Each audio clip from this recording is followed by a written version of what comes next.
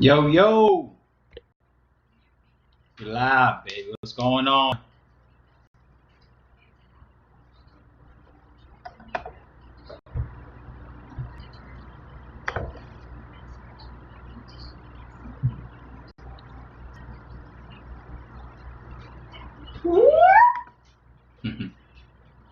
What's up, y'all? Let's get it.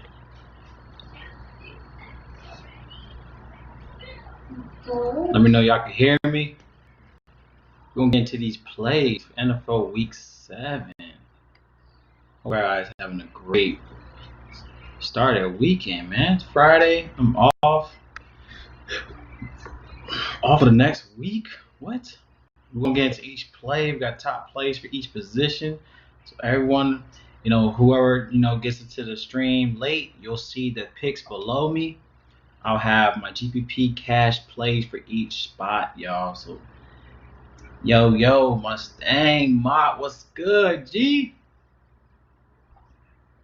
Stream Mock, it's time to add live. Let's get right.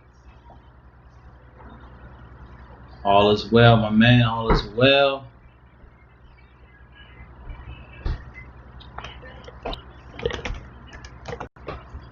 Gonna get in each play.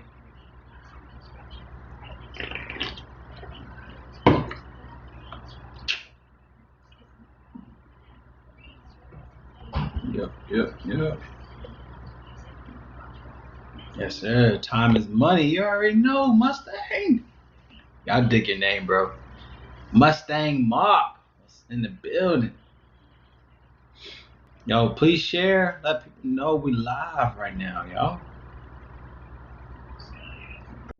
I think I can even share. We 7 live.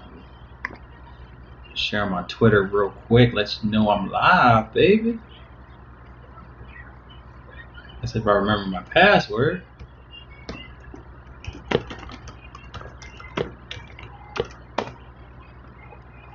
Hope I remember. There you go. I remember my password.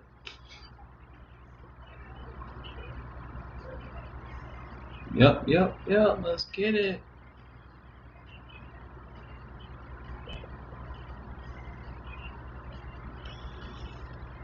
Okay. Log in real quick. Get things started.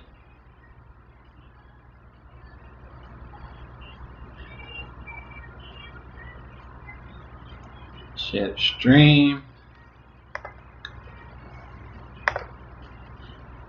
How does the quality look? Everything looks straight?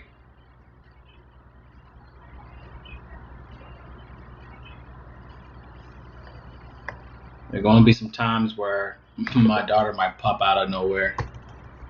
So bear with me if I have to stop the stream for a little bit to get my daughter. So just letting y'all know that now, because she likes to pop up every once in a while. She likes to pop up. Just letting y'all know. We're gonna get into each of these plays. We're gonna go into the quarterback position. We have draft dashboard tools, $1 up to 30 days, and the link in my description. So definitely check that out. And then once you sign up on my link, you get my plays as well. So I try to keep everything updated as I go along. We got baseball today as well. We got game 3. I feel like game 2 was just a fluke. Now don't get me wrong, I like Snell a lot, but like the Dodgers it's like they gave that game away just to make things interesting. It seemed like LA and everything, the whole hype about LA, they want to make things interesting before they sweep the series. That's how I see it. But so sorry for those that I had some good picks, but it didn't do well. I just didn't think that they would actually lose. But I mean, I thought it would be a good game, but to lose, I thought that was stupid. Hey, Mark, I've been good, man. I've been, my mother-in-law, she had hip surgery, so my wife, she's been out for a month, and now she's back at work. So I took off for a month as well to help her out, with her therapy. So I still been doing the videos. I just haven't been, as responsive on text and whatnot. It's been so busy outside of fantasy. Um, but yeah, that's where I've been, bro. Family first. You know what I'm saying? I gotta take care of home first.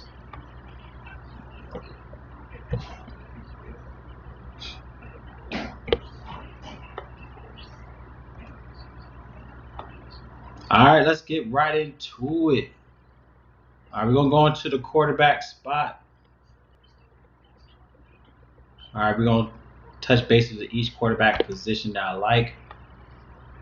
All right, we're gonna go to the main 1 o'clock, 12 games. All right, now those that want to do, Sunday night, Monday night games, let me know. But we're gonna stick to the 12 games main slate for week 7. And also, we got a few injury news as well. We got guys like Julio and Chris Godwin, and they're always questionable. So we got a lot of questionables to consider for week 7. So we'll touch base with that, but of course things will change as it gets closer to game day.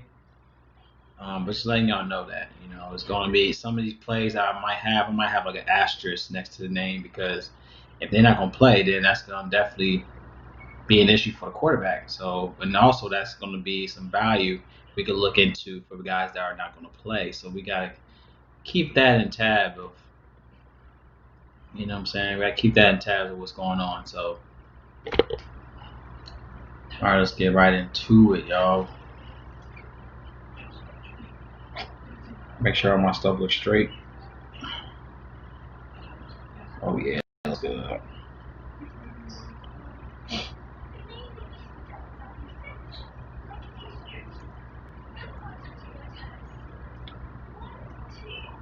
All right, y'all, let's get right into it. Going to the first play. All right, we're gonna go into Matthew Stafford. All right, now this is a good spot for Matthew here against the Falcons, which is the worst team against opposing quarterbacks so far. We're going to the defensive ranks as well. We're gonna look into the pass attacks, definitely to consider. All right, we're gonna look into the passing yards allowed. As you can see, all that red on Atlanta Falcons, #1 right now against passing yards, pass attempts, they're 31st. Pass completions, they're last in the league. Oh yeah, let's reload it up. Let's reload it up, babe. Gracias. But as you can see, the Falcons, man, garbage. They're last against passing touchdowns. They're 32nd against passing touchdowns. They're 29th against red zone touchdowns. 27th against percentages in touchdowns in the red zone. So Detroit's in a good spot here. I mean, in fantasy wise, I like Detroit. I mean, it could be a shootout. Of course, Matthew Stafford is going to definitely have to throw the ball to keep this game close. But this could be a nice GPP play for Matthew Stafford. Now, he's 6,500. Hasn't played him before, but I think this is a good spot for him here. He's in a great play. Look into this defense with Atlanta, man. It's ridiculous how much they allow.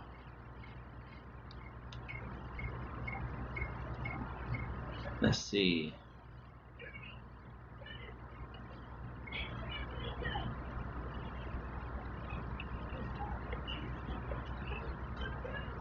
But looking at Matt Stafford, all right, now Atlanta, they allow 345 passing yards a game, 3 touchdowns allowed a game, 40 passing attempts, 71.7 completion percentage as well. They're last in against opponents. This is a great spot for Matthew Stafford here, which he's averaging right now 17.9 fantasy points a game, about 1.8 touchdowns so far for the season, but he's in a good spot. He did have 23 fantasy points against New Orleans, in which he had 23 fantasy points, 3 touchdowns, 1 interception, 206 yards in passing. He's getting about 33 pass attempts a game. This is a good spot for Matthew Stafford here, y'all. So definitely something to consider here. I mean, shit, even I think Kirk Cousins even went off, which is funny. Even Kirk Cousins did work, so take that in consideration. Let's see. Let me go into my value real quick. Just a moment. Quarterbacks for the season. Allowed. But yeah, Kirk Cousins had 29.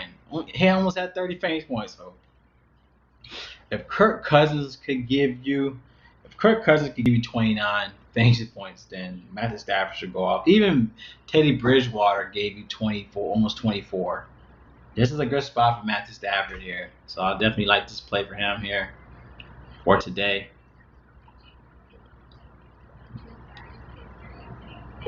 All right, let's go into the positions. Just look into the plays. I'm going to go GPP for Stafford. I mean, he's a more, is he a cash play? I mean, I could see value in this spot. I'd say GPP. A lot of people are not going to really look at Stafford. But I like Stafford here. I guess he's cash because it's price tag. But I still see a good game for Stafford here. So I'll say Stafford, go GPP. It's a good play to look at. I know, right? Crazy projections, man, in this play. Should do well. Matthew Stafford in the spot for today. I mean, for week 7. All right, look into the next play. We got Ben Roethlisberger. Now, he's 6,600 for Ben here. Going against the Titans. Looking into the Titans projections.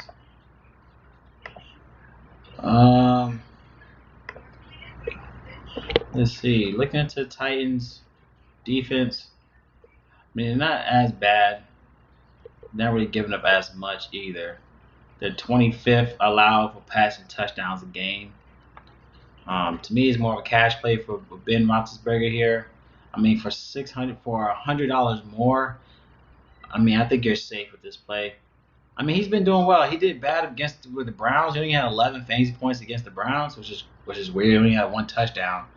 I don't understand why that he had a bad game. I mean, he's been doing well in the last 4 games. He had 22 against the Giants, 22 against Broncos. So I'm like, how do you have 22 against the Broncos but 11 against the Browns? This doesn't make sense to me. But you still got a good spot against the Titans here. Titans, they allow 285 passing yards a game, 2.6 passing touchdowns, 37 pass attempts a game. He's getting roughly around 33 pass attempts a game, so it's up there. They're allowing 27.6 fantasy points at home, so that's something to consider here. And also, Ben Roethlisberger actually plays better so far away. You know, I mean, in the last 4 away games, he had 22.1. So something to consider for Ben. But I think this is definitely a cash play for Ben here as well. Yeah, I think this is definitely a cash game for Ben here. So I'll say Big Ben. Big Ben is a cash play, definitely. He should do well. I don't really see as much upside. I mean, for $100 more, I mean, like I said, Stafford to me is, you said 140?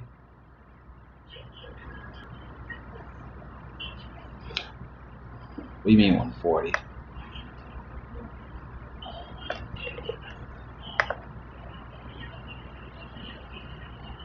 Oh, 140. Okay, I see what you're saying.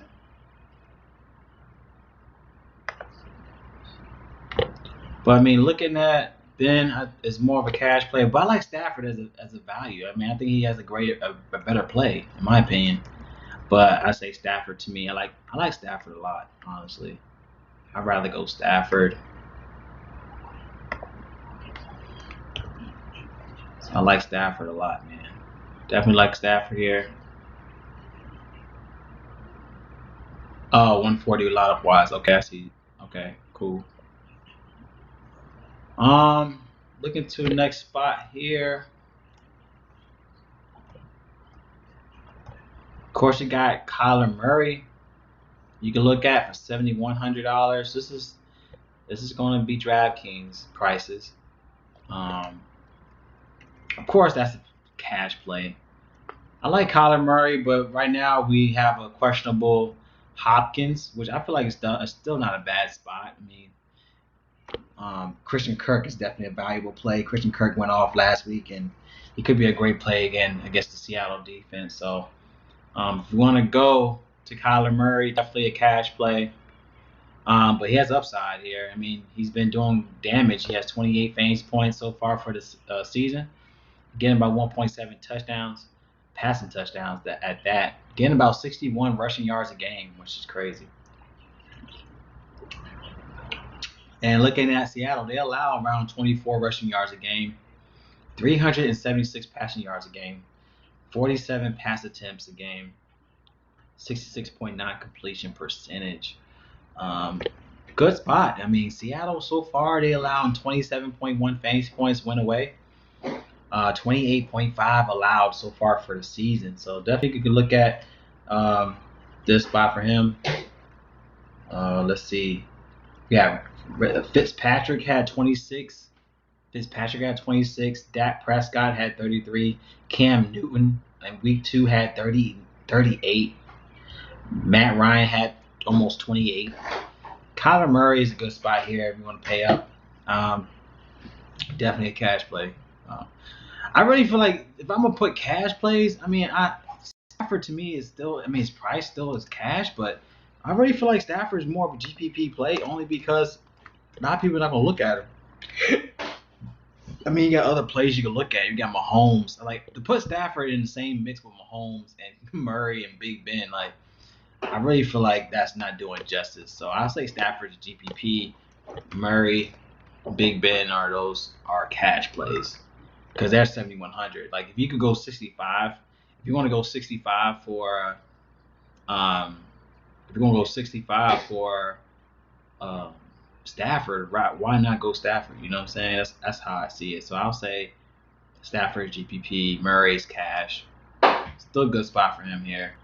For Murray, he can beat you with the feet. So good play for Murray here.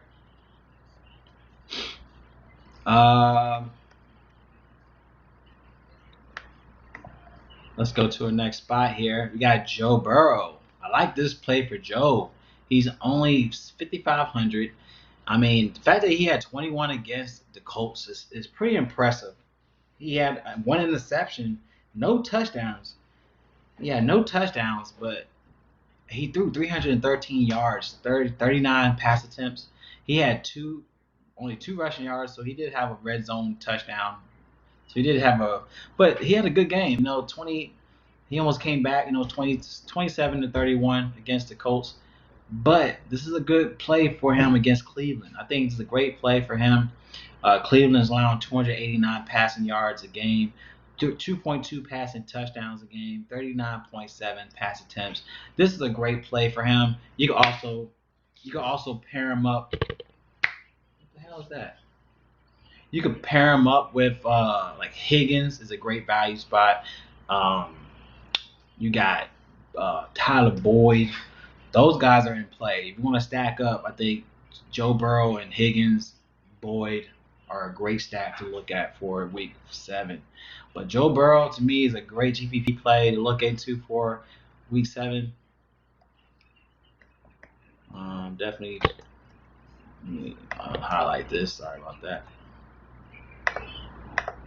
The hell. He's cheap. 5,500. It's a good spot in my opinion for Joe Burrow. 95 dash rank. Looking at Cleveland Browns, they allow 28th in passing yards, 28 pass attempts, 28th in pass completions, 25th in passing touchdowns, 29th in points allowed. Good spot. Joe Burrow is going to be a definitely GPP play. I like this play a lot for him. My guy, Burrow. All right.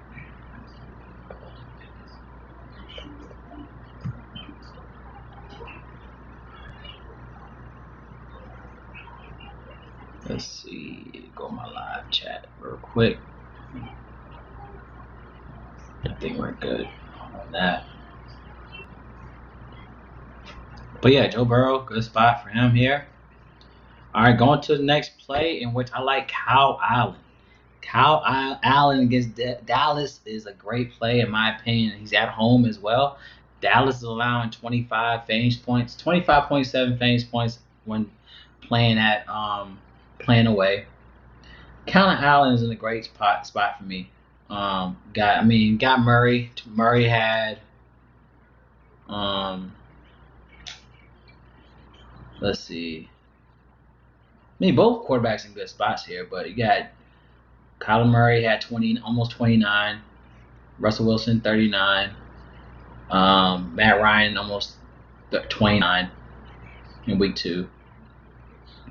But this is a good spot for Kyle Allen to show out in his play at home. You know, he did have a good game. I mean, he had a good game against me. He finally, if he got 18 against the Giants, I mean, he lost by 1. I mean, that was so stupid. The way they lost was so stupid. But I mean, 18 fantasy points, 5,200 here, 2 touchdowns, 1 interception, 280 yards, 42 pass attempts. This is a good play for him. You know, I love Terry McLaurin. He's my cover guy for this week. I love McLaurin here in this play against Dallas defense. You already know. They allowing 2.2 passing touchdowns a game. So to me, it's a good spot for Kyle Allen. I mean, it's a cheaper play if you want to go to this spot here. Oh yeah, 20 lineups already loaded on DK. Hey, get them lineups right. Get them lineups ready. You know what I'm saying? But yeah, I like Kyle Allen. Kyle Allen to me is a great GPP play. Even if you want to go to the other side of the game and you want to go Andy Dalton, but yeah, this is going to be a tough one for me to go Andy Dalton. But he had 13 against Arizona. He did have 2 touchdowns, but I really feel like the Washington defense might show out. You know, I really feel like they're going to show out here. You know, at home. This is my opinion on that end. They're not really giving up as much touchdowns a game. They're only allowing like 1.7 touchdowns. But I do like Kyle Allen at this spot here as a GPP option for this week. Now, like I said, Andy Dalton, I guess you could go that route. I mean, he's 6,000, but if you get a Kyle Allen for 5,200, I'm not paying 6,000 for Andy Dalton. Like that's just, to me, that's ridiculous. I'm not going that route. I'd rather go Teddy Bridgewater for 58 than to go Andy Dalton at all people. I'm not going Andy Dalton.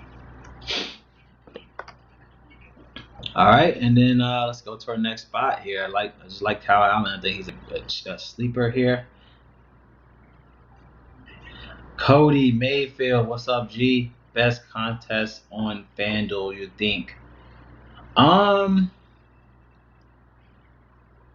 Let me check. Are you more so? Do you like? Are you more so for GPP or cash? You said pass on Allen or pass on Dalton? I like Allen. I think Allen's a sleeper here. I think Allen, he showed he could pass. I mean, he threw a lot. And against the Giants. I think he hit in a good position against Dallas. But yeah, I'll pass on Andy Dalton. But yeah, Cody, what are you more so for cash or GPP? That's the question for you, because if you want to look GPP then or cash, that's going to be the key for you of trying to make money. I'm on my FanDuel right now. Let me check on the stuff right now.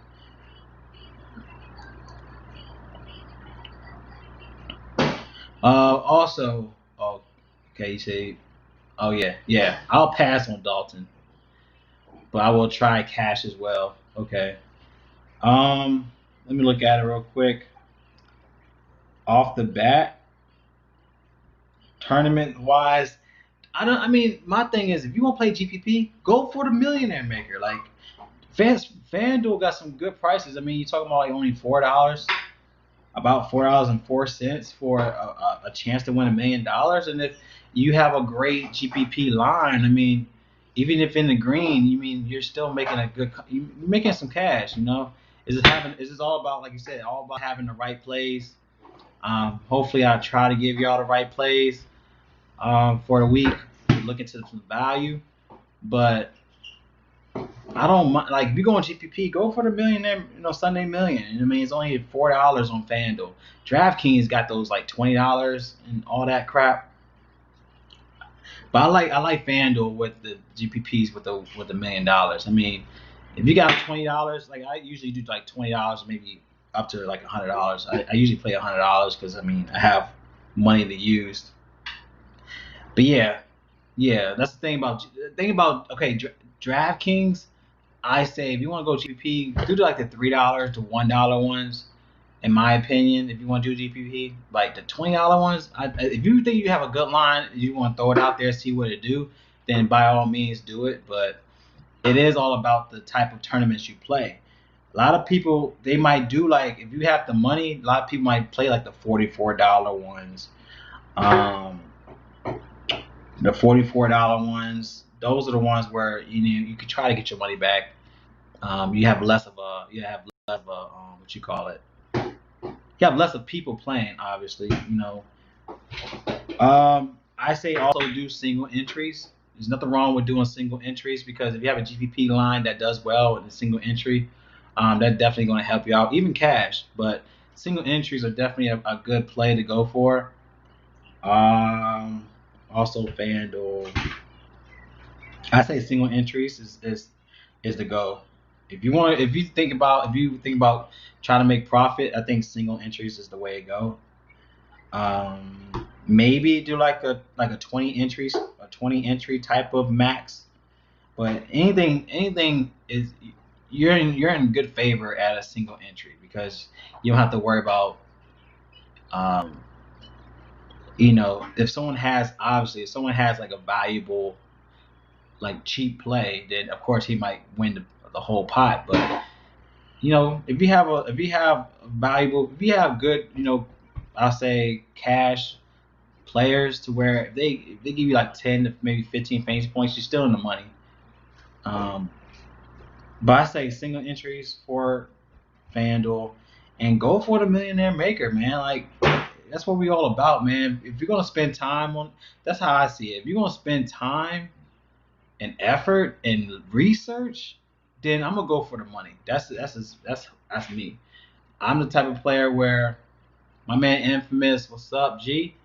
But I'm the type of player where if I do all this research and I try to find value, I'm going for the millionaire maker because if I find a good value play that gets me over the hump and you only put $4 in it, go for it. So FanDuel, I say go for the $4 millionaire makers.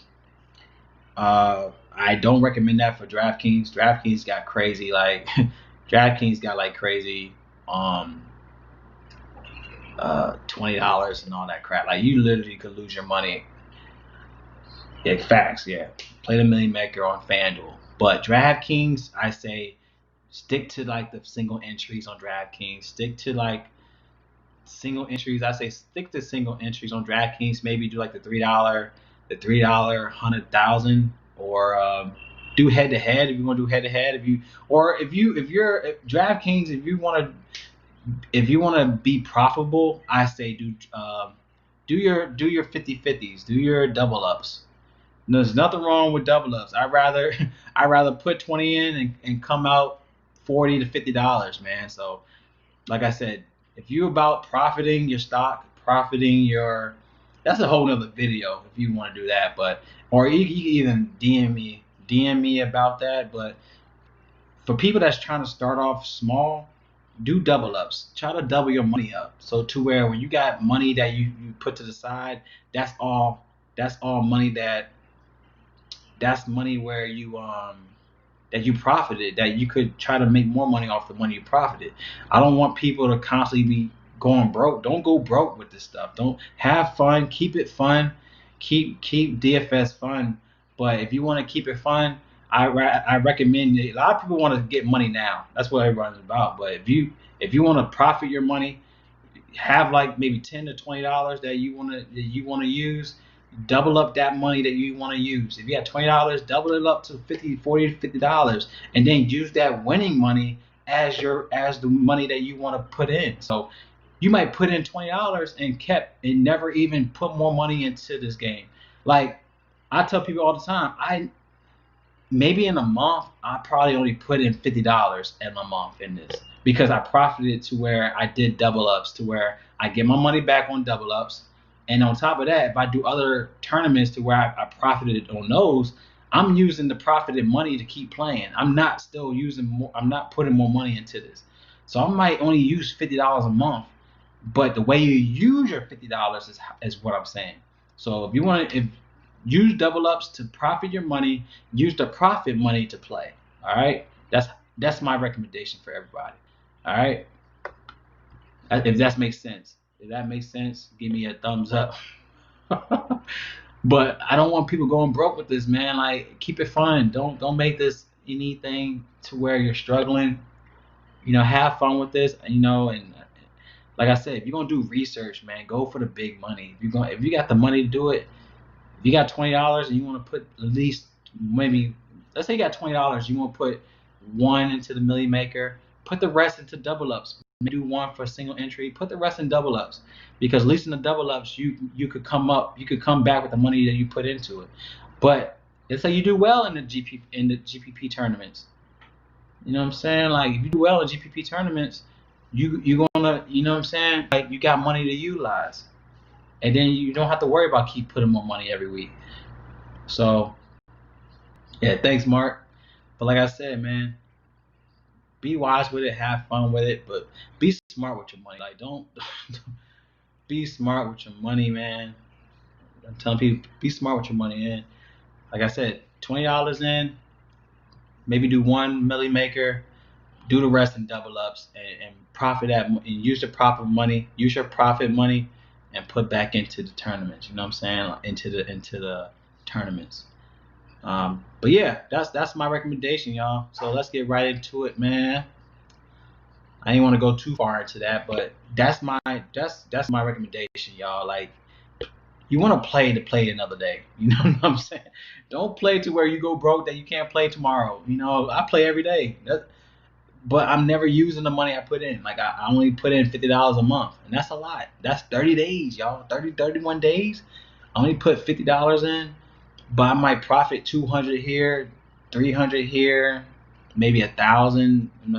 Maybe 1,000, maybe once every 2 months or something like that. But that's money that I can keep playing over and over again. You know what I'm saying? Until you win big, and then you store it, and then you put it in your savings account, and you could, you know what I'm saying? Like, be smart with it is what I'm saying. All right.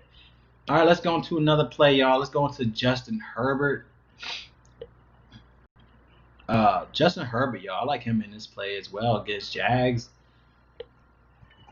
Let's see where he at. 6,400. I mean, he's a cash play at 6,400. We're going against Jags. I mean, he's a good spot here. Jaguars, they're allowing 29th in yards, 25th in points, 27th in passing yards. You see it on the screen. If y'all can see it, let me know. But you can see it here.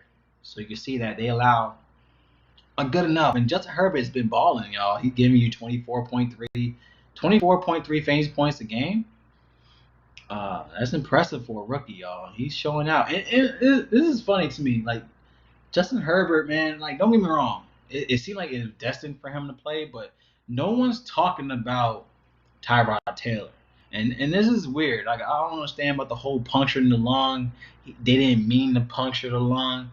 But it doesn't make sense how they have I don't want to go into politics. I don't want to go into color your skin or whatnot. I don't want to go there, but it seems fishy to me where we have a few black quarterbacks that has a chance to lead the team. Don't get me wrong, like there are a few Caucasian quarterbacks that I like, but Justin Herbert was definitely under the radar in my opinion. But Tyrod Taylor had a chance to lead his team, and then a punctured lung, a mistake puncture lung, and then no one's talking about it. Like that, he should be suing the NFL. If anything, NFL should be, he should be pushing this. There's no way a team doctor is going to puncture your lung on an accident, and then all of a sudden you have a rookie quarterback being the face of the franchise, and Tyrod Taylor is like not mentioned. No one's talking about this, and this is weird. I'm not sure how y'all feel about it, but I just feel like this is Tyrod Taylor had a chance to lead his team, but don't get me wrong, Justin Herbert is doing a great job. Don't get me wrong, but don't tell me that it wasn't fishy that all of a sudden this is pushed out, like this is pushed away, like nothing happened. Exactly. No one's talking about Tyrod Taylor, man, and it's weird to me. Like, you know what I'm saying? Like, there's no way a team doctor is going to accidentally puncture your lung to where you're not playing football no more. Like, you're not playing no more.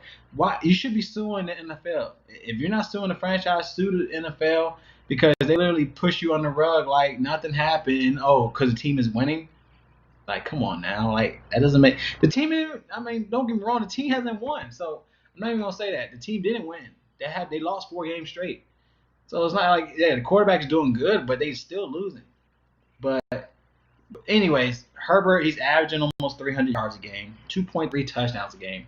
Going against Jaguars, they're allowing 2 touchdowns a game. They're allowing 73.4 completion percentage, which is impressive. I mean, quarterbacks are definitely on point against this team defense. 73.4 pass completions allowed, like that's crazy. And they also allowed 25 fantasy points at win away. I like to say that because a lot of people don't want to say about the away splits and home splits. I'm the type. Hey, trust me, I'm the type of person that I want to get as much information as possible because there is a thing about teams not playing good at home. There is teams that can't play good away. So you have to mention stuff like that. That's a good way of trying to analyze what's the best pick for you because for instance, Dallas is a perfect example. Dallas just plays better. Don't get me wrong, Dallas plays better at home, defense and offense wise, even though the defense sucked this year. But it seemed like Dallas always played better at home. They just play mediocre football away. That's why I like Redskins today. I mean, for Sunday, I like Redskins because Dallas is just a garbage team overall. They garbage, but they actually played worse away. So you gotta look at stuff like that, where you gotta look at the home splits and away splits because that could definitely make the pick for you of why you know what I'm saying, especially value. You want to find value in people that can actually play better at home or away. So keep that in mind as well. A lot of people don't talk about stuff like that, but home and away splits do matter in my opinion. Especially like what Matt Ryan, good example. Matt Ryan, like he's the type of player where he likes to play outside. I mean, he likes to play in domes. Drew Brees like to play in domes. Drew Brees doesn't really play good in outdoor stadiums. He's more of a dome player. Pause, but it's true. Like Drew Brees plays way better at home than he plays in outdoor ball. Like, I mean, that's facts in my opinion. Like, it's not even an opinion. To me, it's facts. Like, he plays way better in domes than playing in outside, which is weird, but some people have their niche in certain areas, you know what I'm saying? But you have to analyze stuff like that to try to get the bigger picture of why you pick that player. Why would you pick, you know what I mean? Like, why would you pick Justin Herbert or this guy? It has to be certain reasons why you pick a certain player over another player because of the upside. And what is the upside? You know what I mean? You got to figure out what is the reason of the upside. You have to find stuff like that. Because if you don't, and you wonder why the Sharks know, it's because they, you know what I'm saying, the Sharks know stuff like that. Like the Sharks know about the upside that you as regular players don't know. So you have to figure out reasons why this player has much upside than this player. So keep that in mind when you make players. When you make plays, of players. You know what I'm saying? You have to figure out why this player has upside. Yeah, agreed. Like Tyron Taylor may never start for another team. Exactly. Like they basically like ended his. I really feel like they really ended his chances of being a starting quarterback because every team he goes on and starts, um, he always gets what's the word, overshadowed by another football quarterback from another quarterback.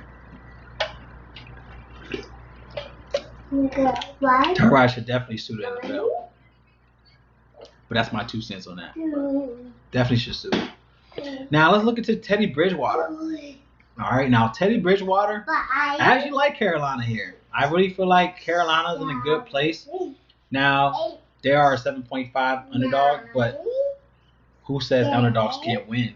Whoa! Whoa, you want to say hi to everybody? I told you she was gonna pop up, y'all. I told you she was gonna pop out of nowhere. Look at the camera. You love the camera. You love the camera, don't you?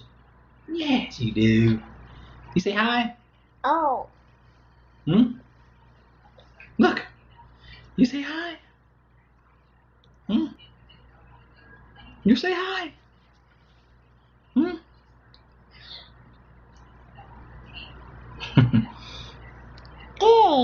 No, don't press no buttons. You're down. Want something to eat? Hold on, y'all. Let me give her something to eat.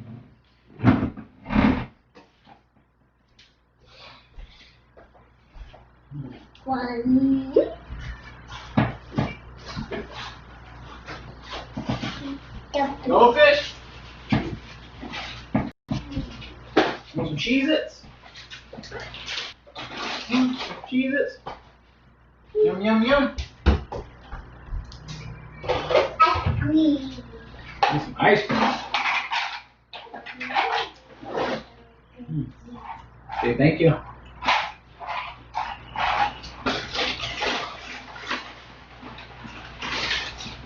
Leave her alone.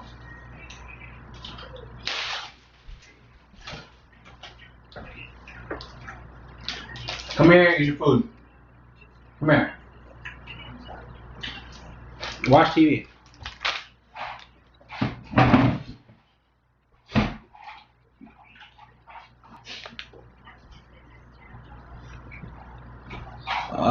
Where am I at? I just want to make sure ain't anybody leaving.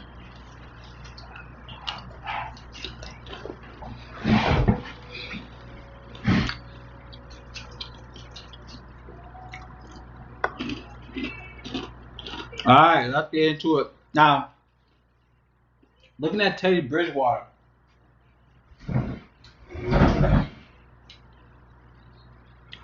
Alright, Teddy Bridgewater, you know, he did a garbage against Chicago last week. But, you know, he put up a fight with Arizona. He had 27 fantasy points against Arizona's defense. He beat Arizona. He beat the Falcons. He had 2 touchdowns against the Falcons. He had 2 touchdowns against Arizona. And he's going against the Saints defense where I really feel like they count him out, but he's showing out here, man.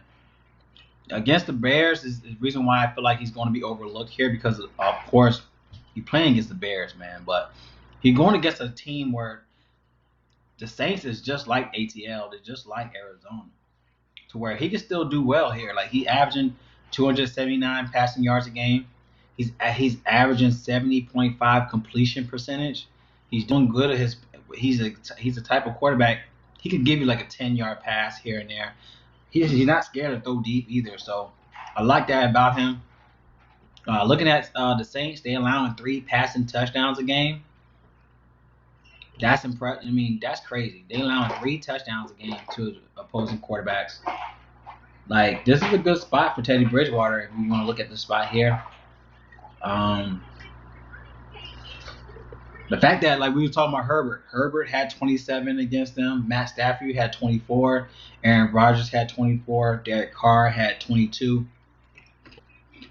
Teddy Bridgewater, to me, is a great GPP play. Exactly. I think Teddy is definitely sneaky. Oh, there you go. There you go. Infamous. Infamous, you said something, G. Definitely a revengeable. That I'm not even sure that's a word, but definitely a revenge type of mindset.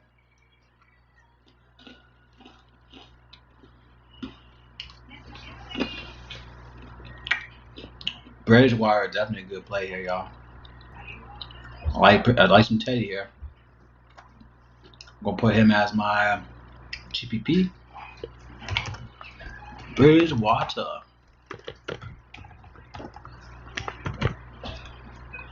I mean, plus you got, like, if you want to pair him up with, like, if you want to pair him up with Robbie Anderson. There you go. I'm not sure you can see these. There we go.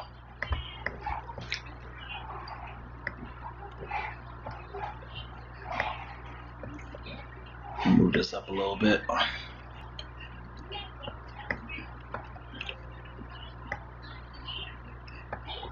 Can y'all see my plays below? Just want to make sure I bless you. Can y'all see my plays below? Does it look straight on? Just want to make sure it look straight. Can y'all see it?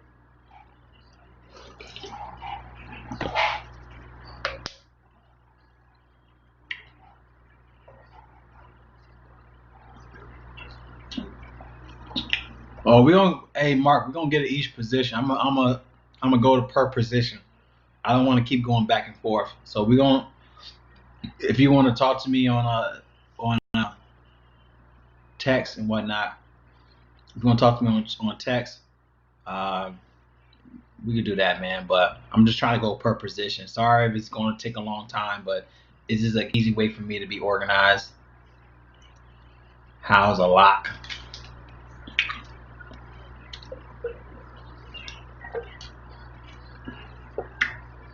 Bridgewater's in a good spot, y'all. Like, I'm not gonna say a lock. I mean,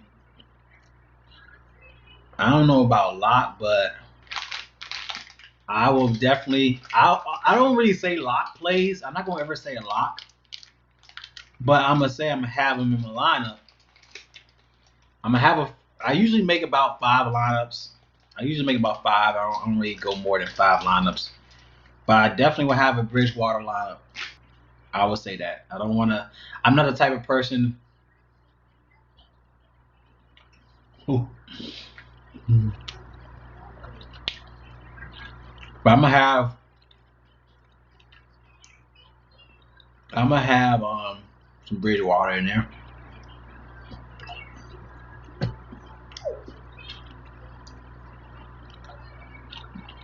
The Bridgewater is a good spot here. I'm just gonna keep going here. Let me see. All right, let's go to the other side of the Chargers game. We got Gardner Minshew. No one's talking about Gardner Minshew.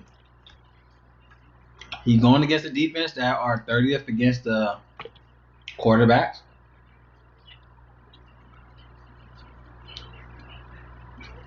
What I would do at the end of the video, I will still make a lineup. I will definitely go and make a lineup for y'all. I'll make a lineup for Draftkings and FanDuel. So stay tuned for that. But at the end of all these plays, I'm gonna go and make a lineup for Draftkings and FanDuel. I like to do that to try to give an idea where I'm looking at. But Gardner Minshew, y'all, I think he's in a good spot.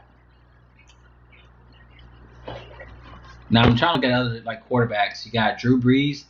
He had 25 against them. Tom Brady at all cut. Tom Brady had 37. Tom Brady had 37 on him. Patrick Mahomes had 30, almost 31. So I'm gonna look at their defense. Let me look at Chargers. They're actually pretty good. They're like middle of the pack defense. They're actually pretty good. Actually, I ain't gonna cap, but they look like they're pretty good on the. The Chargers are actually better against the run attack than the pass attack. But Gardner Minshew at 5,900 is definitely a GPP play. Let me see. It's funny how I have more GPP plays than cash plays. That's all. Hey, that's good for me. Minshew. How you spell Minshew?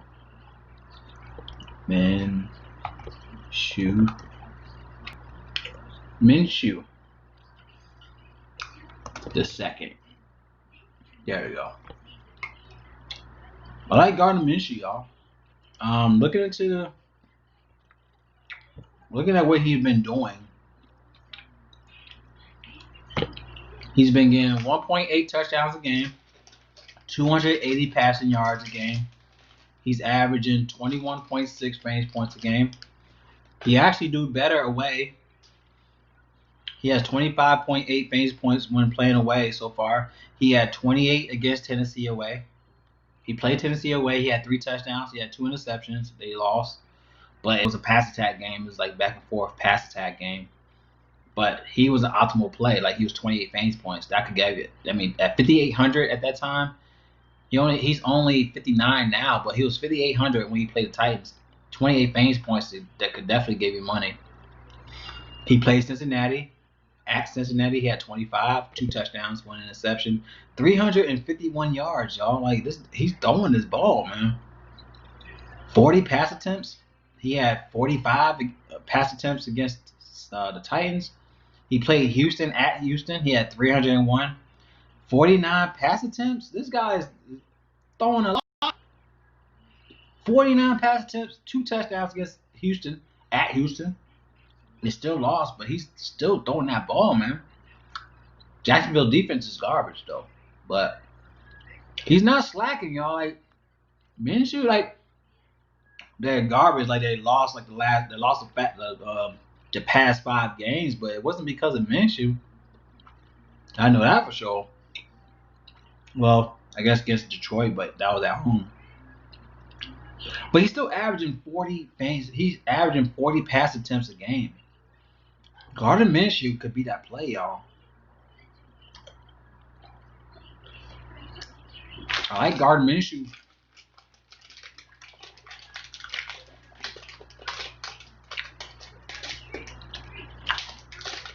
But then again, infamous like Teddy Bridgewater could be higher owned because of the fact that it's he does. But Minshew is actually doing pretty good, guys.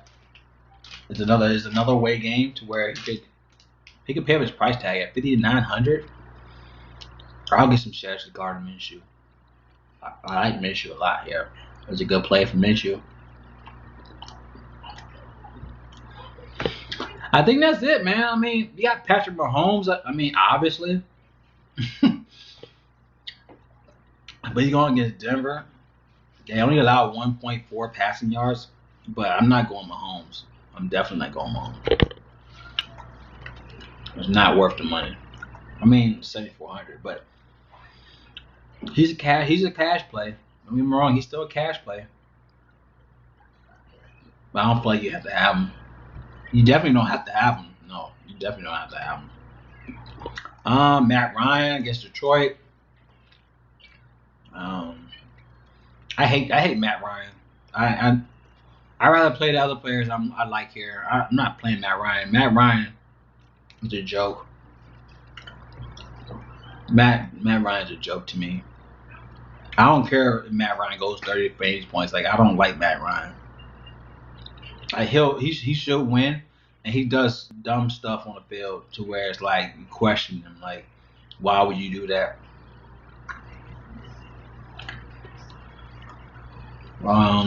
Yeah, I think I like my quarterbacks. Let me know what y'all think about the quarterbacks. I'm not gonna put every damn quarterback But for me, I say Stafford, Burrow, Allen, Bridgewater, Minshew are my guys for me. If you want to go cash, then those are the guys. Murray, Big Ben, Herbert are my cash plays. But I'm not going to do every quarterback. But to me, I think it's enough in quarterbacks. I mean, if you have other quarterbacks you feel is better, then comment below. I mean, you got Josh Allen, but he's 7,700, man. I'm not paying that. I ain't paying that much for it. You got Ryan Tannehill against Pittsburgh, but I love Pittsburgh defense. Like, I think Tannehill's gonna have a hard time with Pittsburgh defense. He's 6,200 here, but I mean, he did play good against Buffalo, but Buffalo's defense is good against the run, not the pass. So you gotta make sure you know about that. So Buffalo's defense is actually pretty good, but he had 30 against Buffalo. He had 34 against Houston, which that's Houston. He had 27 against Jaguars. That's Jaguars. So Tannehill gets Pittsburgh defense. They're not gonna allow him to throw that much, man. That's the thing. Yeah, I'm not going Matt Ryan. Fuck Matt Ryan. I don't like Matt Ryan. But yeah, that's it. I think that's it, man. Anybody else I like, y'all can comment below. But maybe Tom Brady. I forgot about Tom Brady.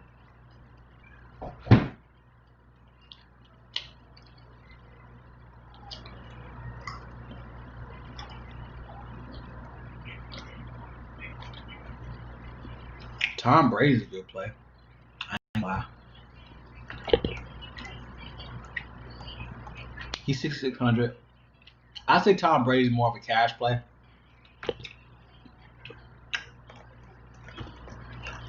Brady.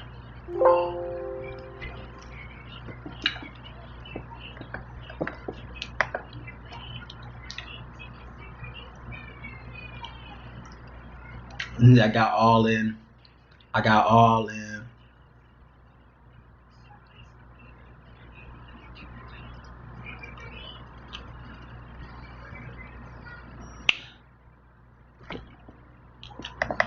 What happened to your chat? It says infamous message retracted. What that mean? What that mean? I can't see the chat. I can't see it. Pop up chat. You said something with some vulgar in it.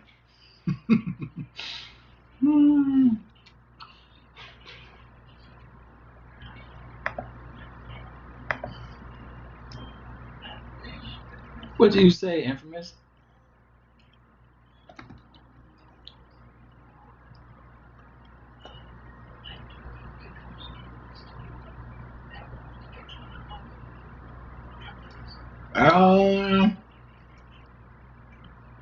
Oh, you're moving. I'm gonna say it said retracted. I'm like, okay, he took it back. So I'm like, okay, he took it back. Fuck it, I guess. That's funny. All right, let me put Tom Brady in there. I like Tom Brady against what you gonna call it, against the Raiders. But he's a cash play. I'll say Brady's cash. If I was to get rid of one person, I can't get rid of one person. I like all these guys here. All right, let's get the running backs, man. If you haven't done so already, please share the video. Let them know I'm live. The boy is live, man. I'm live.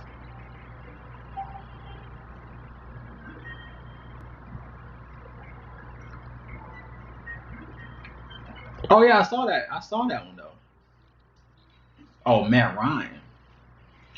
Yeah, Matt Ryan's gonna have a high ownership, but he ain't worth it, man. He ain't worth his price tag.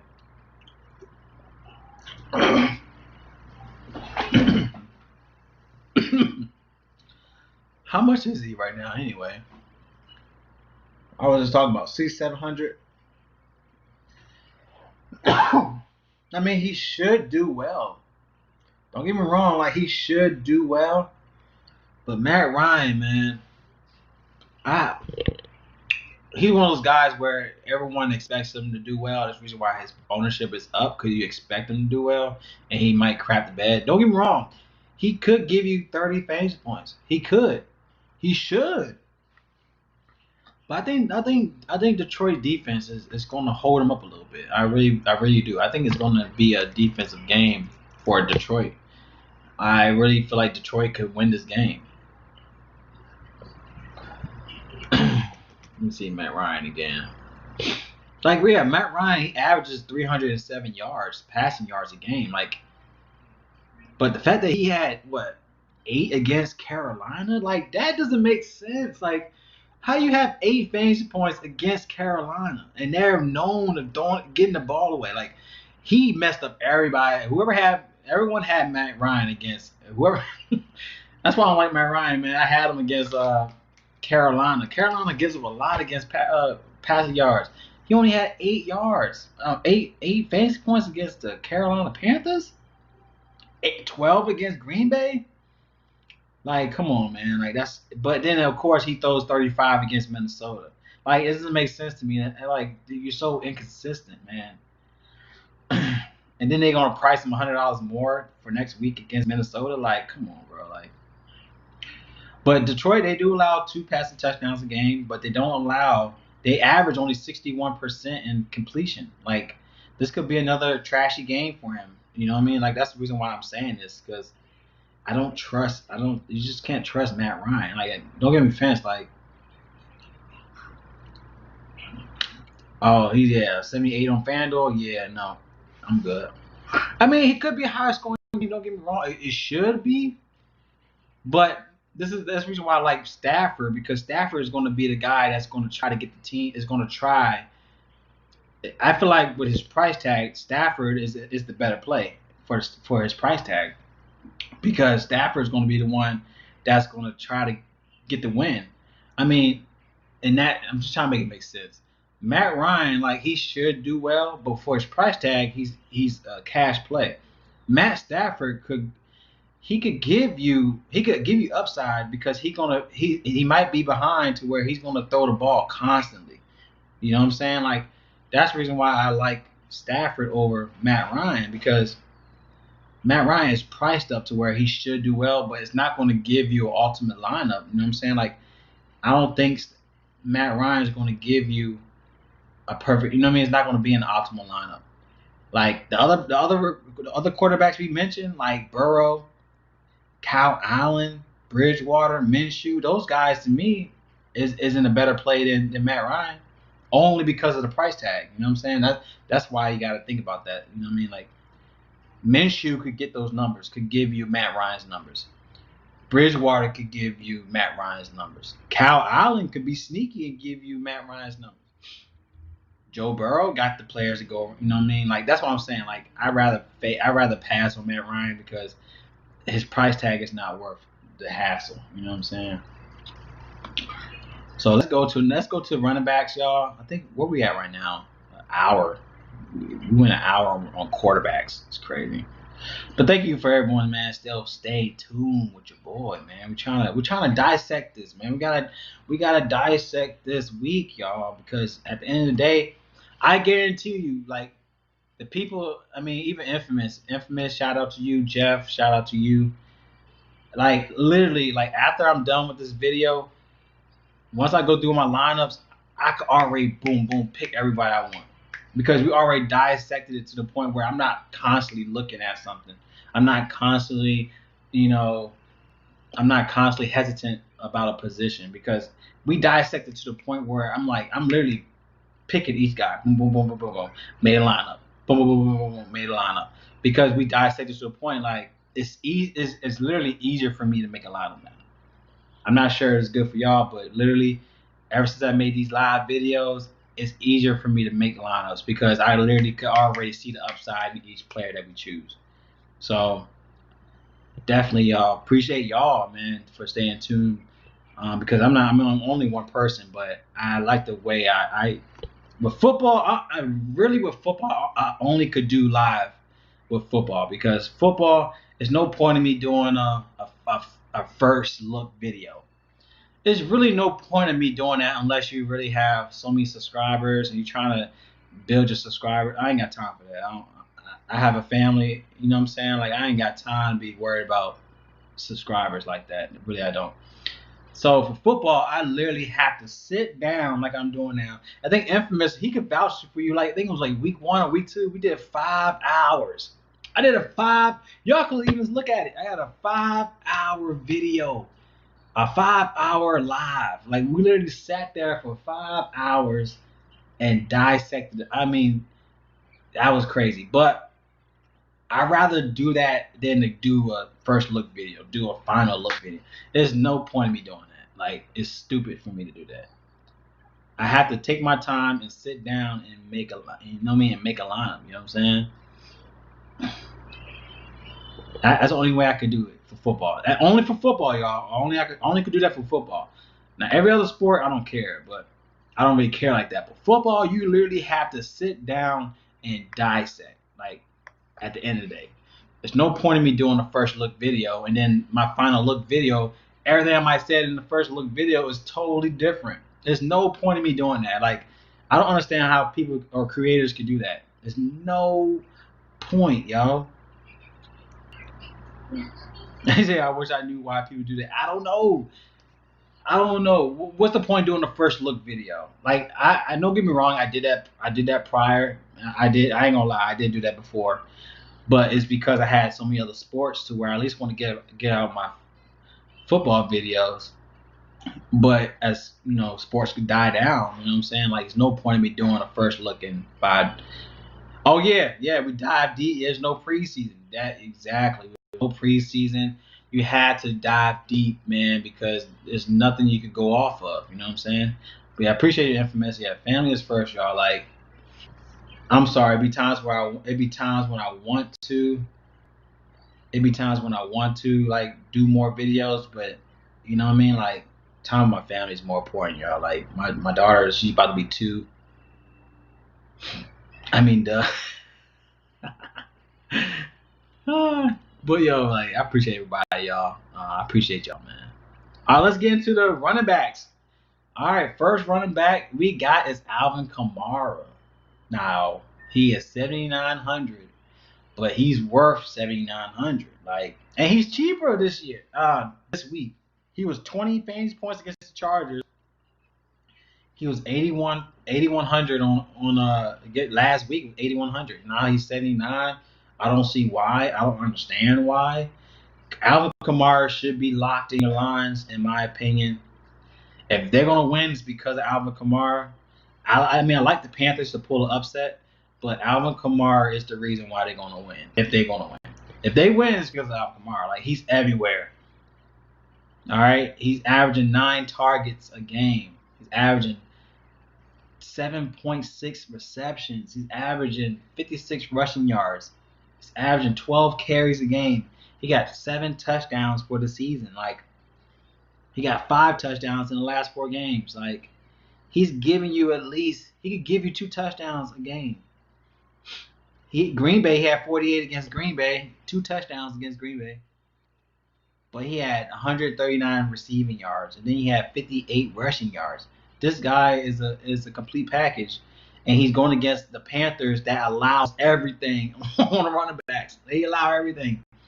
We can go let's look at it on the defensive side. Let's look into the rushing yards. Carolina. What we looking at? Carolina.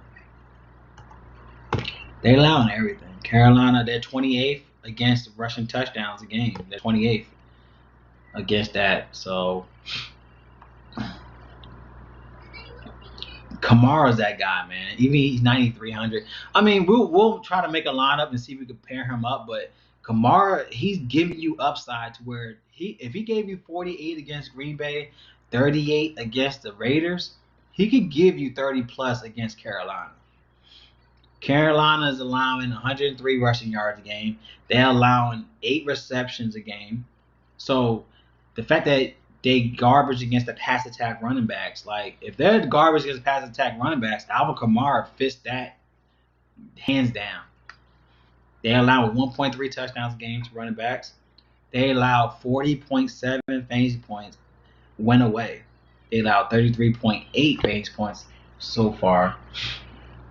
That's insane. So Alvin Kamara, to me, he's a cash play.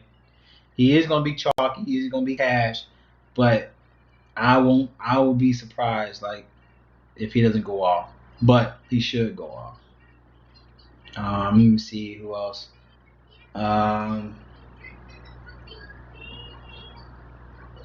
Let's see, Todd Gurley. Todd Gurley had 28 against Carolina. Alvin Eckler, he had 31. Fournette, I mean, come on, man. Like Fournette had 30 against them. Come on, y'all. Like if Gurley, Fournette, and Eckler could give you 30, like Kamara should give you 30 plus. Like this doesn't make sense why he wouldn't. But I'm trying to see what he did last few years.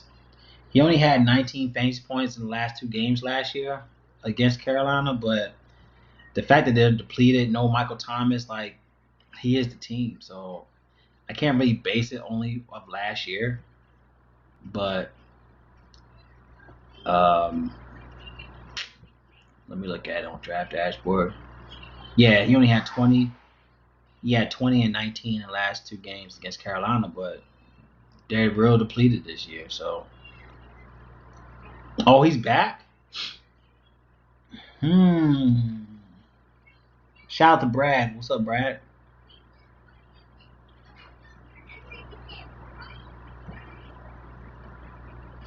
Is Michael Thomas back? Oh man, hold up.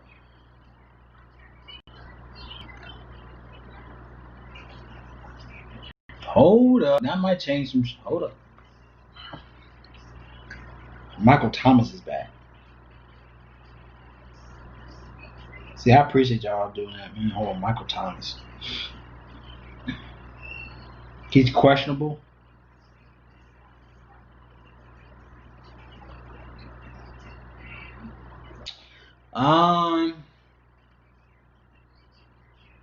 Josh Jacobs killed the Panthers too. Yeah, was that week 1?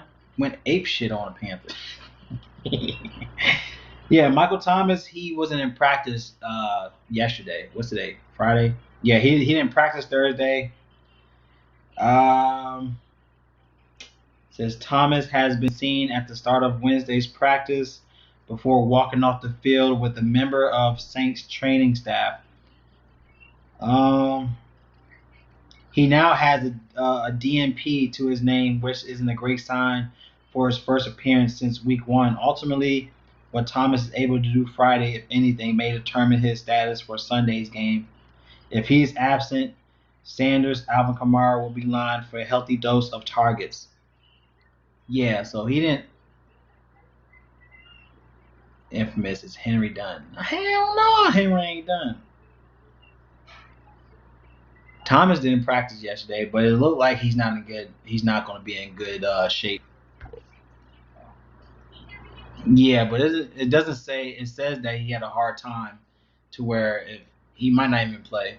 He looked like he tried to, but I don't think he's going to work. So for right now, I would say Kamara right now. So let me go ahead and put him in my mix right here.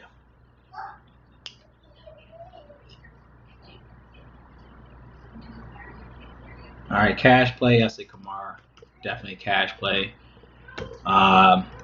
Upside without. I ain't gonna say that. That's too much. Kamara, cash. Kamara's cash. All right. At the end of the day, he's still cash, so it doesn't really matter. He's still cash. But the reason why I like him is because the reason why I'm saying it is only because he's still upside regardless. So But if Thomas does plays, you could fade him. I mean, there's another guy I like here, which we'll talk about, but I definitely like Aaron Jones. Hmm? What's that? H A A for what? Hmm? A for apple? Yeah, A for apple. Oh, shout out to Brad. What's up, G? Haven't seen him as of late. Mustang, LOL, no. I'm just comparing Kamara could perform like Henry did last week. Yes, that is true. He will pull a Henry move. All right, now looking to another guy I like here, y'all, is Aaron Jones. Now, Aaron Jones could be my pivot from Kamara. If you cannot get a Kamara in your lines, I think Aaron Jones at 7,200, even though he's 700 less, isn't a good. He's in a definitely a good play. I'm gonna put A Jones since we got Ronald Jones. We'll talk about Ronald Jones too. I like Ronald Jones as well. But Aaron Jones is in an amazing spot against Texans. Texans is the worst team against the running backs. They're 32nd against running backs. Now, I think was it Devontae Adams is in the role. He's still in the mood, whatever. He's still rolling. You know what I'm saying? But Houston Texans, look at them. They're top of the charts. They're worst against rushing yards. They're 29th against rush attempts. They're 29th against touchdowns allowed. They're 31st against red zone attempts. They're 25th against passing touchdowns. They're 22nd against rushing touchdowns, but like as you can see in defense allowed and rushing, they're red. They're red all the way. So definitely like this play. Red zone defense. Aaron Jones could be a good play at 7,200, y'all. And he's what, 85 on FanDuel. I like Aaron Jones here. I say Aaron Jones. Aaron J.A. does. You don't know what he's going to do. I mean, you don't really know what he's going to do, but he still get the targets, y'all. Like, he's averaging 5.6 targets a game, 3.6 receptions, 15 carries a game, 77 rushing yards a game, 7 touchdowns so far for the season. He had a touchdown every game. I mean, the only game that he went off on was Detroit. He had 49 fantasy points against Detroit. He had 3 touchdowns against Detroit. That's crazy. But he had a touchdown every game. So you got to put that in perspective. He's getting touchdowns every game. He's averaging 25.5 fantasy points in 5 high-scoring games. That's another thing to look at. So they're looking at a 30.3 implied total here, 30.3 points, 3.5 favorite for Green Bay here. I think Aaron Jones is definitely in play. Houston allowed 161 rushing yards. Oh, wow. 161 rushing yards a game, 1.3 touchdowns a game, 34.9 fantasy points allowed a game, 31.6 allowed at home. So, I'm trying to see who they played. Yeah, Derrick Henry, yeah. You got Dalvin Cook. Dalvin Cook had 31. Yeah, James Conner had 28. Yeah, but definitely, Derrick Henry moved 43.4 fantasy points from Derrick Henry. That's crazy. Hold on, y'all. Should be caught up for week 6.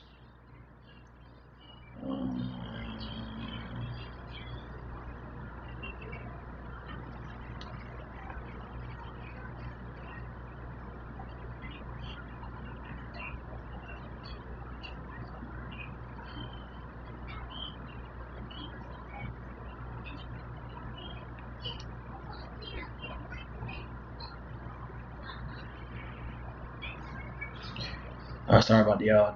I also do pick'ems, so I have like a local pick'ems, and some people owe me some money. So yeah, we got it. Yeah. Did I talk about Aaron Rodgers? I didn't talk about it. I did not talk about Aaron Rodgers. Did I talk about Aaron? No, I didn't. I did not talk about Aaron Rodgers. Let me go to Aaron Rodgers real quick. If you haven't done so, man, like the video, share the video, y'all. No, I didn't talk about Aaron Rodgers, but looking at 57 implied total here. Aaron Rodgers, 7K. Oh.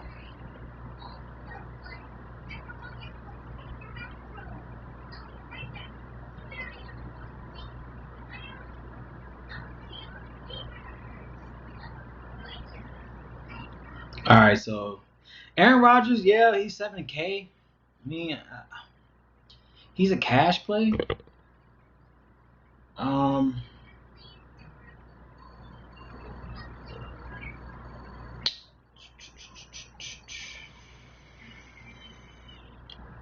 I'm trying to find some stats on. I'm trying to find some stats on. What's his name? Rodgers. I don't know. I think Rodgers. I mean, he is a good play though.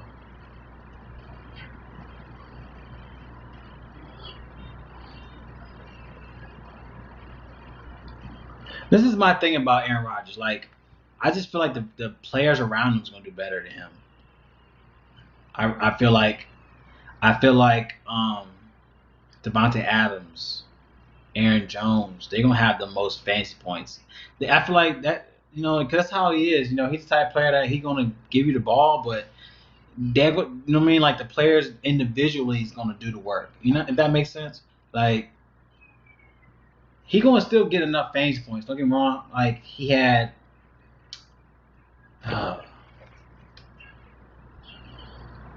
He had 33 against Minnesota, 19 against Detroit, 24 against New Orleans, 32 against Atlanta. He only had 5 against Tampa, 2 interceptions.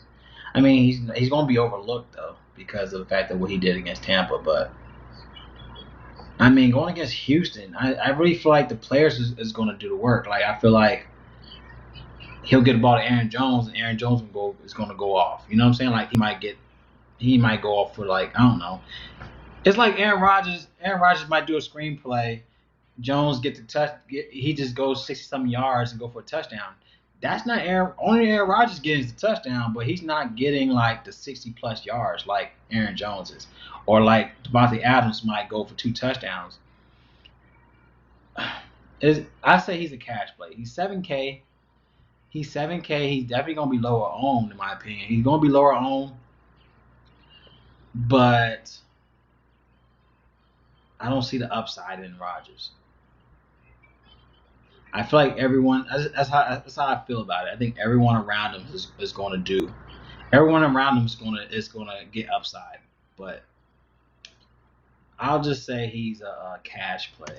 Let's go ahead and put Rodgers. Let's just go ahead and put him in there. I don't really want to put him in there though. I'm trying to think why. I mean, Rodgers is a good play. 7K. But I don't want him. He's a good play, but 7K, like we talked about a lot of other players at 6K range, 5K range that could give you Aaron Rodgers numbers, if that makes sense. You know what I mean? Like, if that makes sense. Hopefully that does make sense.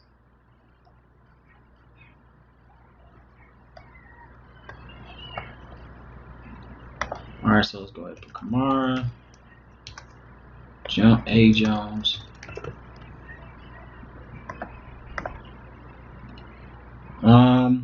Yeah, I mean that's what I see, man. True Rodgers. He just gets everybody else exactly like he just gets everyone else involved. That he doesn't really get the upside. You know what I mean? Like, I think the players around him is gonna get the upside, but I like Rodgers, but for his price tag, we already have quarterbacks at a lower price tag that could do well. I mean, even if he gave you 25 fantasy points at 7K, like that's not a. I mean, that's okay, but his price tag is not okay. You know what I mean? Like, if he gives me 25, you expect him to give you 30. Like, if you're a 7K range, if you're a 7K player, you should give me 30 fantasy points. Like, you don't want to look lower than that. Can he give me 30? I think he could still give me like 20, 25, 24-ish. But that's money to where you could have put in other players. You know what I'm saying? Like, that's the reason why I don't want to put him in there. I think that you don't have to play him. That's the only reason why I'm saying that. I don't think you have to play him. If you want to, go ahead. I think he's still gonna be low owned. I think he's gonna be a low owned play. A lot of people is not gonna look at Aaron Rodgers at 7K. He could be lower owned, but is he gonna be upside? That's the question. You know what I mean?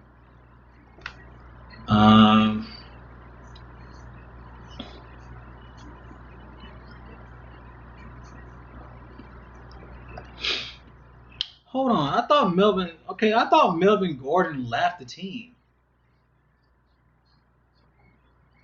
I thought he got. Don't get me wrong. I could have sworn Melvin Gordon got released by the Broncos because of his DUI. Y'all let me know. But right now they're saying, he was out because of strep throat. He could be back. Hold on, let me look at this. Melvin Gordon. I could have sworn his DUI was the reason why he was off the team.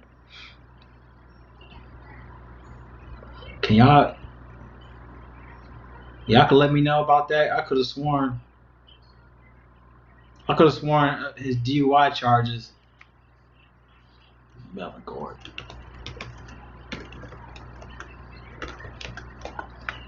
I could have sworn they kicked him off.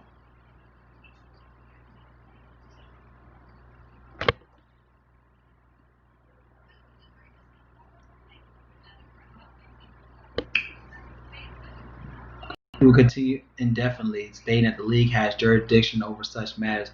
This is a situation that has been collective bargained by the union and the league. We're going to monitor that. The CBA did increase the minimum suspension for DUI from 2 games to 3 games, but it's not until the case is resolved. So any punishments may not occur until after the season. Oh, Gordon not play. I thought he didn't play because of the DUI. He didn't play because of strep throat.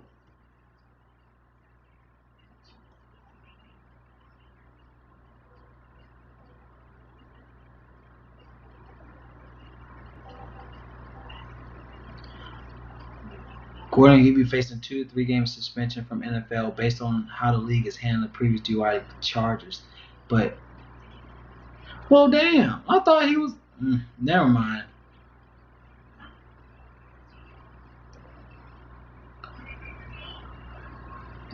Well, in that case,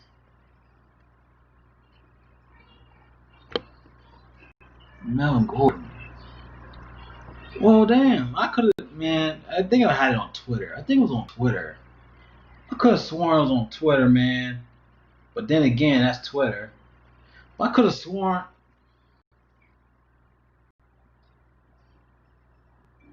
Man. I could have sworn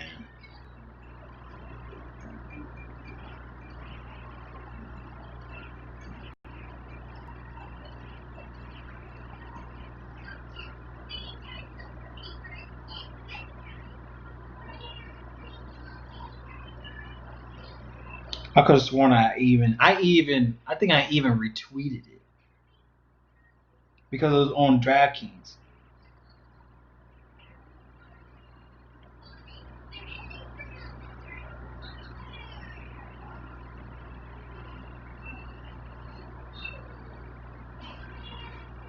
Well, anyways, it doesn't matter anymore.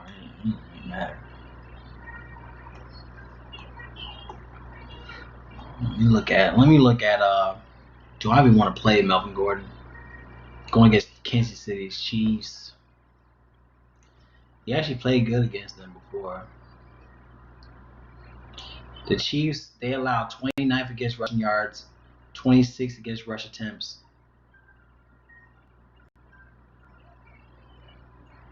Melvin Gordon, the last two games, had 24 and 12 against the Chiefs. But then again, you have Phil Lindsay in the mix, so I don't know. I wouldn't play him because you got Lindsay still in the backfield. Ha!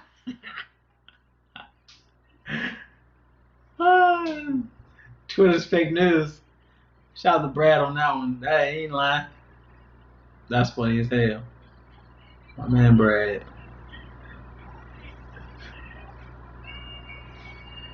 That's funny. It's great hearing my man Brad, man. I haven't talked to Brad in a long time, man. I just been working, bro. My bad. I was trying to get my certification and stuff, man. So my bad, bro. Twitter fake news, man. Melvin Gordon didn't smoke weed or hit a female, so he won't get released. They'll tell you on FG Scout. Yeah, I don't know what I was thinking.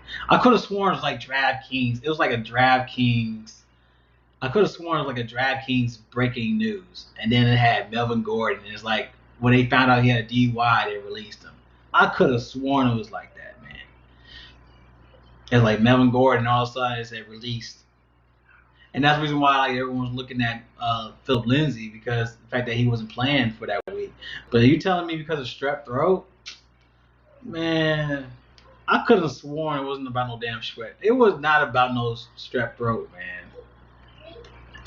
I'm mad because I feel like I'm like over saying like I'm overdoing it, but I could have sworn. Oh man, that's funny. Melvin Gordon released, but then again, they probably deleted it. That's funny as hell.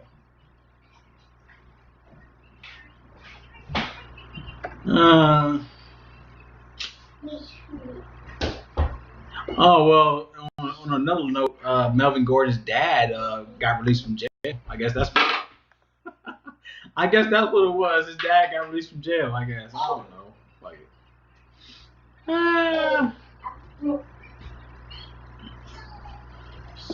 all right, hey Mark, appreciate you, man. I appreciate you, bro.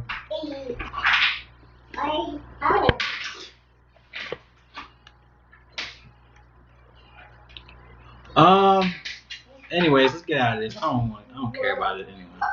All right.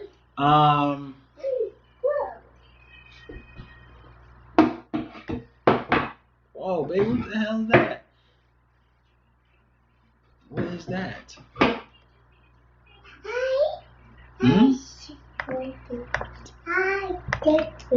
Another guy I'm looking at. Todd Gurley once again. What y'all feel about Todd Gurley? I told y'all about Todd Gurley, man. But I think he's in a little good spot here against Detroit.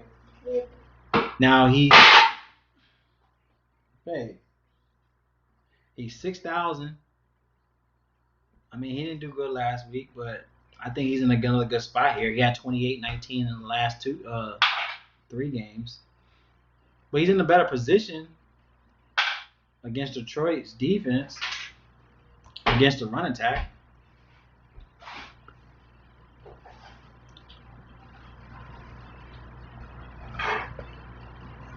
Now, looking at Detroit, they allow 127 rushing yards a game. That's crazy. They allow 127 rushing yards a game, 24 carries a game, 1 touchdown allowed a game, 31.4 fantasy points allowed a game to the position. So I'm trying to figure out who they play. Todd Gurley, okay. So James Robinson had 15, Kamara had 20, Drake had 8, Jones had 48. Oh, so they going by Jones's numbers. That's what it sounds like. But the fact that Kamara had 20, only had 21, I mean, I don't know about this spot. I mean, $6K for Todd Gurley. I'll say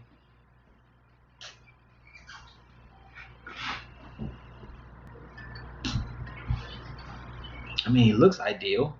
I'll say he's yeah, he's definitely a good bounce back play, but 6K, I'll say he's a GPP play for six. Not really, cause that's still cash. Like that's still considered cash to me. Like 6K for running back is still considered cash. Damn, man, I'm on my shit. That's still considered cash to me, man. So I still like him here, but if you're looking at, I mean, cash play obviously 7K for like a Jones or Kamara, but I guess GPP for Gurley, but he's still 6K. You know what I'm saying? Like it's not like he's 5K range. You know what I'm saying? Like when he played Carolina, he was like when he played Green Bay, he was 5,500.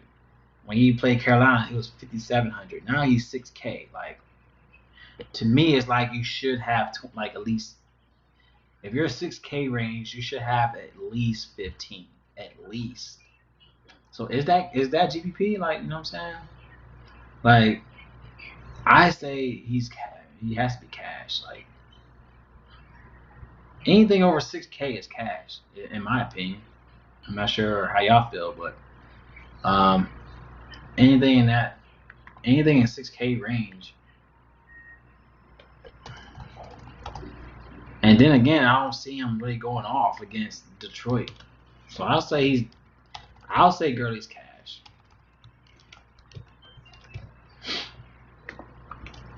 Cash play for Gurley. He's in a good spot here. Another play we could go into for running backs.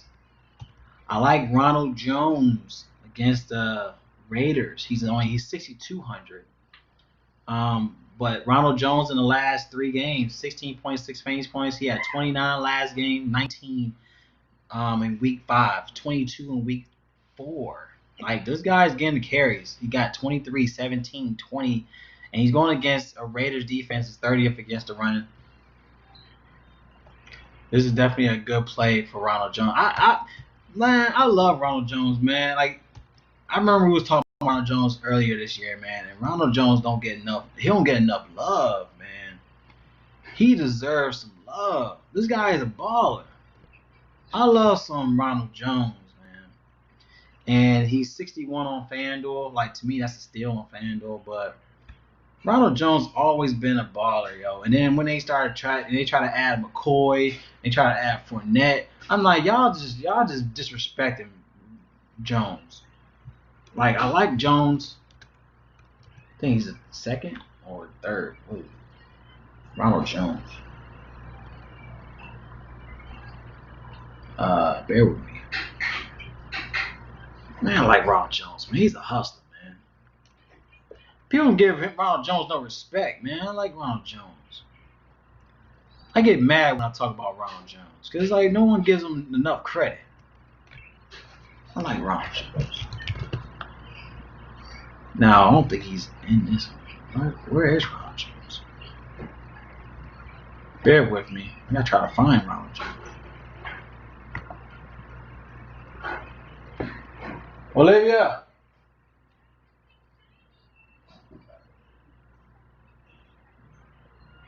Man, when kids get quiet, man, it's scary as hell when they get quiet. Hate when kids get quiet. I don't know what the hell they're doing. Ronald Jones. Yeah, Ronald Jones is second.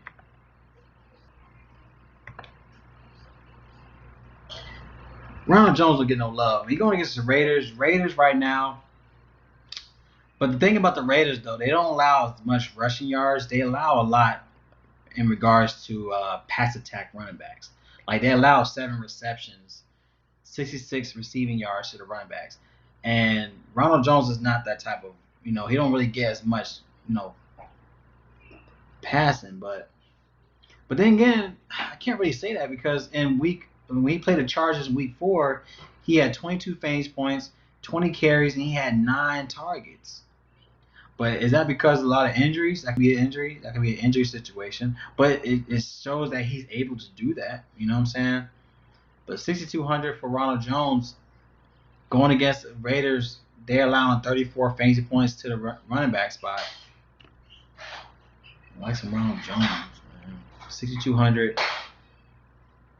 They allow 1.4 touchdowns a game, 30th overall in rank. Let's see, anything else I like about him? 78.7 rushing yards a game, 3 touchdowns. In the last, we had 2 touchdowns last week against Green Bay, but that's Green Bay. But that's my issue about Ronald Jones is the fact that he's not really a pass attack running back. And they only allow 99.6 rushing yards, 19 carries a game. So that could be an issue. And he averages 16 carries a game. I think I might pass on Ronald. I don't want to pass Ronald Jones, man. I like Ronald Jones. Yeah, oh yeah, you're right. He's not in the main slate. We were talking about wrong. Anyway, disregard. It's not main slate. But I could have sworn, is that still in the Millionaire Maker? They still have the 4 o'clock games in there, right? Or no? No, it's only 11 games. Yeah, you're right. It's not. You're right. Y'all right.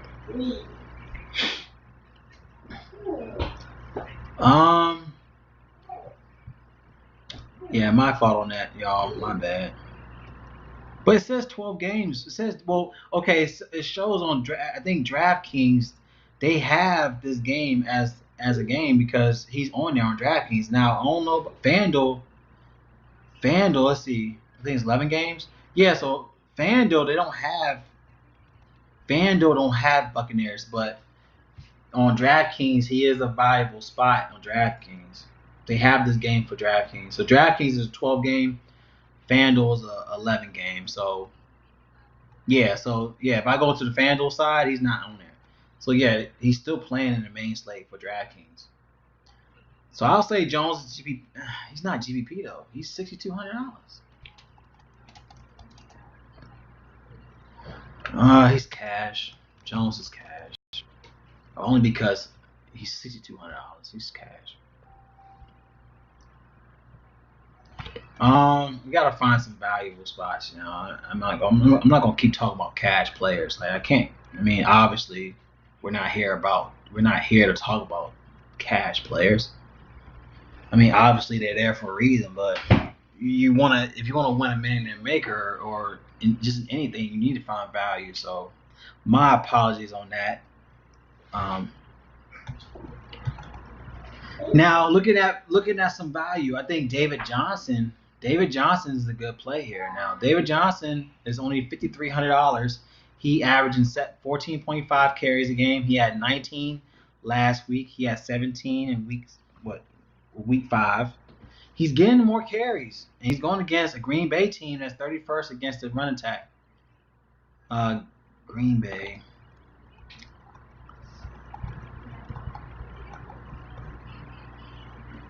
At 29th against red zone touchdown percentage. David Johnson is a GPP play.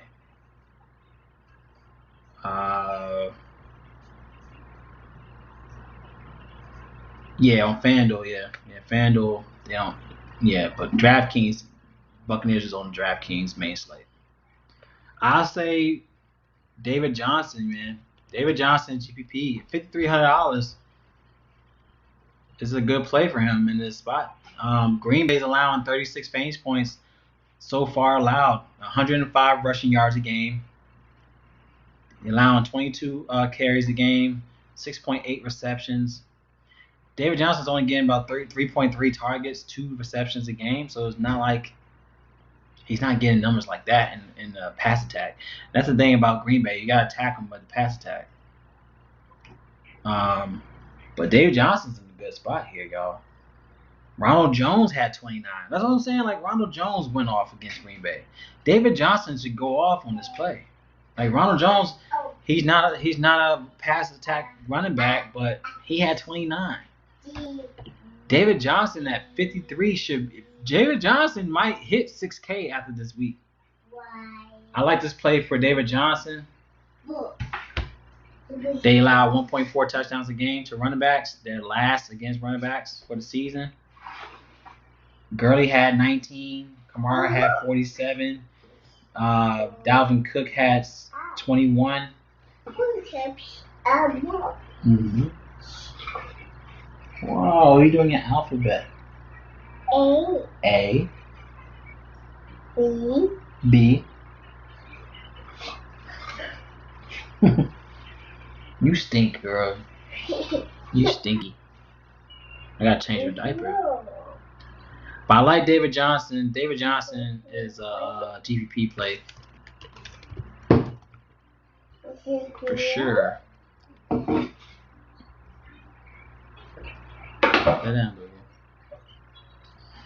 All right. Hey, appreciate it, Infamous. Appreciate y'all, man. Appreciate you, Mark, as well, for sharing the video. I appreciate that, y'all.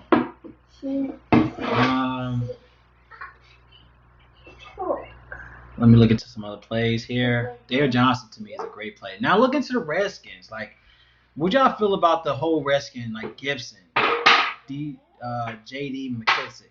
Like, they both get numbers. Like, they share the rock. They sharing the rock. Like, I got to figure out who's going to be. I mean, they both in good plays, but they sharing the rock with each other. It's like whoever goes off gets to work. You know what I'm saying? Like, that's the way it seems like they're doing it. Like, let me look at McKissick, man.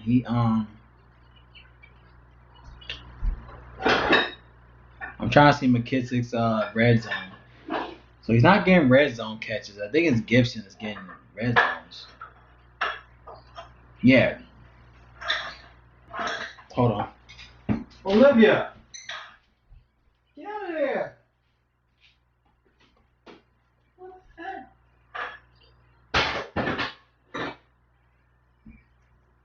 Get out of there. Good grief.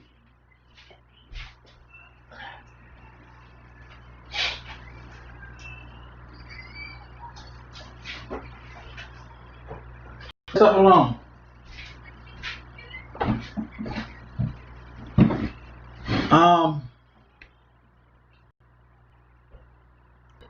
Yeah, like the Redskins' backfield is definitely unpredictable, but it seemed like the Gibson is the one he's getting the ball in the red zone. Like he had two red zone touchdowns. He got 7 red zone carries, 1 red zone catch.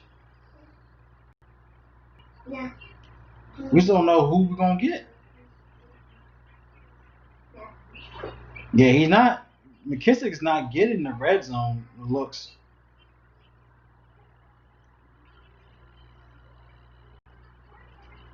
But he is like a.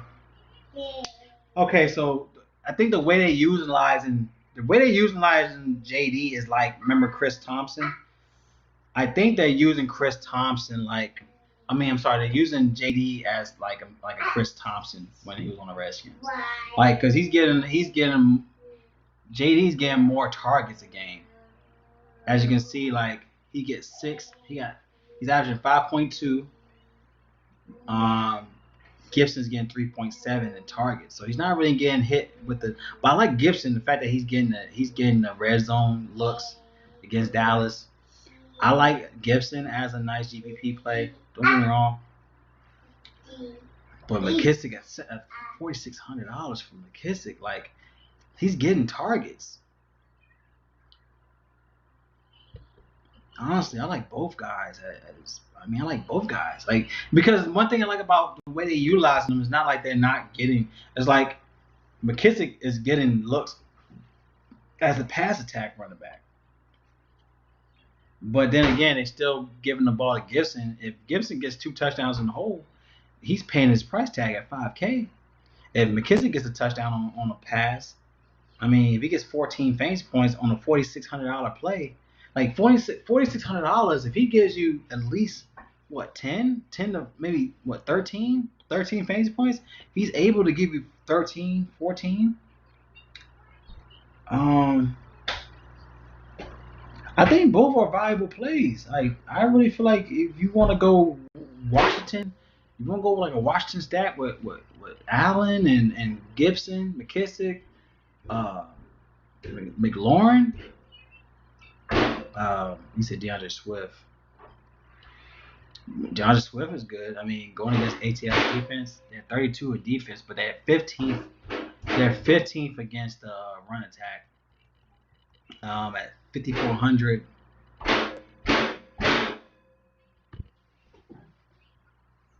Olivia, get out of here.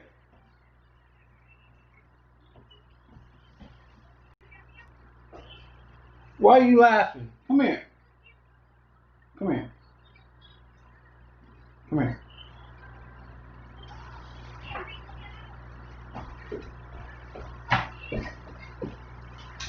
Ugh, you're a freaking mess. Hmm?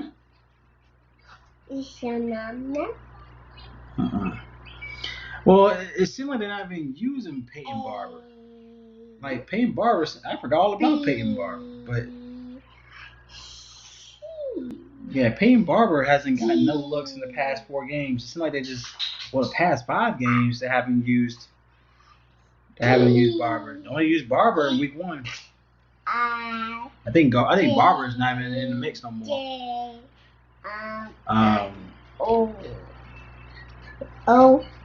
But I'll go Gibson. I'll go Gibson and McKissick, man. Running back. 1, 2, 3. Mm-hmm.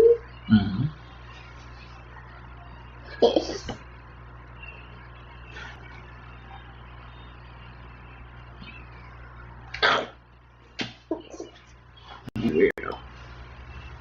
Stop it. Let's go into DeAndre Swift real quick.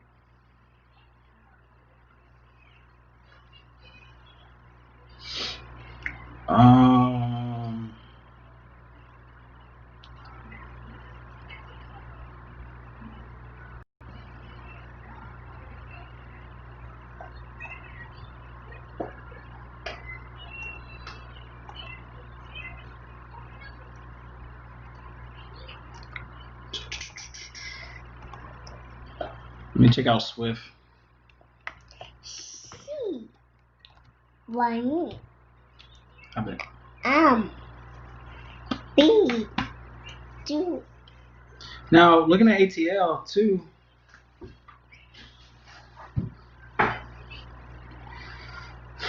mean, he had 30 against Jaguars, but that was against the Jaguars. Like, we all know about Jaguars. You know what I'm saying? Like, DeAndre Swift, $5,400.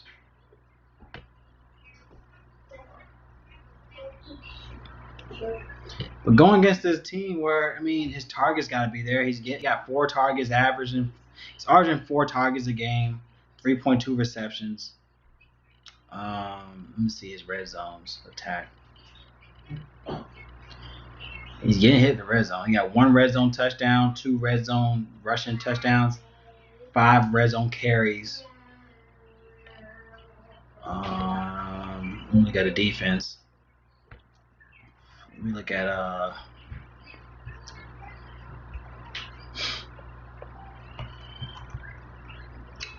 the red zones for Atlanta. Atlanta's 29th against the red zone. He's in a good play here because they like to use him in the red zone. He can give you 2 touchdowns in the red zone. So I say Swift is a good play at 5,400. Yeah, I think it's a good play for him. Let's go ahead and add him in there. GPP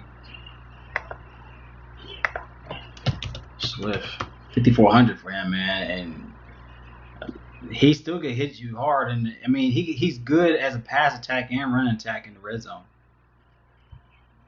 That's the reason why I like Detroit here. I think Detroit they still in a good spot to beat Atlanta. They got the tools to still win. Like, yeah, they can still win this game. Let's see. We got Swift. He's only 5,400. David Johnson 5,300. Antonio Gibson 5K. McKissick 4,600. Like those are the plays you want to look at. Not really looking at Singletary at $5,800, knowing that Zach Moss is back. Davion Bell, don't really care about him, especially against Denver's defense, against the run attack. Zach Moss, I mean, he only had he had 5 carries last week, but he had 40% snaps last week, 33% touches. I said touches. Let's see. Trying to figure out who else in play. I don't think I even have any. Do I have any cash plays? Oh yeah, I did have cash plays.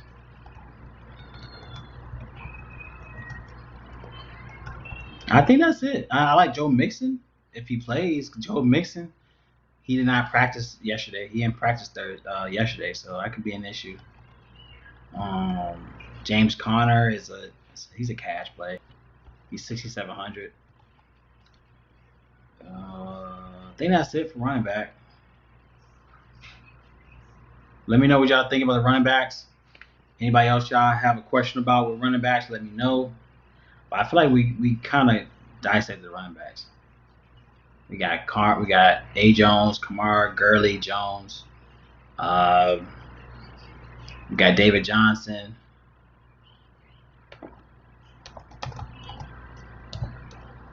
We got David Johnson, Gibson, Swift. Yeah, I think I put Connor in there. Connor as a cash play. All right, let's get into receivers. Let me know what y'all think about running back so far. But I like this so far. I don't think there's anyone else I'm looking at. Let me just double check.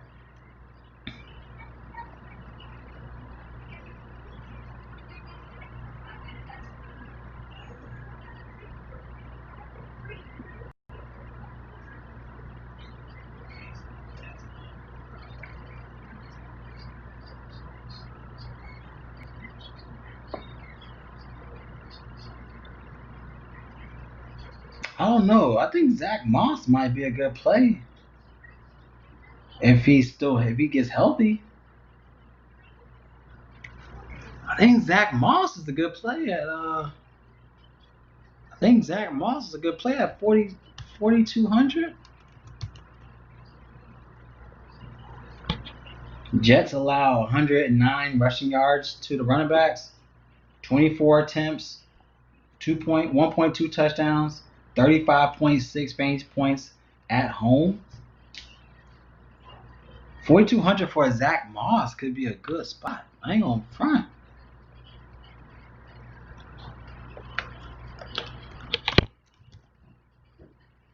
I mean, he got 5 carries last week, but he could eventually move up in his carries if he's gonna be healthy. It doesn't seem like he won't be healthy.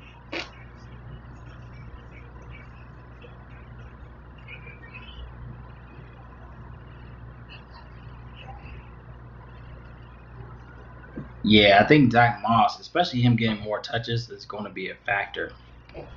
I like him here. Better than Singletary at that price. To get Moss at 4,200 is too cheap. I'm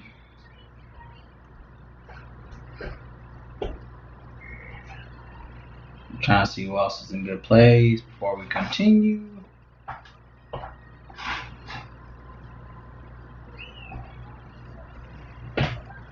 Joshua Kelly.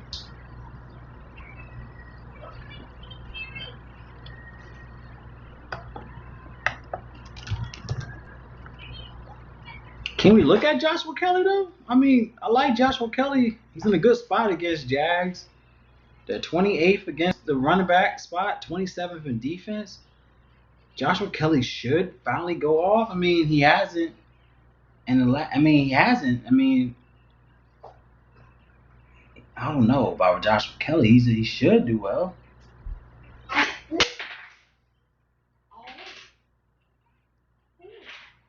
But he hasn't been getting. He only got 12.6 carries a game. He only did well in the first 2 weeks. He had 12 and 13 in the first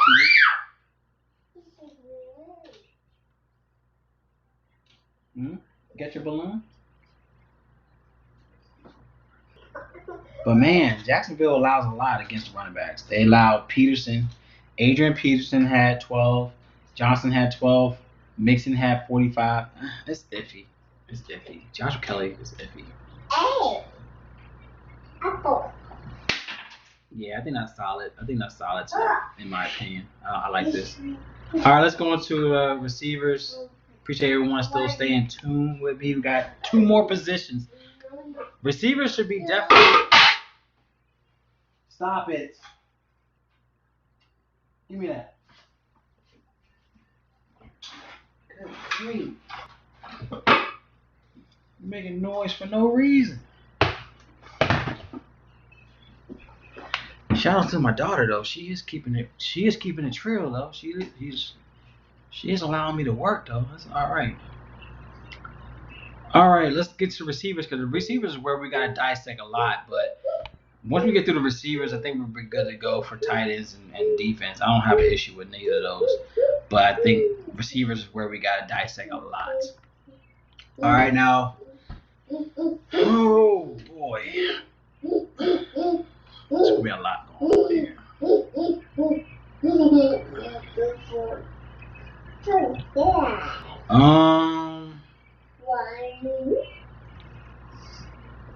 Alright, let's get out of here. Let's get to the receivers.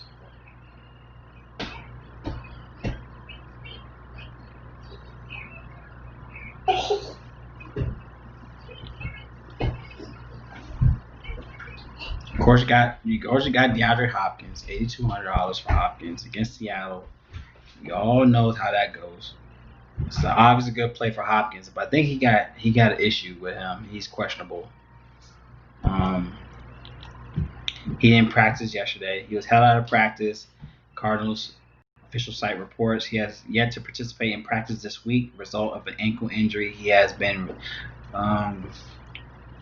relatively healthy in 7+ seasons as a pro, missing just 2 of a possible 114 games. So status bears watching on Friday's injury report. So basically, he hasn't practiced all week. That's something to consider. So that's iffy if he's not able to play. But of course, if he does play, he's in a good spot once again. I mean, he was in a good spot against Dallas. He had 8 targets against Dallas, but he only had 9 fantasy points, which was real weird. But he's in a good spot against Seattle. He has 10.2 targets allowed a game, 7.8 receptions. Seattle's allowing 294.4 receiving yards a game. That's insane. They're the bare minimum. Hopkins should go off 64.2 fantasy points per game allowed. But he's not. If he doesn't play, Christian Kirk to me is that play. Christian Kirk is definitely in play. The fact that he had 23 last week, 2 touchdowns last week, he's only 4,900 for Christian Kirk. He's in a great spot against them. And the fact that if Hopkins doesn't play, Christian Kirk is in play. He's easily in play. You get Isabella, that's in play. I think he only went off when Isabella went off when Christian Kirk was out against Detroit. When Christian Kirk was out against Detroit, he had 20 fantasy points. Now, if Hopkins goes, let's say Hopkins is out, would that give? If Hopkins is out, does that give Christian Kirk number 1 spot, or would it be Larry Fitzgerald? I think Larry Fitzgerald would be number 1 to where Christian Kirk is still a valuable spot. Andy Isabella is still a good play here. He could be a valuable play at 3,900.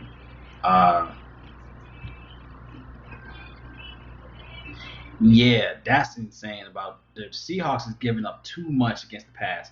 That's why Kyler Murray's in play. But Larry Fitzgerald will be receiver 1, but Larry Fitzgerald, he's averaging 4.8 targets a game. He did have 7 targets against the Jets, week 5, but he only had 8. He's still a good play though. Larry Fitzgerald is still a good play. Like he could give you the fact that he's $4,200 for Larry Fitzgerald to be a receiver one spot. He gonna get enough. He can still be a viable play at $4,200, y'all, against this type of defense. Like I said, I like Hopkins. I'm not gonna put him in the video only because of his injury status. But looking at, Christian Kirk at 4,900.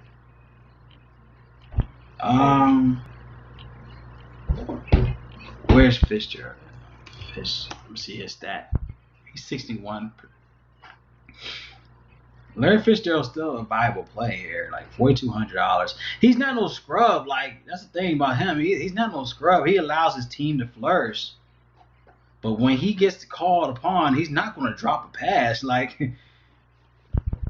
he's never going to drop. He got the best hands in the game. He got the best hands in the game, man. Like, okay, literally, both guys in play here. Like Larry Fitzgerald,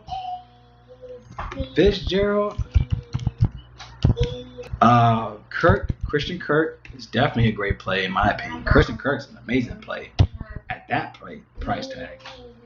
Fitzgerald, Christian Kirk are GPP plays. Like they both could give you 15 plus 20 fantasy points. To where if you want to go Murray as a quarterback, you can. He could beat you on the run. He could get you on a run. Murray's the type of player where you don't really look at the running backs because he could get a run and touchdown. If he's at a goal line, it's more likely him scoring, not the running backs. But Larry Fitzgerald is a big receiver to where he's in play. He's in play regardless. Like he has the height. He has a good height defense. He has a good height differential. He has 61 snap percentage. His snap is going to go up. If Hopkins is out, his snap's going to go up. Christian Kirk is the good play. He had 3 touchdowns, 4.8 targets. He had 2 touchdowns. Only had 3 targets last week against Dallas. Like he was hitting them in the red zone. He was a red zone threat. He had 2 red zone touchdowns against Dallas last week. He had 80% snaps, Christian Kirk. So now is Isabella a good play? Is my opinion. 3,900 for Isabella.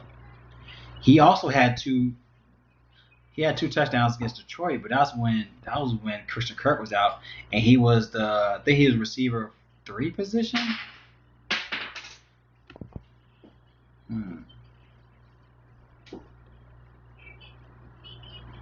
Because if he's in a receiver 3 position, No.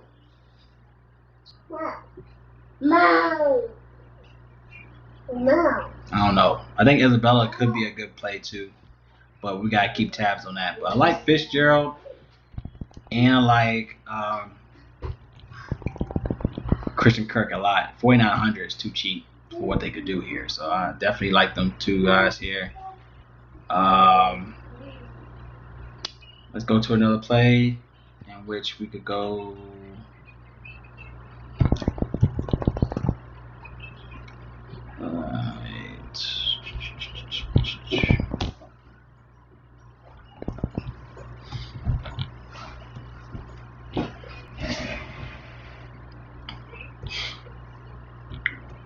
I told y'all about James Washington last week against Tennessee. He was 4,200. He gave you 17 fantasy points.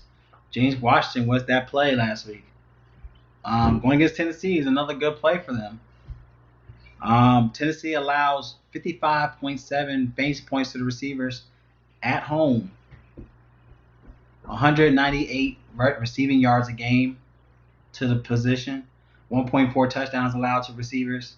They're 30th against the receiver position. James Washington, if Deontay Johnson's out again, which he's probably not. Let me double check. I might go back to the well if Dante Johnson's out, but I think Deontay is in. Yeah, he practiced Wednesday. He had a full practice Wednesday. He had a back injury, so he had a back injury to where he was he was logged in.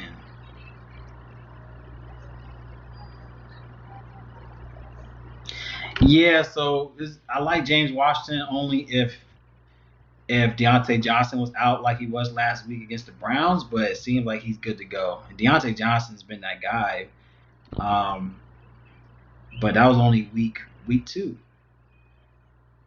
Well, he had 13 targets week 2 against Denver, but ever since then he only had one fantasy point, 2 receptions. What the hell happened? What the hell happened? It might be because of Claypool. Schuster didn't really do much. It had to be Claypool. Claypool, yeah, he had 11 targets, 4 touchdowns. 4 touchdowns against Philly. That's insane. Then he had 4 for 4 against Cleveland with a touchdown. He's still a good spot at 5,700. Claypool is still a viable play at 5,700. It seemed like that's Ben's guy. You know, he's averaging 18.3 fantasy points a game, 6 touchdowns. He has 2. That's the thing about Claypool. He could hit you with the running attack too. He had 2 red zone touchdowns, rushing red zone touchdowns, and then he has 1 receiving touchdown. So Claypool is one of those guys where they're utilizing the rushing attack in the red zone. I think he did that last week against Cleveland. Or was it against Denver? 1 or 2. But the fact that he getting 18 fantasy points at 5,700, you need at least 18.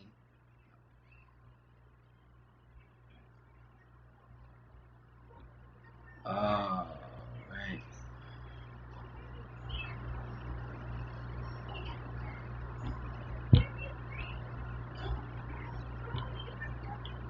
Yeah, I definitely think you need to go. I like Claypool a lot here. He's been that guy. He's been the most consistent guy on the Pittsburgh receiver core. And he's only $5,700, y'all. Like, can't get better than that. I mean, even Juju is 5,500. Oh, Juju's gonna bounce back one day. He's gonna bounce back. $5,700 for Juju Smith Schuster is disrespectful. You're disrespecting him at that price tag. Good gosh, 5,700. No, you would never know that Juju will ever get to that point. Shit, week 1 he was 72 in week 1 against the Giants. He might bounce back here, y'all. Like Juju could bounce back in this play this week. He has an 82 slot route percentage. He has an 85% offense catch percentage. I mean, his height might be an issue, but I guess Fulton, Tennessee, but Tennessee is allowing. It's not even is allowing a lot to receivers, especially at home. Juju is a. This is disrespectful for Juju. I ain't gonna lie to y'all. Yeah, Claypool is definitely he's just very versatile, but Juju is so disrespected here. Like even Juju to me is a GPP play at 5,500 for Juju. Schuster, I'll say Juju. That's real disrespectful to Juju Smith, man. Like I never thought he would get to $5,500. He's in a good spot too.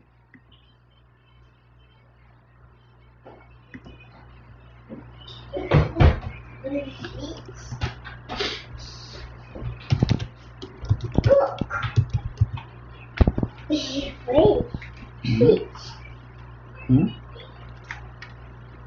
Wow, we got a fish. Penguin. Butterfly. Wow. Monkey. Oh, Tiger. Puppy. Woof woof. You bark like a puppy? What does a puppy make? Woof woof woof. Kitten. What does a cat make? Meow meow meow. Is it fish?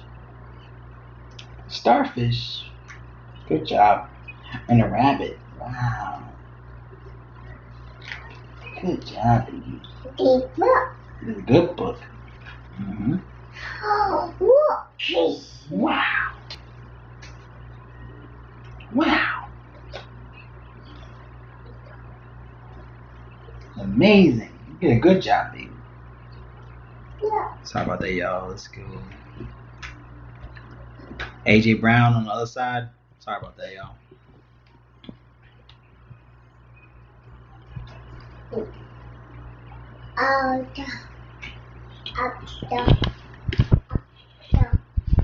Oh, sorry about that, y'all. Daddy duties.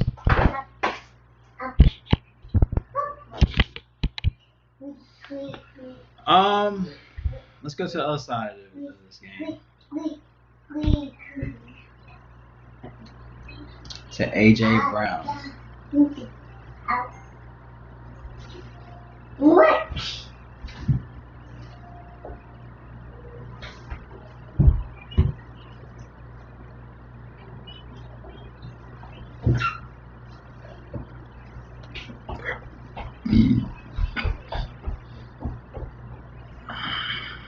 Is AJ Brown questionable?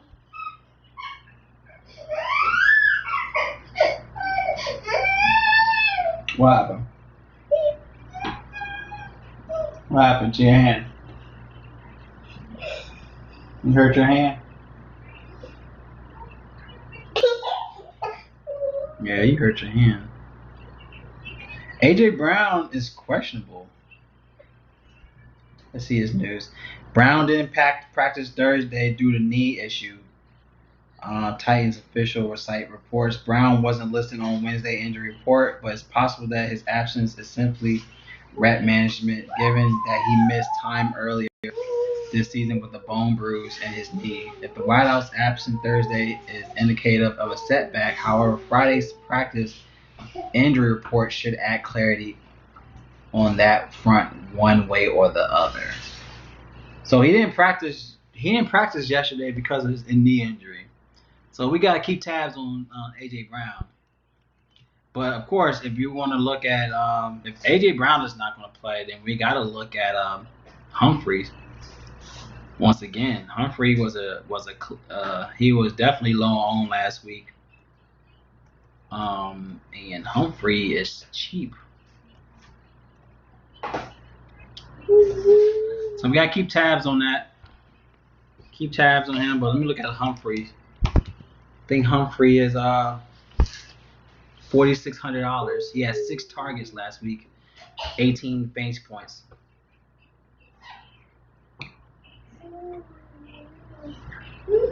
So definitely. Ooh. Hold on, AJ Green is 4,300. Hold up. AJ Green is 4,300. That's a steal. He had 18 fantasy points last week, 11 targets last week. Going against Cleveland, Cleveland's 29th against the run.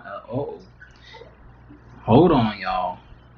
AJ Green is 4,300. Woo! Hold up. It's funny because it makes all the other plays look stupid now. Like Juju is 53, Claypool is 50. Like I don't even want Fitzgerald no more. Like Christian Kirk, they still good plays, but there's a lot of good GPP plays at receivers. You really don't have to play cash receivers. There's so many valuable plays in receivers that you can go 4K in receivers and get 20 plus fantasy points here.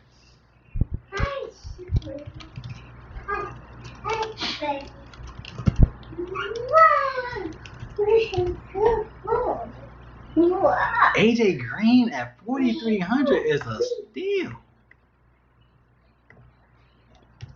He's gonna pop. He's gonna come back at y'all, man. AJ Green. Wow. I don't. That's a fucking steal. We got a lot of steals this week, y'all. We got Christian Kirk, 4,900 for Christian Kirk, 4,300 for AJ Green. That's insane. You don't have to pay up this week in receivers. You really don't. Because these receivers could give you 20 plus at this price tag. You have Isabella at 3,900. If he gets more reps, then he's a viable play.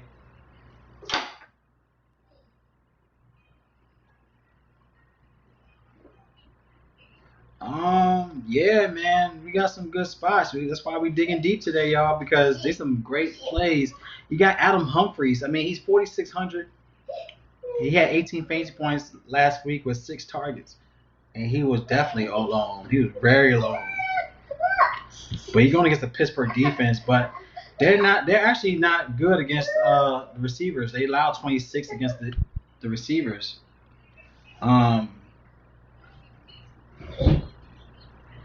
Olivia, what are you doing?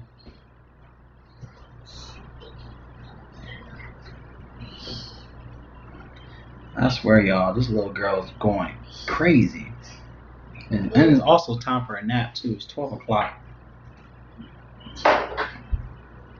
But we also could look at Corey Davis. Maybe Corey Davis.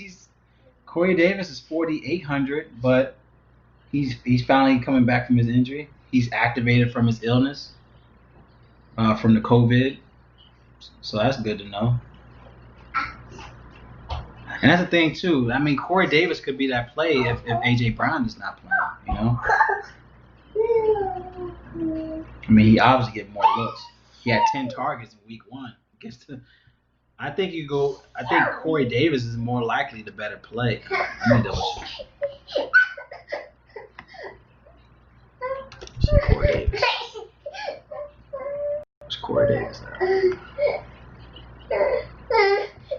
Yeah, Corey Davis at 4,800, man, is a better play. We gotta look at AJ Brown, bro. But yes, sir. But the thing is, I like Tyler Boyd and T Higgins. I like the whole team. I think Burrow might be the guy. I mean, if he could get a touchdown from all, that's the thing though. He could get 3 touchdowns, maybe 4 touchdowns this week. Joe Burrow could get a touchdown, maybe 2 touchdowns from AJ Green, a touchdown from Boyd. Higgins is getting work. Joe Burrow got a great stack. You can really stack up Joe Burrow, man. You can stack up Bengals here. But I think you could go Corey Davis for Brown. If Brown is out, which it seems like he more likely is going to be out, I think you could go. You could definitely go Corey Davis. I'll say Corey C. Davis.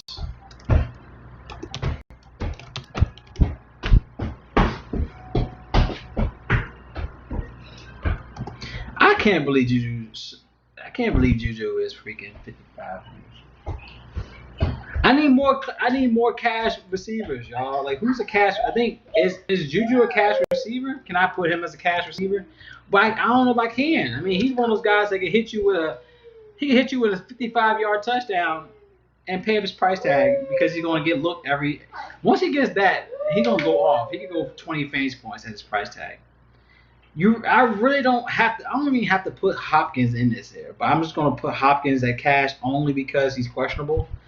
Because if he's questionable, if he's playing, then I'm gonna take out Fitzgerald and put Kirk. I'm gonna just put Kirk. I like Fitzgerald, but I like Kirk better though. I ain't gonna lie to y'all. I'm not gonna lie to y'all on that, but I like Hopkins if he's playing, but Kirk is definitely that viable play.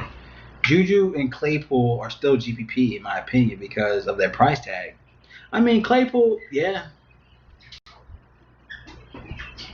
Well, I think he's more. I think Claypool could be a cash play only because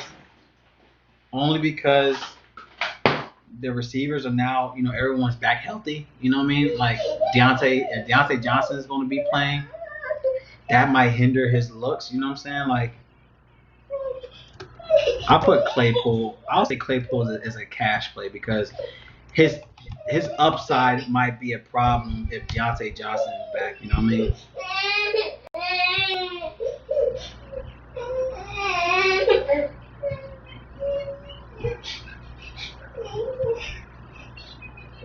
Yeah, Bengals is definitely a sneaky stack, y'all.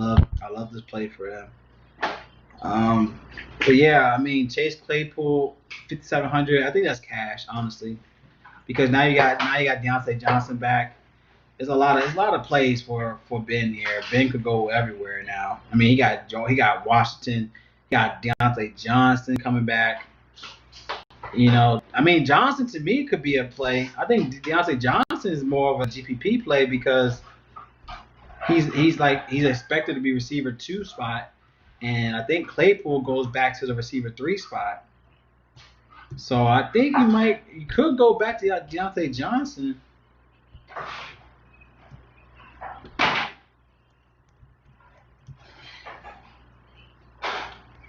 Olivia, she just took the whole thing off and dragged it. What's wrong with this girl? Deontay Johnson's iffy though. He's need to be healthy, man.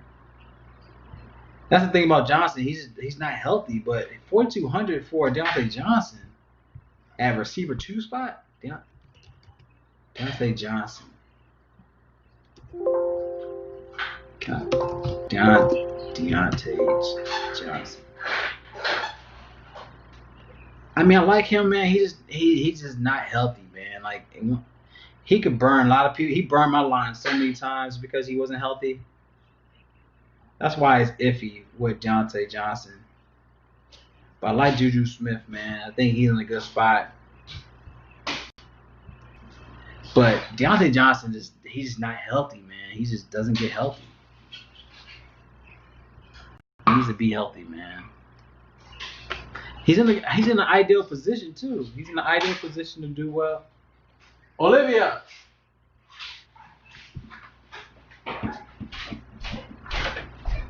No.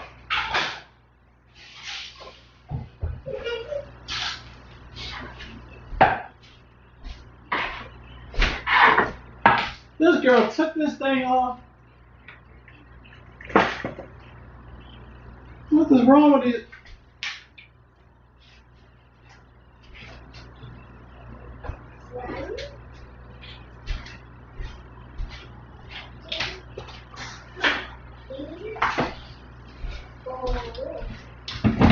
Hey, y'all, I'll be right back. Cause I gotta change a diaper, man. I'll be right back.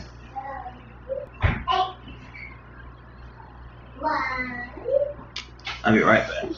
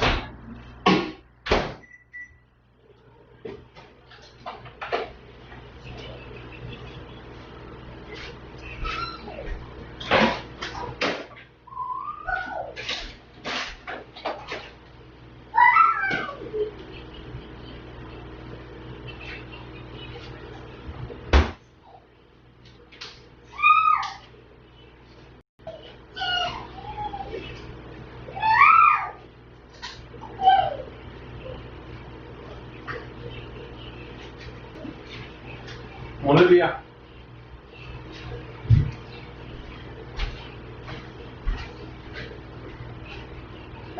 Hold on, y'all.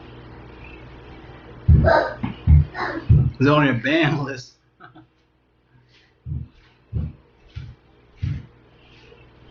Yeah, man, they get hurt, man. Prone to injury.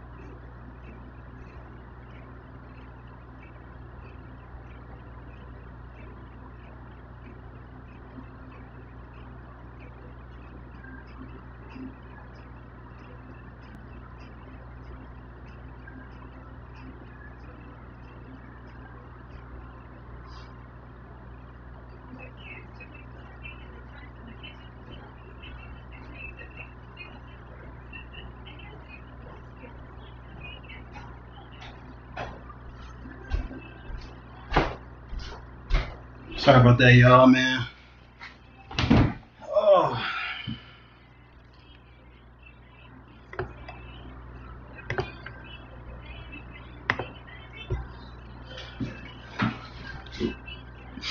Sorry about that. Gotta put baby girl down. So Deontay Johnson is on your ban list. I don't blame you, man. I can't trust him either.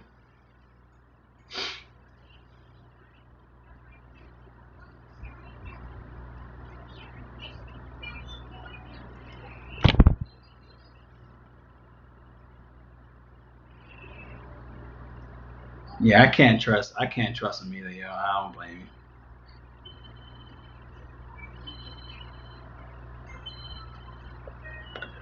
All right, we're back. Try to knock this out. We're getting there. We're getting close. We're getting close. We're getting there. We're getting there. All right, let's look into.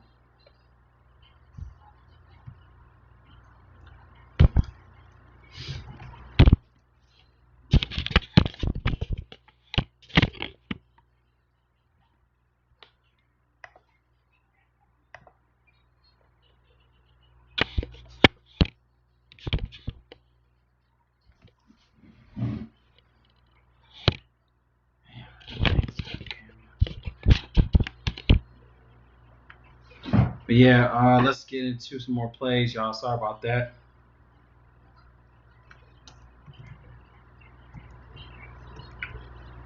But let's get to the Cincinnati side, like we was talking about with AJ Green, Tyler Boyd, 5,400 for Tyler Boyd. He's still a great play. I mean, 5,400. He did have 13 fantasy points against the Colts last week, but he had 8 targets. He's averaging 8 targets a game. Getting about 6.2 receptions a game. Going against Cleveland, Cleveland's allowing 194.2 receiving yards a game, 1.5 touchdowns allowed to receivers, 54 fantasy points allowed when playing away so far. So that's crazy. They're in a great play. And Tyler Boyd, he's averaging around 23.2 fantasy points in 3 close games.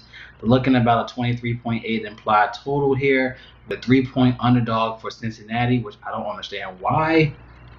I think they're in a better play than Cleveland, honestly. I don't understand how they're an underdog. I really don't see how they're an underdog. I think AJ Green coming back in the mix, like this definitely helps them out. He had 11 targets last week. This is a great play for him. AJ Green could be showing his best thing. You know what I mean? Showing the best of him moving forward. But it's too many. That's the thing about it. It's too many guys that got to get fed. You know what I mean? Like, you got AJ Green is not healthy. You got Tyler Boyd. I think he requested a trade last week. If I'm not mistaken. He wanted a trade. Like, it's crazy. Like, it's just, and then you have Joe Mixon. I think he's questionable with Joe Mixon. I don't know, man. There's a lot of guys here. But knowing that Tyler Boyd is upset and all that, I mean, this could definitely fuel him to get some looks here. But I do like Tyler Boyd, AJ Green. Both are great spots. I mean, AJ Green at $4,200. I mean, you can't go wrong here. I mean, even if he gave you like a touchdown, man, that's a value play. You know what I'm saying? Like, and he's gonna get more. Oh, it was John Ross. That's who it was. It wasn't Boyd. I think it was John Ross that was complaining. But John Ross, boy, like you're losing your job with T Higgins. So it was John Ross. It wasn't Tyler Boyd. But definitely good play for 40. What was it $4,200? But yeah, looking at, I mean, Odell Beckham is obviously he's a good cash play. You're gonna go Odell Beckham. I mean, he did well against Cincinnati in the last 2 games against them. He had 17 fantasy points in the last 2 games against them. So $6,100 is to me a cash spot for him. Yeah, it's a cash play for me. But yeah, T Higgins 5,300. He had 8 targets in the last 2 games. He had 7 targets in week 4. He had 22, 10, 13. T Higgins is a cash play to me, $5,300. T Higgins definitely a good look too, but I think T Higgins is more a cash play. Yeah, it was John Ross. Sorry, it was John Ross that won trade, not Boyd. Sorry about that. It was John Ross. But yeah, I'll say Higgins is more of a cash play at his price tag, only because of his price tag. I think Higgins before was how much was his price before?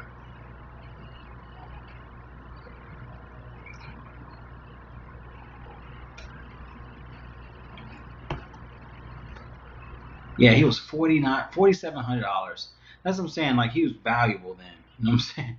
40, 47, 49, 45. He was 3,900 versus the Eagles. Like, that's value. That's crazy value. But now he at 5,300. I think that's more of a cash. Like, that's a cash play in my opinion for him.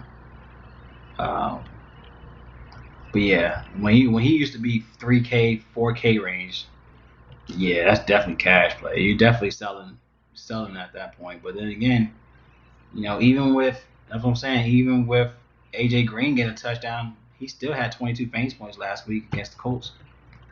So I'll say that's a good play, regardless. I mean, a lot of guys you got to feed though. A lot of guys, a lot of hands you got to touch. But Joe Burrow's in a great spot against Cincinnati. Against Browns here. Um,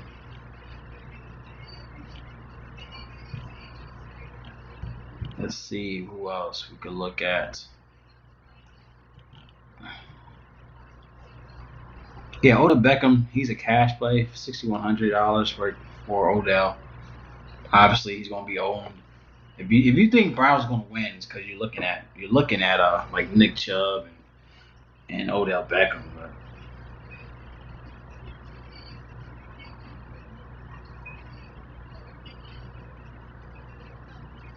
But he did have a touchdown in both his games, though. Odell Beckham had a touchdown in the last two games against Cincinnati. 6 targets in the last two, so he's a cash play. I mean, you're more likely gonna see him hit like a maybe 1,700. I mean 17 points is okay, but I don't really like him in that spot. I mean, like you said, AJ Green at 4,300. If you get a guy that's $2,000 less that can give you that type of numbers, then I'll pass on Odell Beckham. Cincinnati's definitely a good play.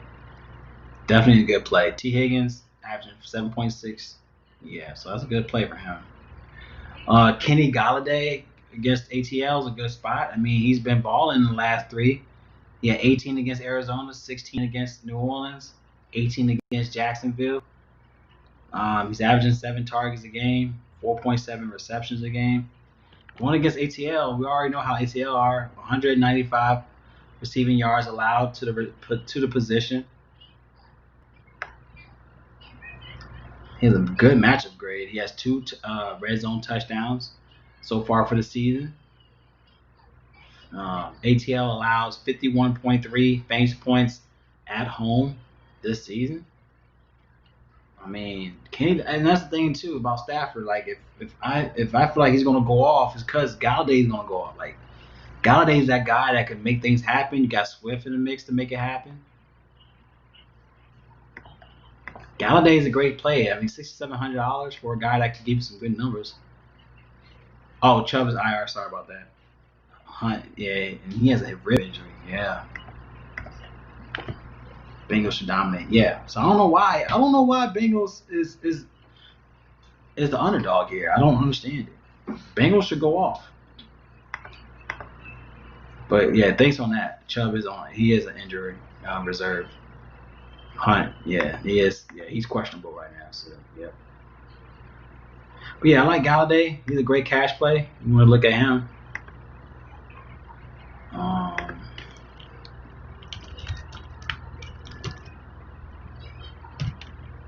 He's in a good spot here. Galladay should go off. I mean, especially against this. I mean, Galladay should get 20-some fantasy points. He should. Like, if you think Stafford's gonna go off and win, it's because Galladay has to go off. You know, like, Marvin Jones. He should get some more looks at 4,400 for Marvin Jones. He has 4.8 targets. I mean, last time he actually showed some life was against Green Bay. He only had 12 receptions. I mean, 12 fantasy points against Green Bay. He did have a red zone touchdown. I think that was against Green Bay as well. Yeah, that was against Green Bay. Marvin Jones at 4,400 for Marvin Jones now. He's due, man. I think he's really due to have a good game.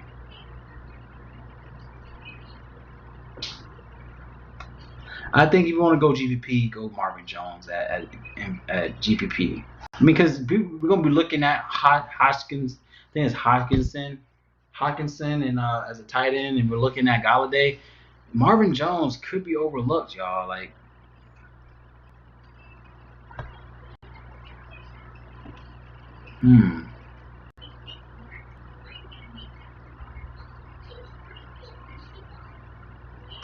he could definitely be slept on today. I think he'd be slept on, man. I don't know. Marvin Jones is I mean, he's cool. Okay, let's see. He's questionable, so let me see real quick. He only had a limited practice Thursday. He had a knee injury. Activity level marks a step forward for Jones, who didn't take any reps during Wednesday session. Assuming Jones can repeat his limited participation Friday or upgrade to full work, he should be in good shape to play this weekend in Atlanta. Through 5 games, Jones has been a disappointment for fantasy managers with only 14 receptions for 146 yards and a touchdown across his 24 targets. So, not really sure how they're going to utilize this play. Maybe another guy you could look at, Amendola, but he's questionable. Good grief.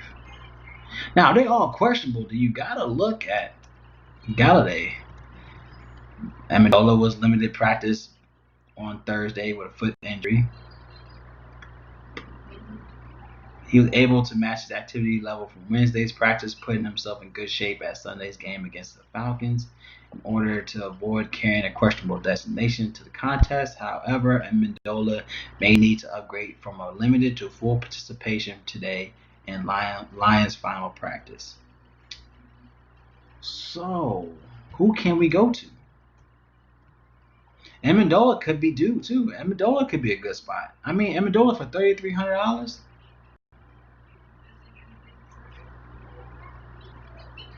I'll say GBP for Amendola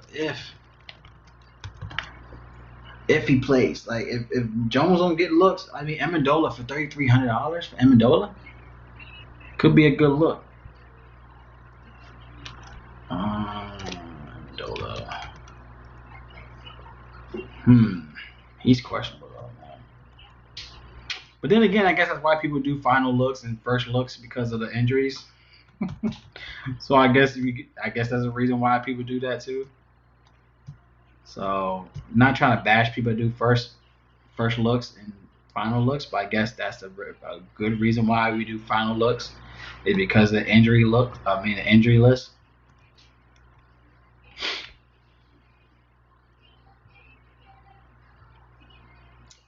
Yeah, but not sure. And Amendola could be a good look at 3K range, man. 3K. But we gotta watch out for Jones. I think if Jones is out, Amendola is definitely a sleeper play at 3,900.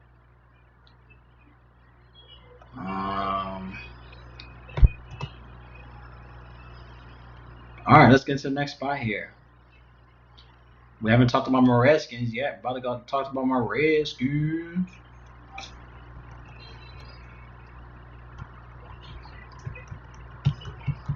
Gotta go with my guy, man, Terry McLaurin, man. That's my cover guy for today. Going against Dallas, there are 181 receiving yards allowed so far for the season to the receivers. 1.8 touchdowns allowed. 46.8 fantasy points allowed, but 51 fantasy points went away. Like I said, Dallas is a different team playing away. McLaurin should be that guy. $5,800 for this guy is a steal. He runs a 4.6. Like, we know what he can do, y'all. Like, this guy is definitely going to put in a show. McLaurin is just a great play overall. Yeah, Lions are real banged up, man. But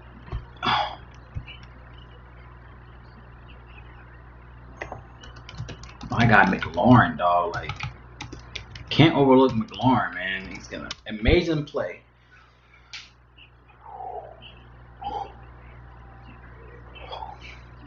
He's definitely an amazing play, y'all. I like this play for him. 5,800 for a guy that could hit you with 20 plus fantasy points anytime. He's definitely in the ideal position. I don't know how Redskins a 1-point underdog. That's funny. Well, I guess that's funny how they did the Giants. That's funny. But Adam Humphries, man. Adam Humphries, $4,600 for Adam Humphries.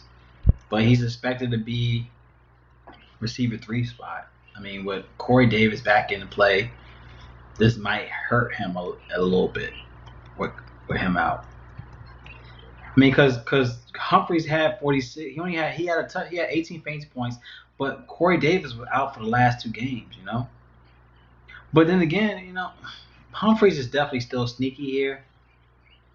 $4,600 for Adam Humphries. Jacksonville, he has 16.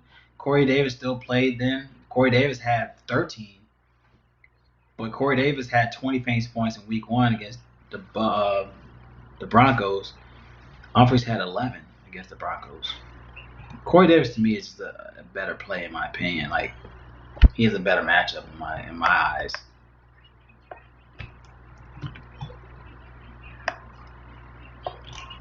It's real tough to call, but Adam Humphries has he has a better slot route. You know, he has an 84% slot route percentage. Davis has a 22% slot route.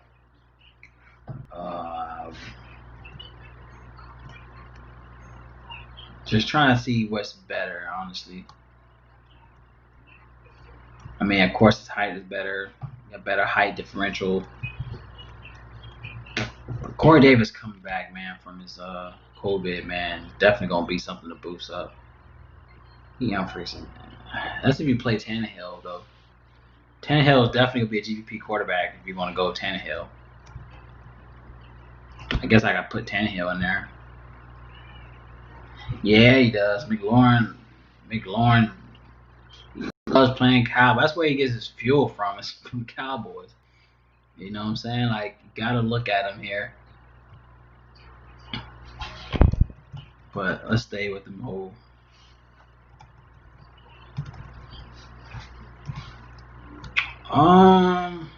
Who else did I mention? I didn't talk about Devontae Adams yet. He's 7,900. I mean,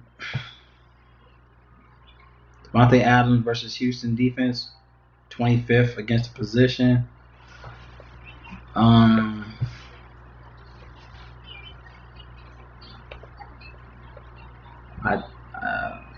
think Adams. I don't think you have to play it. Say you trust Humphries more. I don't know. I just don't know. I mean, the fact that he's going to be in a. I mean, is he? I guess he's in a better slot. I guess he's going to be in a slot spot. I guess he's going to be that look. But if AJ Brown is out, you got to look Corey Davis. If that's the whole thing about it. We don't know if AJ Brown is going to be out. If AJ Brown is out, then we have to look Corey Davis and Humphries. Both guys are in play, you know, but we don't know. Now, if Humphries, if AJ Brown is playing, then it's going to be tough to try to look at Humphries at that moment.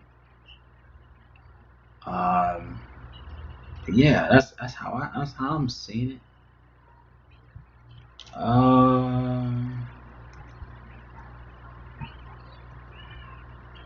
Yeah, man. AJ Brown is out, man. That's going to be a tough one. AJ Brown's been showing out. He's questionable. He's been doing good at home. He has 22 fantasy points in the last 2 home games. He hasn't played Pittsburgh though. That's the thing. He hasn't played Pittsburgh before, but Pittsburgh they allow 177 receiving yards a game, 1.4 touchdowns, 45.6 fantasy points at win away. So it's not as a lot as like Dallas and Falcons and those teams. Seattle don't allow as much, you know what I'm saying? But they allow enough. But for his price tag, I'm going back and forth. I'm trying to figure out. I mean, 6,300 for AJ Brown. Let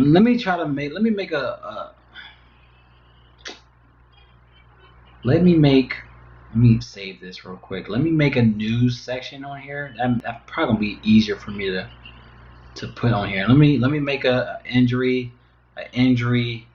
watch list. Let's do that. Injury watch list. And then okay, where's that? Let me make an injury watch list. Let me put that right here. Injury watch. Okay. All right. I gotta try to make this shit work. Oh.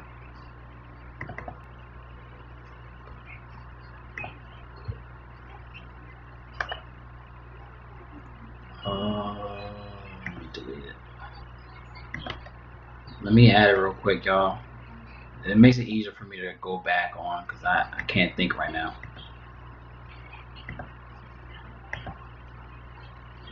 Injury watch.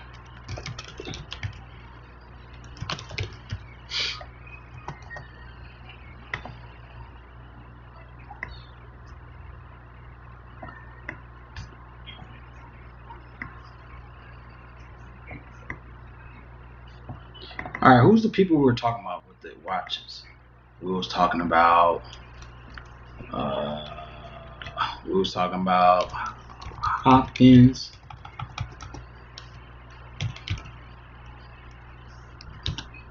We was talking about Hopkins. We was talking about Jones. We were talking about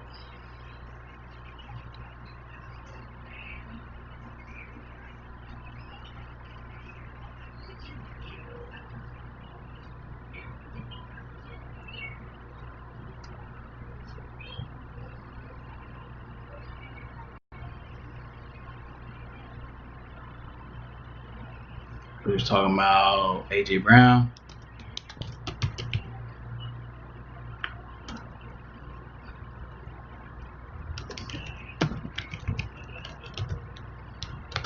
Yeah, if AJ Brown's out, then if AJ Brown's playing, then you gotta. I'm not saying you gotta fade Humphries, but he's not as valuable, you know.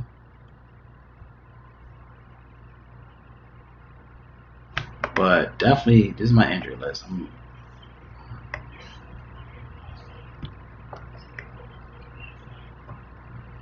Injury watch list. There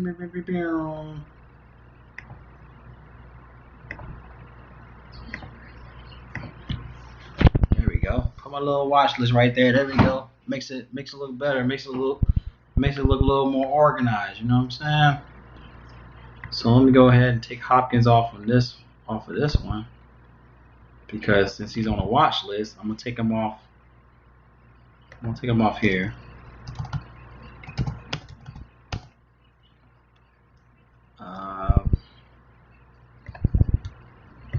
Who else is?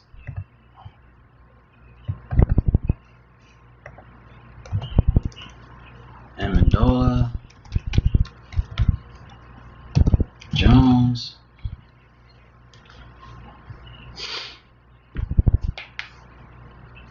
All right, so we made a list of injury lists. So that makes it a little cleaner. You know what I'm saying?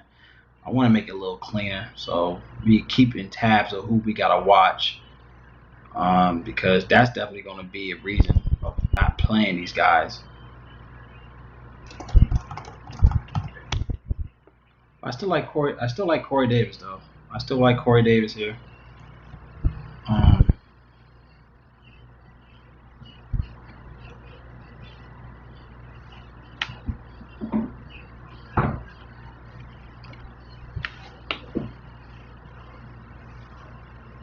Oh, Austin Hooper's out. Uh-oh. I was about to look at I was looking at Austin Hooper for my tight end spot. So are we looking at what's his name? Opoku? Is Opoku gonna be a good spot? I think he might be. Opoku could be real cheap.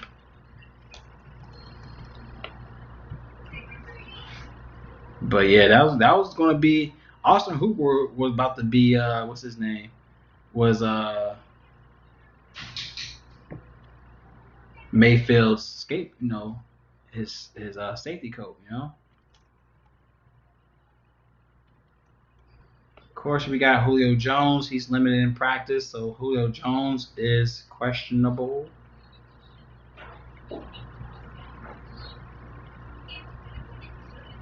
Okay.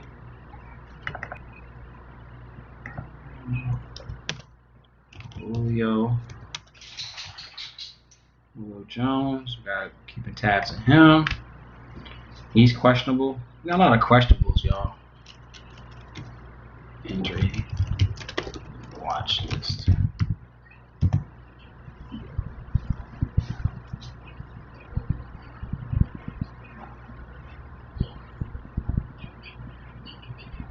He said Austin Hooper's out. AJ Brown. I think I put him on there.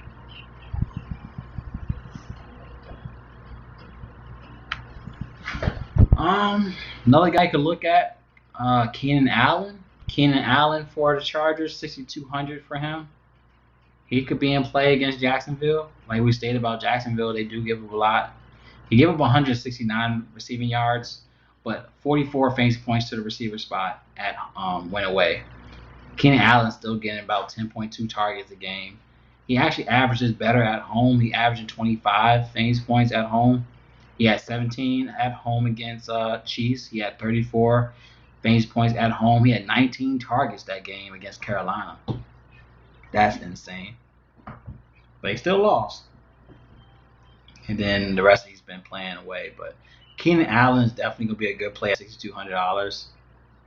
If you want to pay up for him, I think he's a good cash play in my opinion.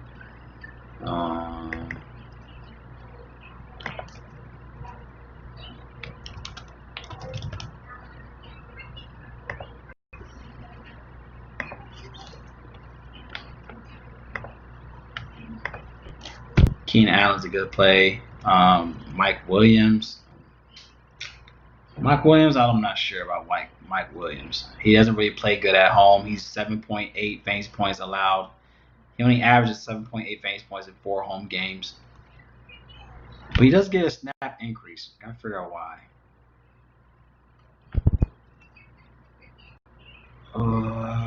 Who got injured? Someone got injured?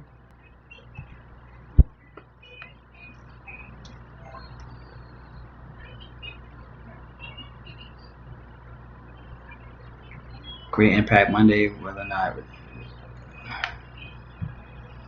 they only played good because Allen was out, if I'm not mistaken.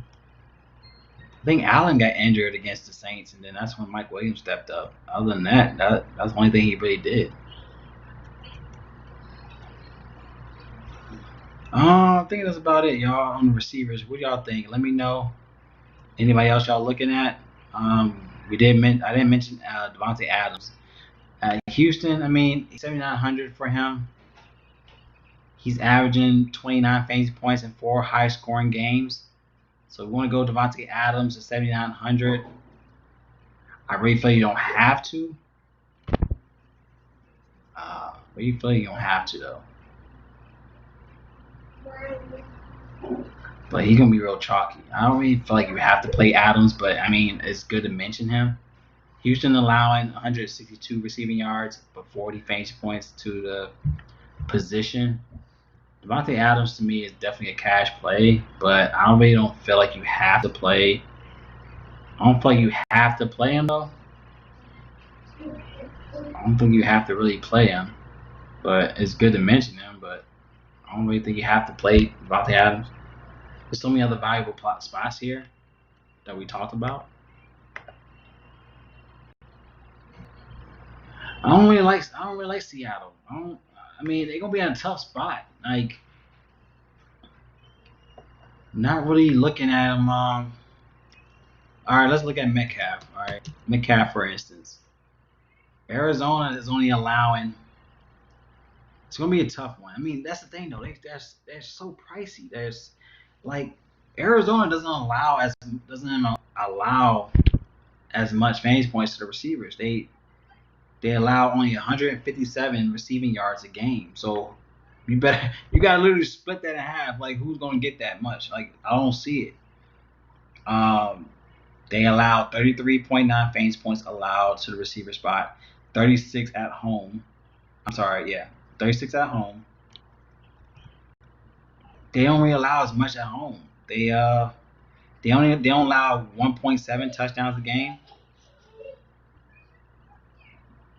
Metcalf, the last two games against Arizona last year. He was still a rookie. I think he was a rookie. Yeah, he was a rookie. He had four targets last year, 1 target. But $7,200 is a tough spot for him. Like, I'm looking at, if I look at a defense, look at the defense, the passing yards allowed for Arizona.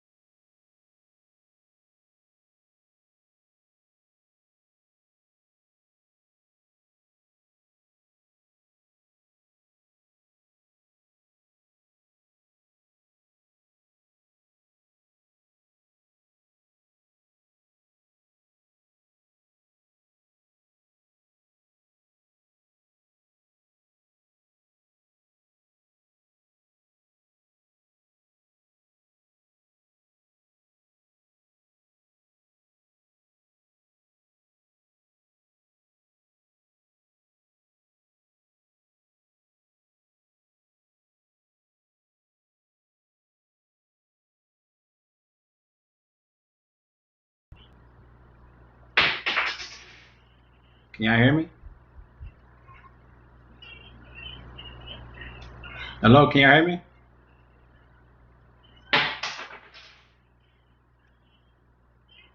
Yo, yo, yo. Mic check, mic check. All right. So what did you hear? Did you hear what I said about Lockett and Metcalf? Like, okay, like I said before, Lockett, he had 9 fantasy points at week 4. He played Arizona at Arizona. He had 4 for 4. He was 4 for 4 with 51 yards, but only nine fantasy points. And then in week 16, he had eight targets, 1 reception.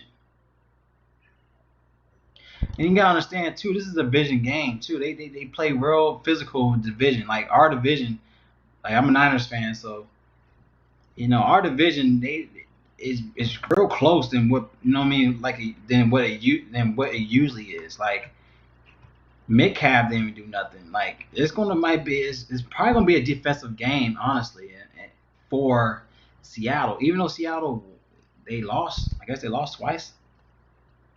I mean, Metcalf for $7,200, he's not doing much.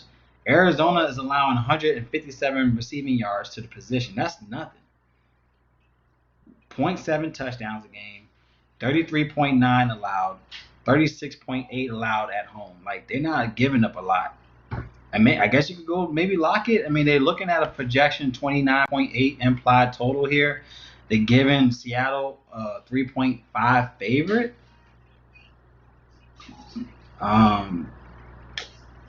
But Lockett wasn't the reason why they won. Like, I mean, he had 50. I mean, he didn't have a touchdown. He had no touchdowns in the last 2 games they faced last year.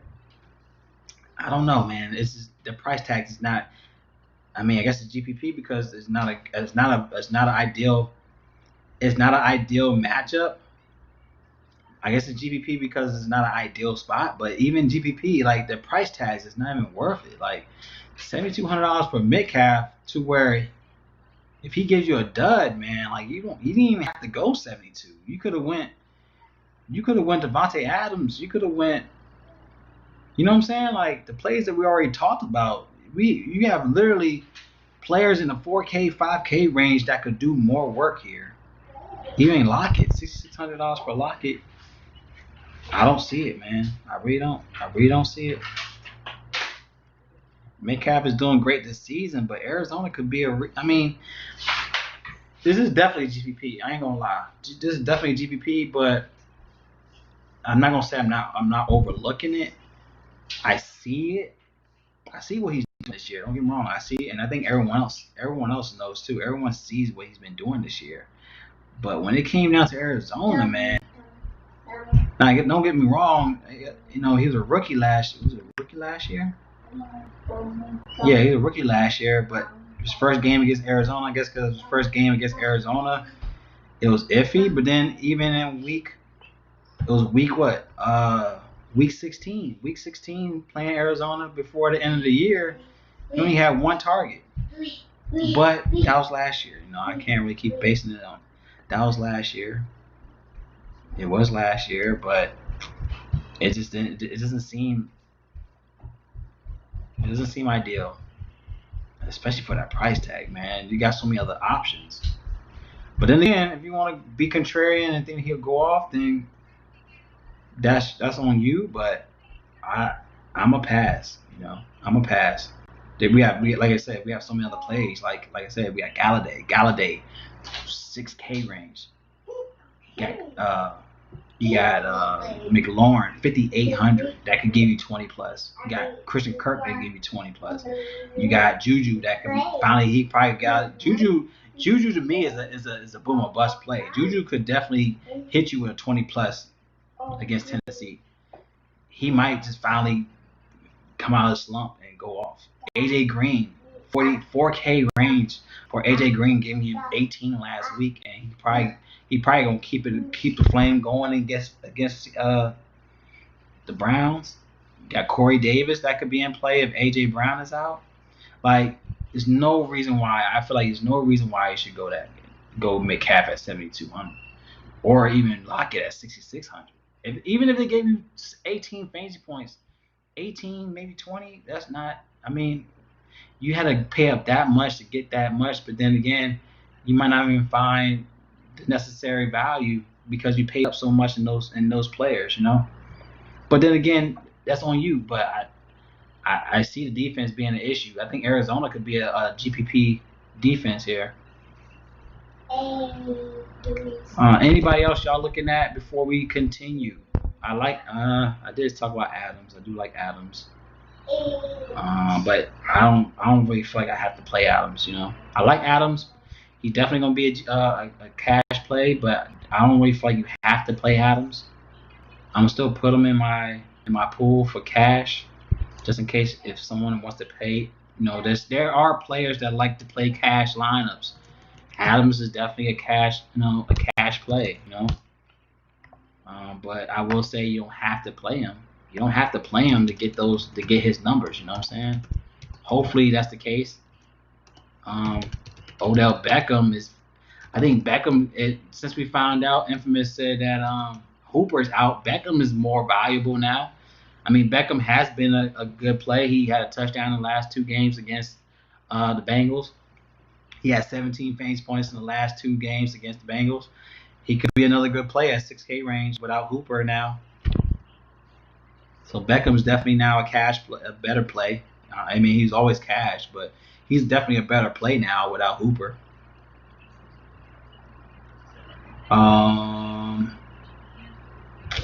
I think that's it. Let me know what y'all think before we continue. I think we only got one more spot before I continue.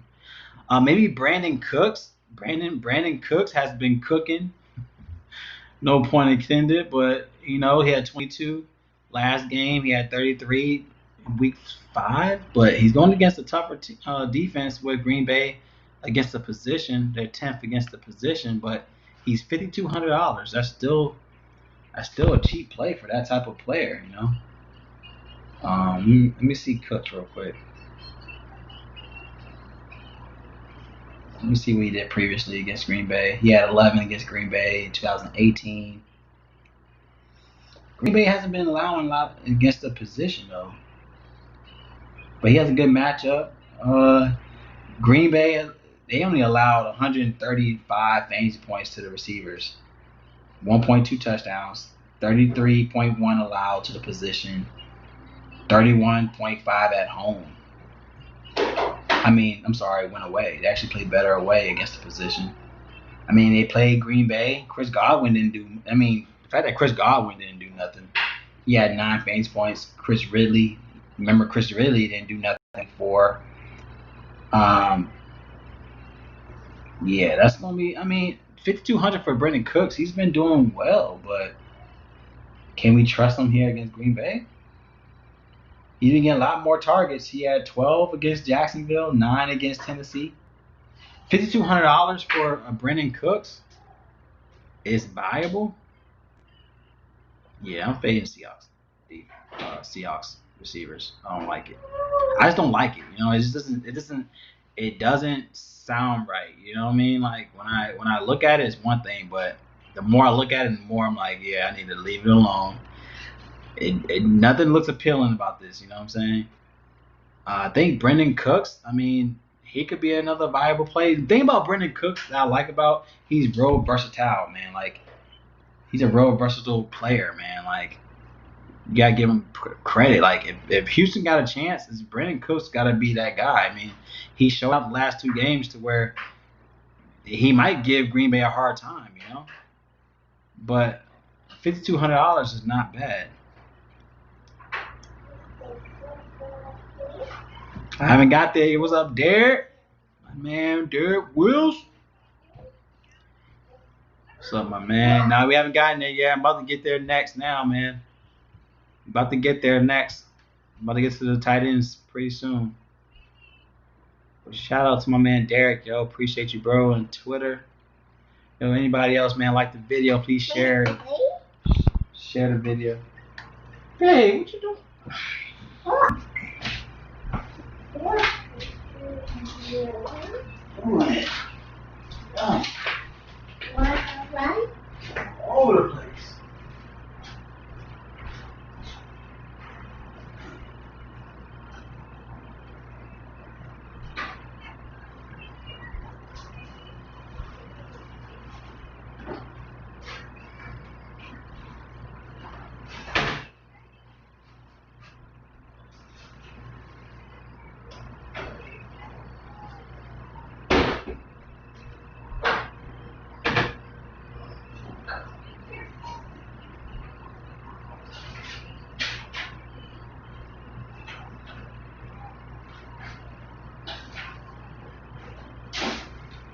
Leave that alone. Go. Olivia, why are you making all this mess? I can't work in peace.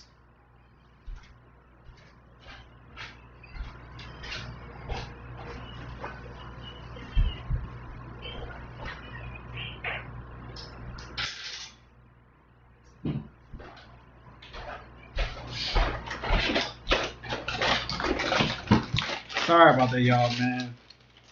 And y'all wonder why I don't have videos out. I might have my videos late and everything because of her right here.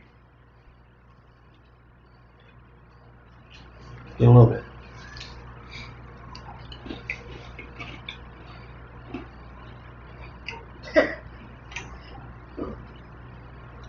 It's because of her right here. That's the reason why my videos don't come out on time. If y'all want to know why I'm having videos on time, yeah, that's the answer, man.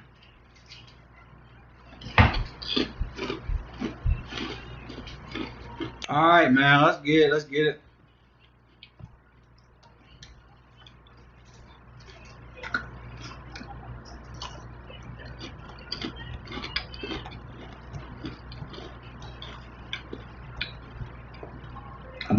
I think I like Brandon Cooks, man.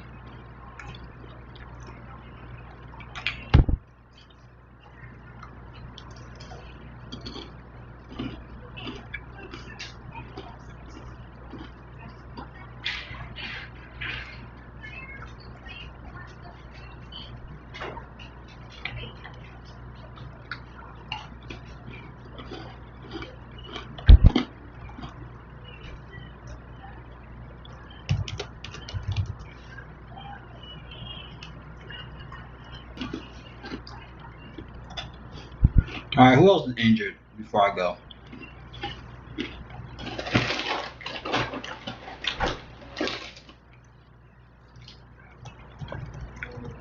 I think that's it, man. I think we're done.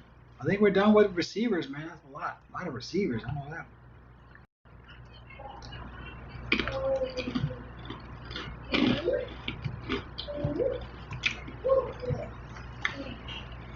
I'm trying to look at other games like my Niners, the Patriots. I hate my Niners right now.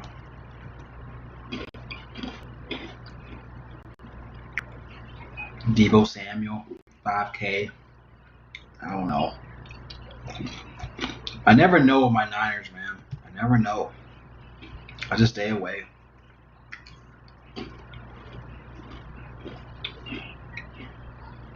Randall Cobb. Deontay Johnson looks appealing, but he's always injured. He's $4,200 too, man.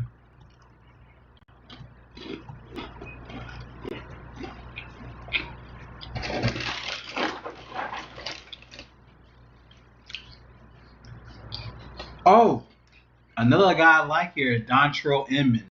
We gotta think about Dontrell Inman. He had 5 targets last week, 10 fantasy points. He's only $3,600 on Draftkings. That's real. That's a sleeper. Inman is okay, man. I like Inman. If Kyle Allen's gonna go off, I mean, you got McLaurin, but we got Inman in the mix too. I like Inman at $3,600.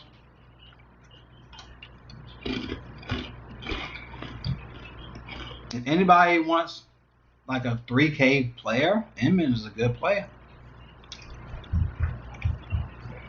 We don't have that many. I haven't said anybody that's in 3K range already, but he could definitely be a GPP play. Inman.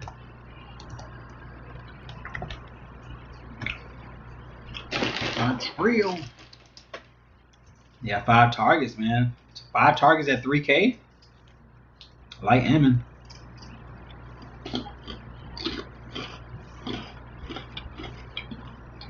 All right, let's get out of here, man. Let's get to the tight ends, and then we're gonna get into these lineups, man. If you like the video, please thumbs up the video.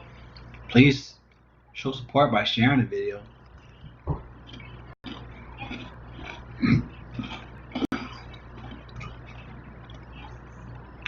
I do appreciate everyone, man. I staying tuned, man. It's about to be what, 3 hours already? Already 3 hours.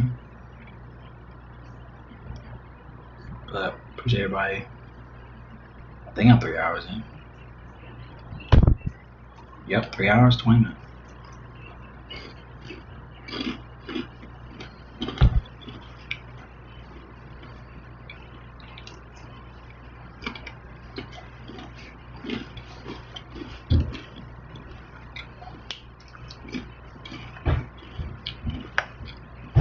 I'm just trying to look at other plays that are not in good spots, but see if I find any targets.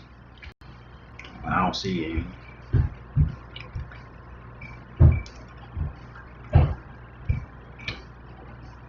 Maybe Cam Sims from Redskins too. I feel like if you're going to attack Dallas, man, you got to attack everybody. Cam Sims looks okay. He had 1 target, but nine base points. And he's 3K.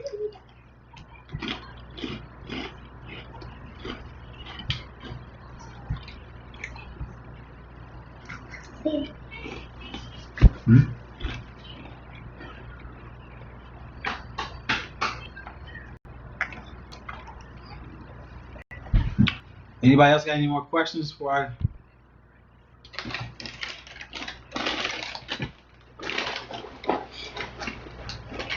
What's up, Alan? Might be a squeaky wheel. OBJ. Bird was walking around with his cleats on. I like OBJ. I like OBJ here. Find out Austin Hooper's out, which could be more ideal for him. He wants all the shine. You know how he is. He wants to be that guy. I think that's it, man. I think that's it for quarter. I think that's it for receivers. Let's get into the tight ends. Let's get into tight ends real quick.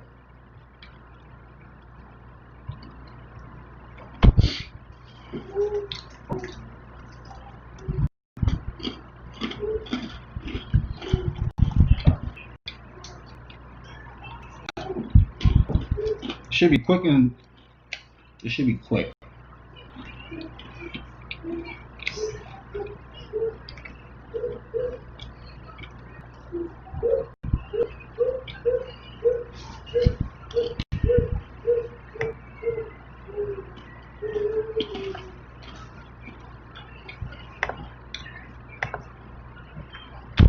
Man, these cheeses are hidden.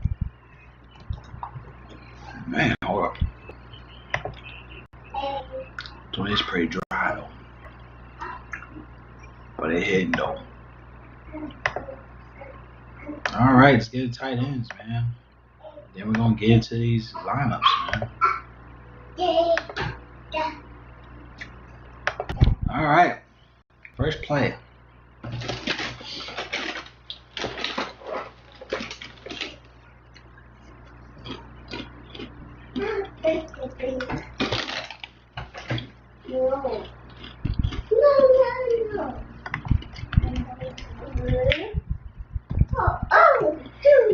Alright, so I think Austin Hooper's out. You can look at David Njoku.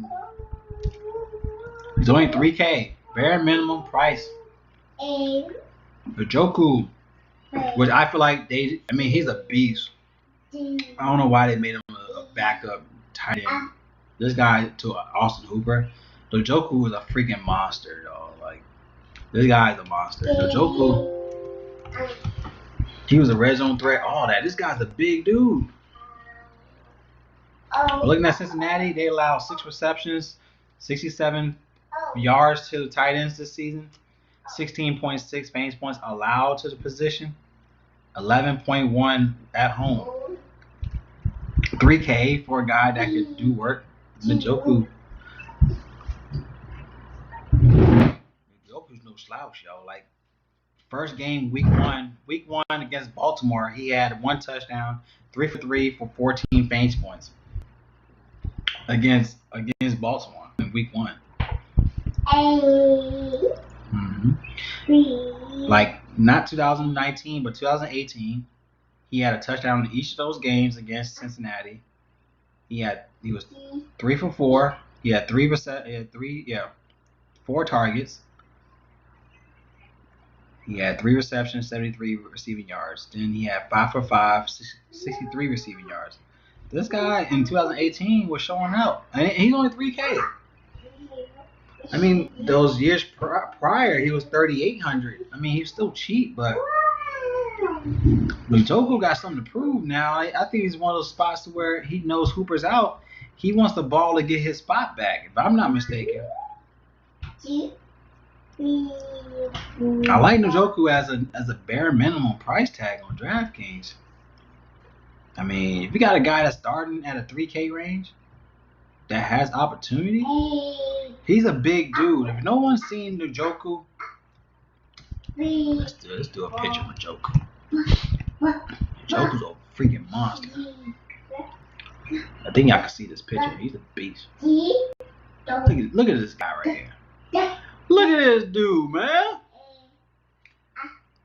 Y'all cannot sit up and tell me this guy. You cannot sit up and tell me this guy right here. Look, right here. This guy right here is not gonna get no looks. You cannot tell me this guy is a beast.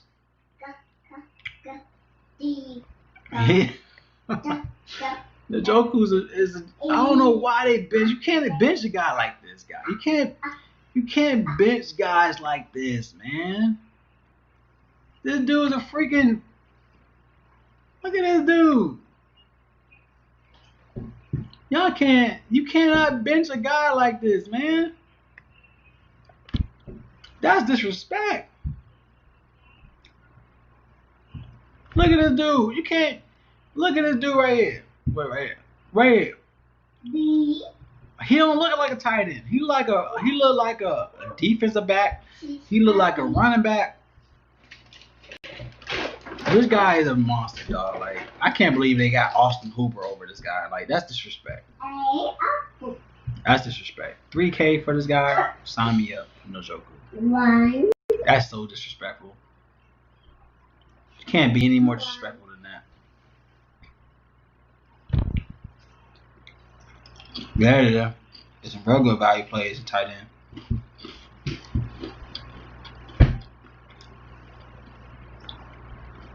Positions, plays.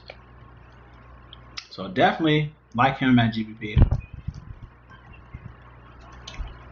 Get Njoku.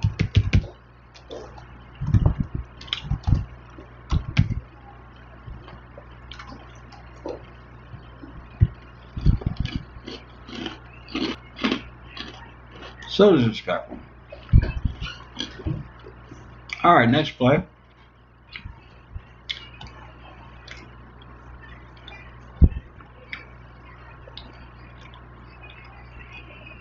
We got Tyler Eifert against the Chargers, but he's questionable. Tyler Eifert. He downgrades to do not play. He had a neck injury on Thursday. So this might be James O'Shaughnessy. Is that how you pronounce his name? I don't know. He's $2,600.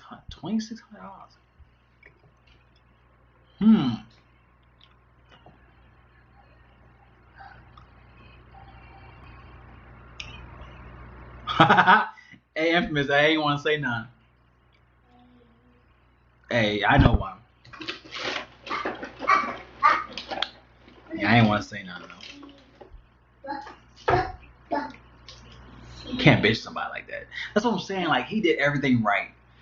You can't bench a guy like that. He did everything right for you, man. Like, he's still young. And then, like, he's young.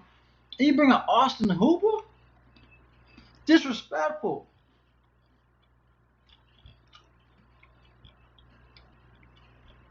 I'm trying to look at who's James O'Shaughnessy. I don't know how I'm saying it right. He's only $2,600. He's $2,600 on DraftKings, and he's gonna start because Eifert is out for Jacksonville. He might be I don't know.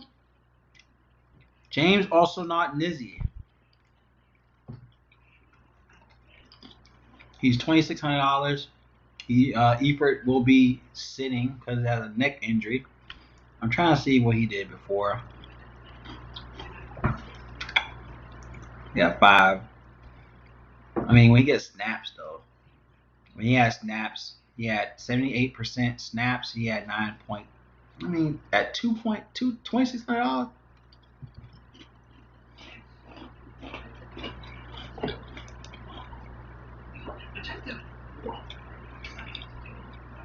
I don't know. What y'all think about him? I really don't know nothing about James O'Shaughnessy, but the Chargers, they allow 57 yards to the tight ends, 0.8 yard touchdowns, 15.1 fantasy points per game to the tight ends, 13 fantasy points when at home. I mean, at $2,600 for a James O'Shaughnessy, I don't know. $2,600.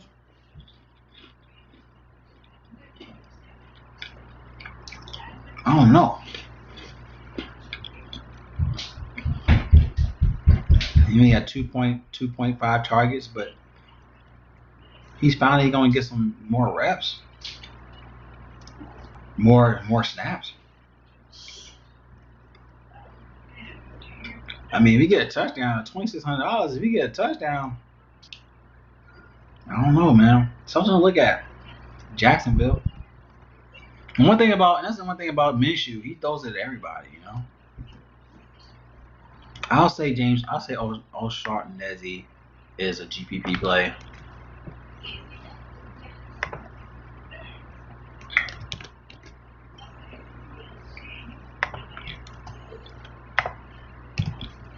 If I'm gonna find GPP and tight ends, you gotta look at the $2,600 for a guy that he's gonna get some more run without Eifert. Or Eifert. Why are we pronouncing it?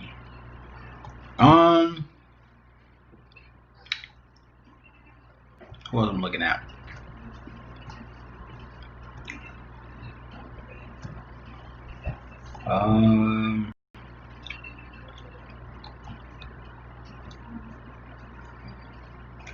Anybody looking at Greg Olsen? $3,600 for Greg Olsen? Going against Arizona. We all know how Arizona is against tight ends. $3,600. I mean, he had 11 against Dallas. He had 5 for 6 against Dallas. 5 for 7 against Miami. He was 4 for 4 against ATL with a touchdown. You can find some upside here. I mean, I don't know. $3,600 for Greg Olsen.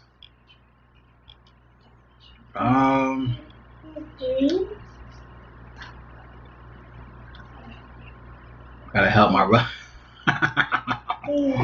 O'Shaughnessy.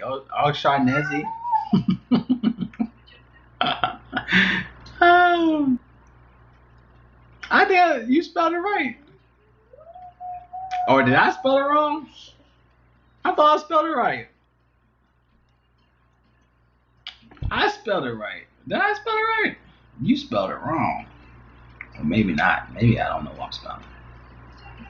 O'Shaughnessy. I spelled it right, man. I think I did.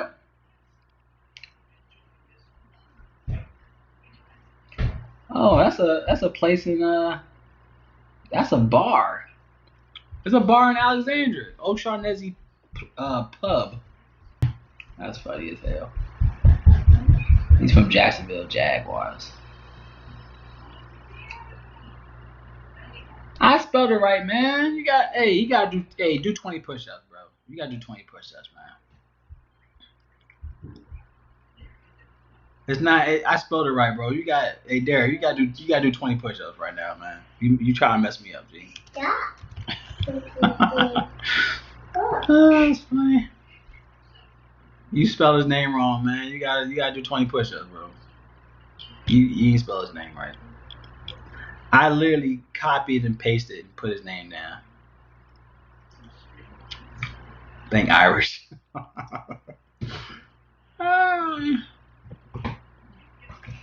Hey everybody, hey Derek, you gotta do 20 push-ups, man. One finger push-up, G. Yeah. Can't be correcting me on that, man. I literally copy and pasted his name. I ain't typing his whole name in there like that. But yo, Greg Olsen.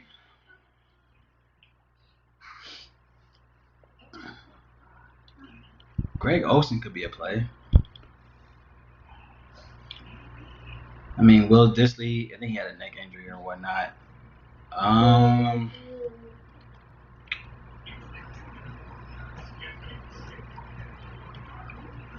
He's at $3,600 for Greg Olsen. Not really sure.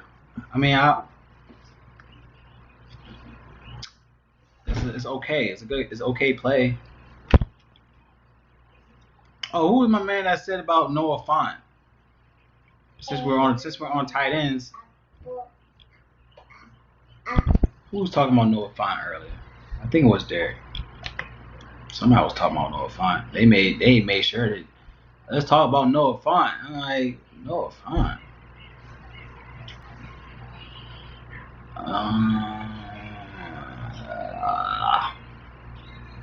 Somebody was talking about Noah Fant. I can't see it in the chat, but oh, my bad, Derek. I guess I gotta do 20 push-ups, one finger push-ups. G, my bad. Oh, Shaughnessy, right? Logan Thomas. I hate Logan Thomas, man. I had so much faith in Logan Thomas earlier. Y'all knew I was on. I was talking about Noah so long, man. And he still ain't do nothing for me, man. I don't know about Logan no more, man. I gave up hope on Logan. But if you want to go to some obvious cash plays, we got T.J. Hawkinson. Obvious cash plays. He's been doing well though. I mean, I ain't gonna lie. Hawkins he's been doing well. You know, he had 10, 11, 9, 10, 17 in the last 5 games. And now you're going against ATL. That's 31st against the position. Definitely going to be a cash play for Hawkinson, but no, he had 3 touchdowns in the last 3 touchdowns and 2 touchdowns back to back. 3 touchdowns for the season. ATL allows 21.1 fantasy points to the position, 73 yards a game to the position. I like Hawkinson. I mean, like I said before, I really feel like Detroit could upset. I think Detroit could upset the Falcons. You know what I mean? And think about it. If we talked about Jones, we talked about Amendola, if they're out or questionable, Hawkinson could definitely be the next guy. You know, the next guy coming up. You know. You doing alphabet? X, Y, Z. Hawkinson had two red zone touchdowns. You know, in the last 4 games. Well, I guess the last 2 games he had. Those are, but where they had to been red zone touchdowns because then he had 9 receiving yards and then 17 receiving yards, 2 games, but. He's definitely a cash play, so can't overlook that. If you know you could get like a safe play, you could go Hutchinson as a safe play. Like, you know, he definitely gonna be a cash play though. Oh, Shaughnessy. Shaughnessy.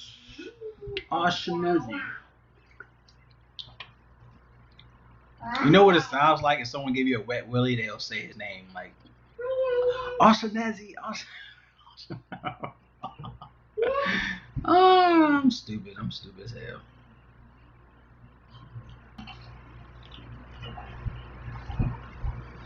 Shaughnessy.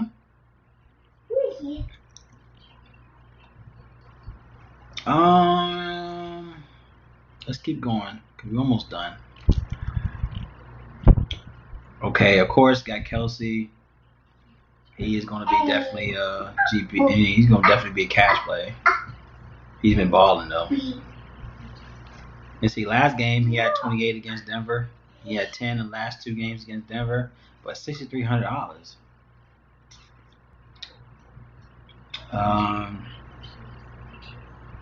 Yeah, Kelsey's definitely gonna be he's definitely cash play.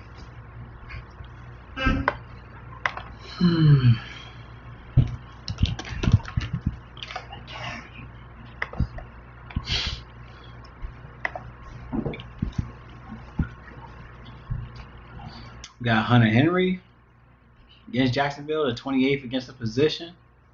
Hunter Henry at 4,500 is still a good deal. I get some shares. Let me see. Let's go down the list real quick.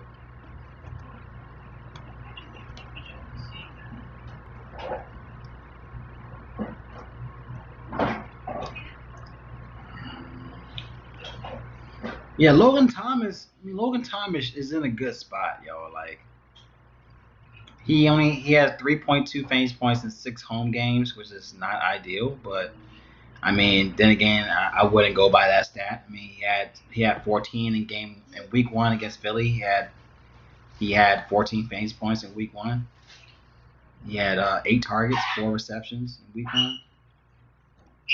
I mean, we just don't know how he's going with Kyle Allen. We don't know. They should be in a good spot.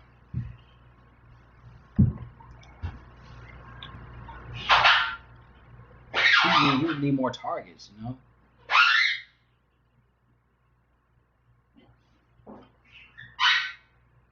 Olivia.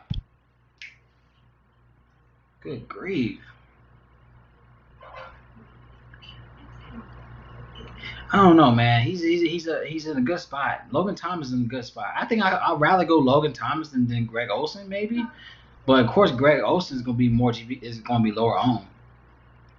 But he did get a red zone touchdown finally with Giants. I mean, hopefully that could be. I think hopefully that's like a turnaround for Kyle Allen. You know what I mean? Like, Kyle Allen. Get used to his players. I mean, he gave 13 to Logan last week, to where he had 4 targets, 3 receptions, a touchdown, 42 receiving yards against the Giants.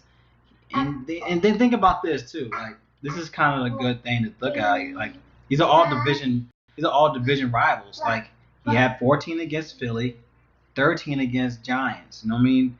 Now he's going against Dallas. Like, hopefully he stays around 14, 13, maybe 15 against Dallas, knowing that he did well against his division rivals. That could be a case, you know. So I like Gio Bernard must start. I'm not sure yet. I think Joe Mixon is. I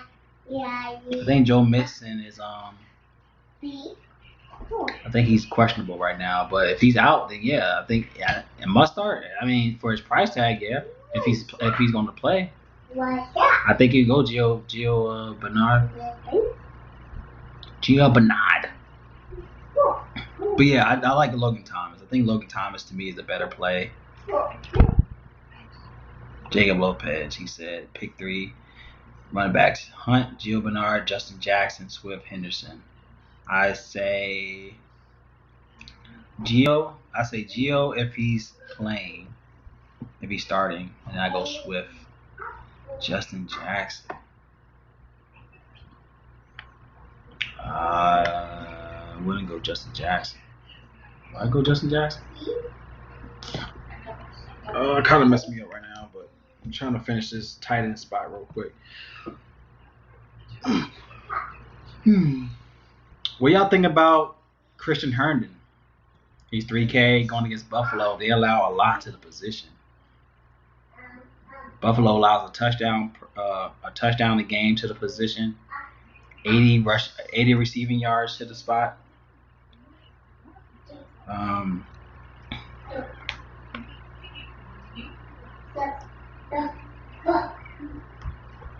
Chris Herndon could be in a good. I got Kelsey.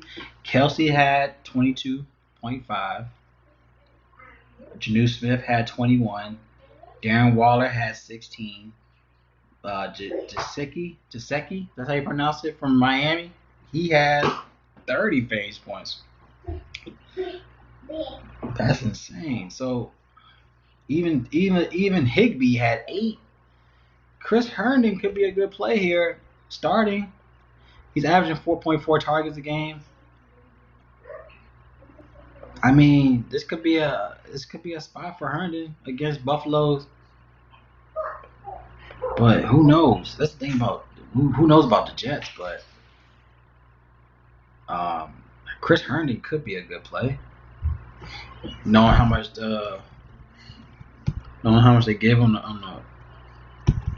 the Buffalo side. Just don't know. He's not getting the targets. That's the thing, man. He's not getting the targets.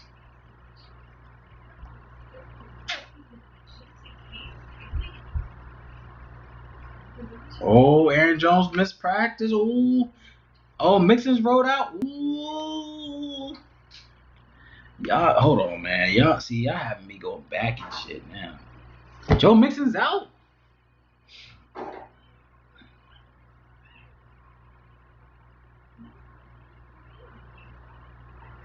Sure is.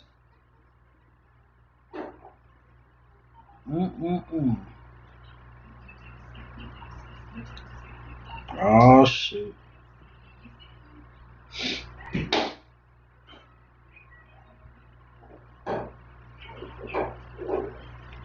$4,500 for a Giovanni Bernard.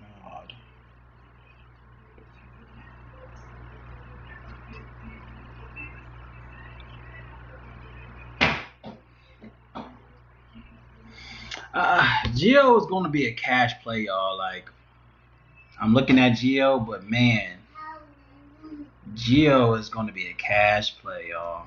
I ain't going to front. But, I mean, he's a good cash play.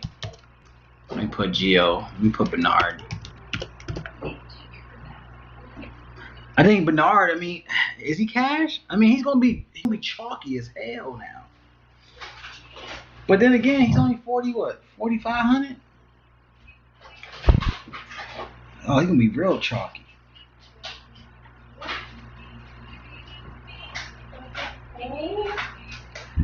He's going to be real chalky, y'all. Like, I'll put Bernard at cash. I'm not going to put him GP because he's going to be so chalky. But is he necessary chalk? That's the question. I don't know. Hey. What you got? Why you got the dog treats? Kazi, you over there telling her to eat the dog treats.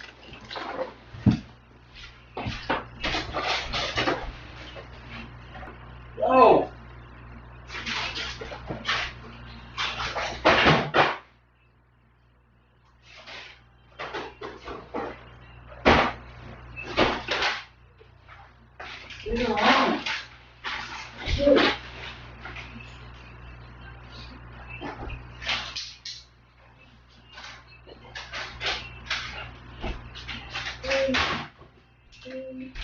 Good night. Wow.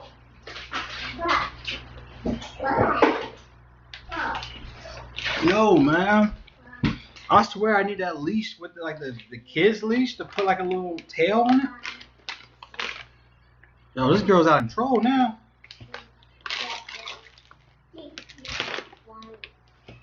Yo, you haven't had these, y'all? This is probably the best like afternoon snack.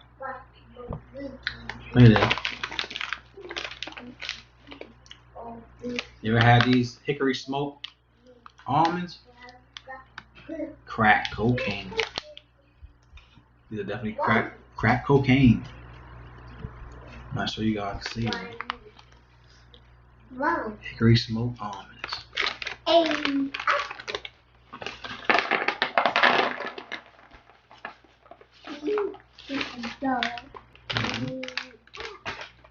Crack cocaine.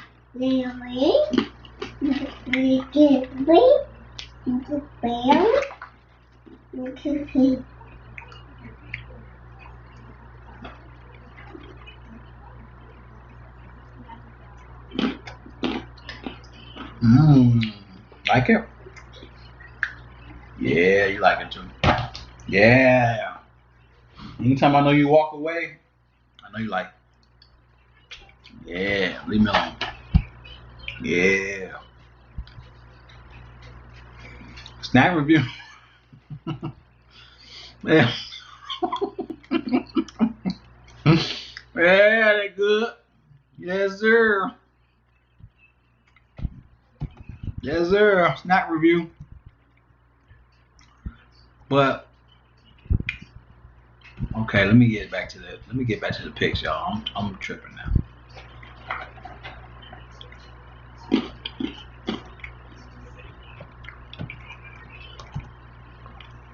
He said Aaron Jones is out. This could be out, man. Hold up.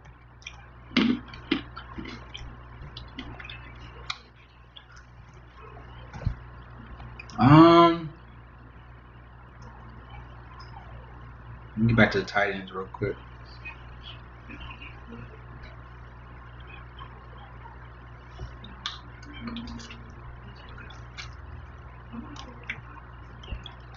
Oh.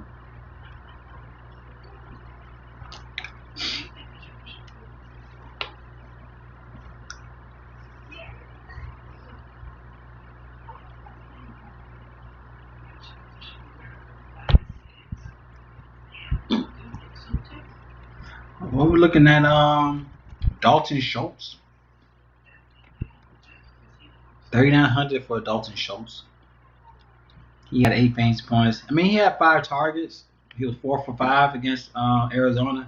Now you're going against Washington. Washington allows 25.6 fantasy points at home to the tight end spot. And they're ranked last in touchdowns in the last 9 games. Schultz could be in play, y'all. 3,900.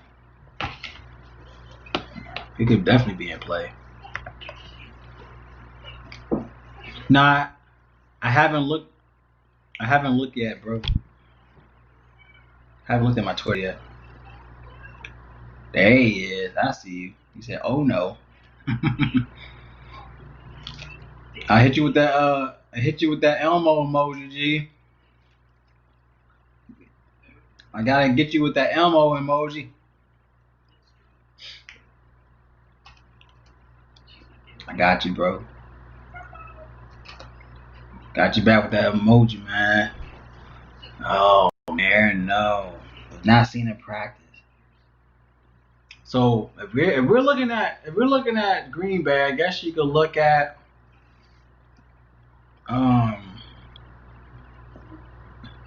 hold on, I can't think now. Anyways, let's go back to Schultz. I think Dalton Schultz is a good play, especially for 3,900. It makes me not like Olsen no more. I don't like Olsen no more now.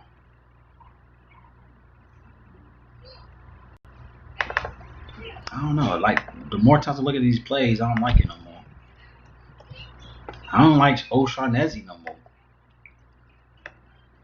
But at $2,700, why not? But Olsen, I think I'm gonna go more so Thomas, Logan Thomas. Logan Thomas is a better play in my opinion than Olsen.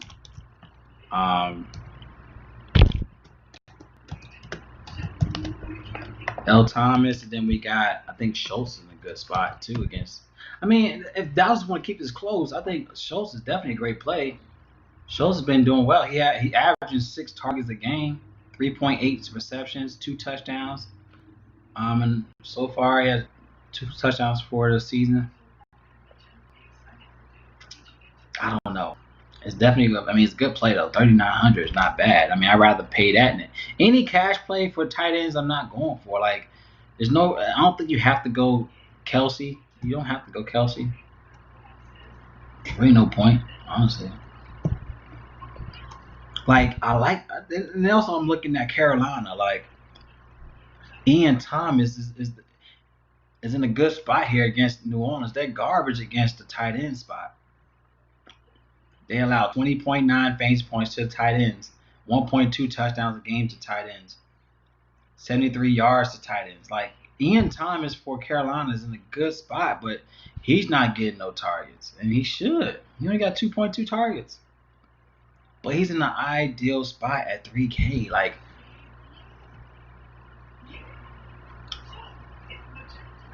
Jamal Williams. And Jamal Williams definitely in play. Yeah, I like L. Thomas. I like Logan Thomas. I like Ian Thomas. He could be a sleeper, man. Like, the reason why I like Ian Thomas is only because he has the potential to get points. He's only at 3K. There's a lot of good value here at tight end, but yeah, I like these plays a lot. But got Hunter Henry. Hunter Henry's in a good spot here against Jacksonville, the 28th against the position. Looking into where we at? I think Henry is a cash play. He's definitely gonna have what you call it. I can't think no more. He's gonna definitely have ownership on him. So I'm not gonna say he's GPP. But Hunter Henry is definitely gonna be a cash play. Who was I looking at? Yeah, I was talking about Ian Thomas, Hunter Henry. I think Henry is he's a good play overall, but he's definitely gonna be cash play. He's been doing what? I mean, shit, he might not be a cash play. Jacksonville give up a lot. He might not be a cash play. Well, he's gonna be cash in the sense of ownership, but Hunter Henry's in a good spot here now. He has the floor of 12. He's averaging 12 fantasy points a game, y'all. He's getting 11 fantasy points a game, 12.2 playing. Is he playing away? No, he's playing home. He had 14 against the Chiefs. He had 8 targets. He had 14. If he had a touchdown, he would have went 20 plus. But he had 8 targets against the Chiefs. He had 14 against the Chiefs. He had 10 against Carolina. He was 5 for 7 against Carolina. If he had a touchdown in any of these games, he's definitely paying his price tag. Hunter Henry is a great play, y'all, at 4,500.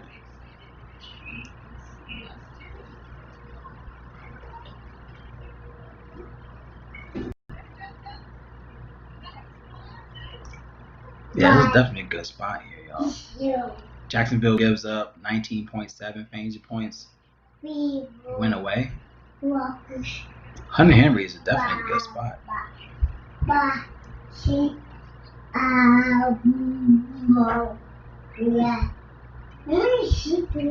I was talking about O'Shaughnessy because Eford is out for Jags.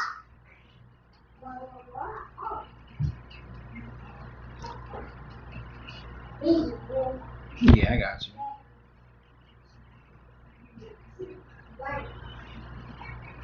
You talking about this one, the lineup ranking?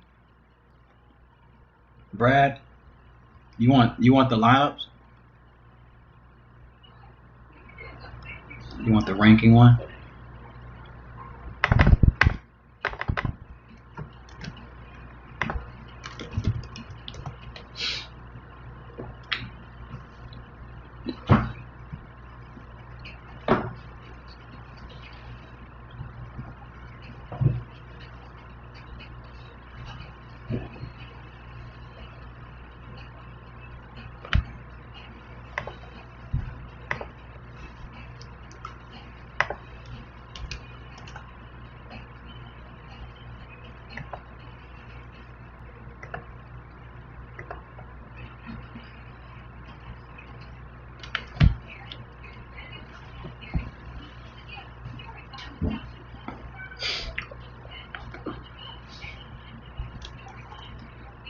Well, I like Hunter Henry a lot, man. 4,500, and he's been dominating. He just didn't get a touchdown. If he get a touchdown, he's definitely paying his price tag.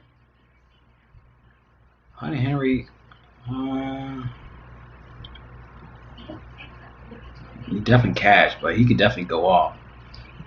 All right, and then let's get to the next play.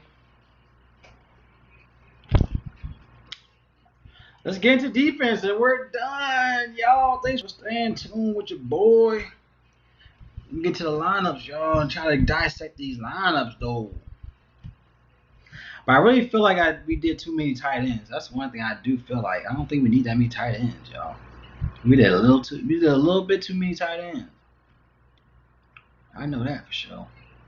But then again, if you need like a 3K range guy, then in your flex, you know where you could go. You could go tight end if you need some 3K ranges.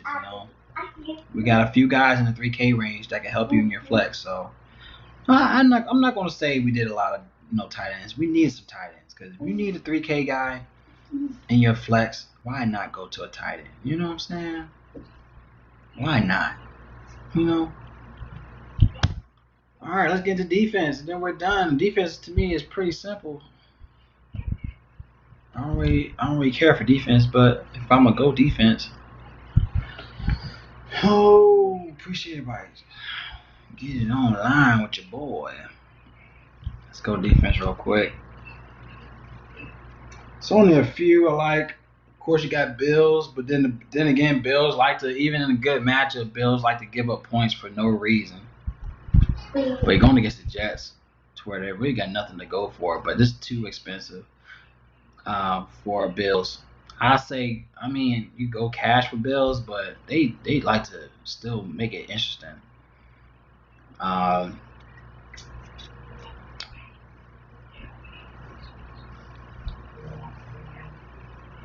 You're welcome, bro. Hey, Brad. He is only one, but who knows? That's the thing about it. If he's only 2,600. If he gets a red zone touchdown, then not bad.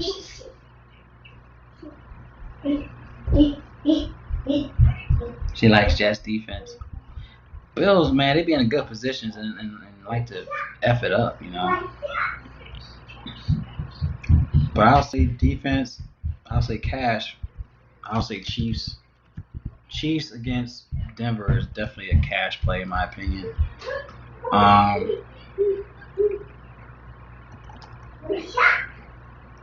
Niners defense. It's gonna be a sketchy game with the Patriots now.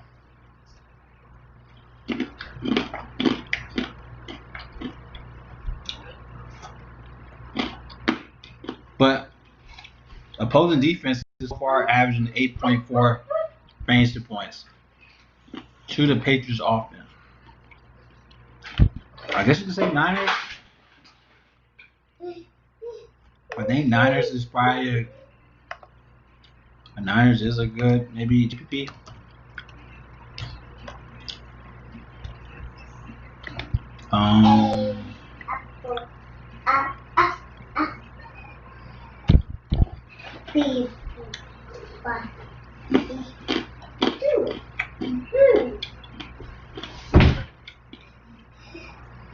Keep playing around. See what happens. Let's see what else.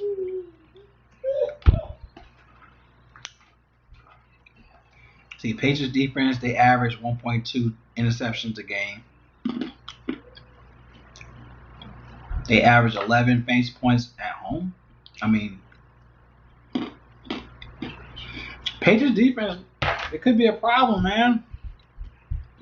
I don't like this game. I think it's going to be a slow game. Yes, I think Washington is definitely a GPP. Washington is definitely a GPP. A GPP defense. We were talking about that earlier. Definitely GPP. Patriots. Yeah.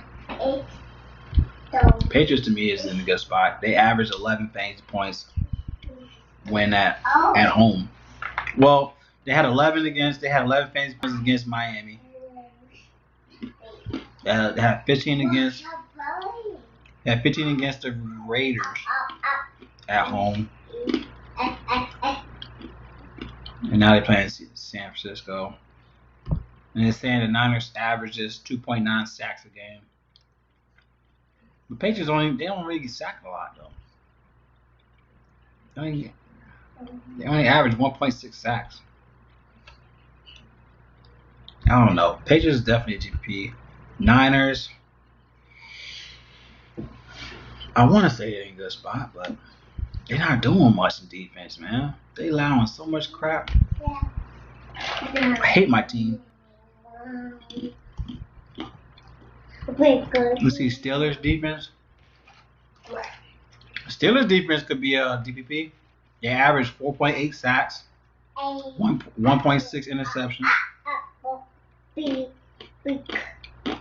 10.8 fantasy points per game.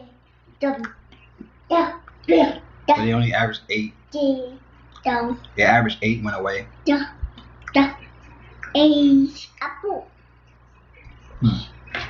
A for apple. A for almond. A for almond.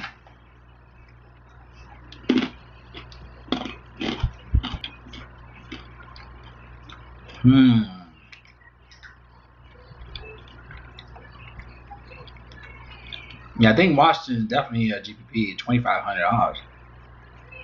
2.7 sacks a game, 1.2 interceptions. Dallas is allowing 1 interception a game, 1.5 fumbles a game.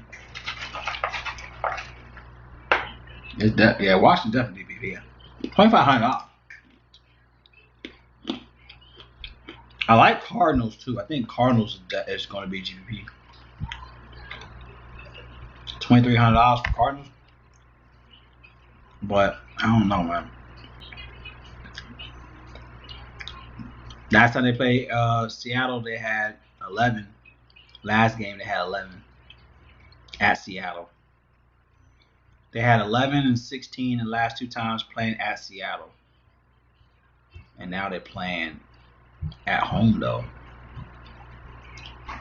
Seattle is taking 3.1 sacks a game.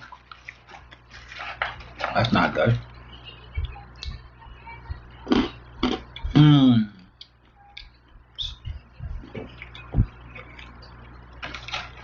Yeah.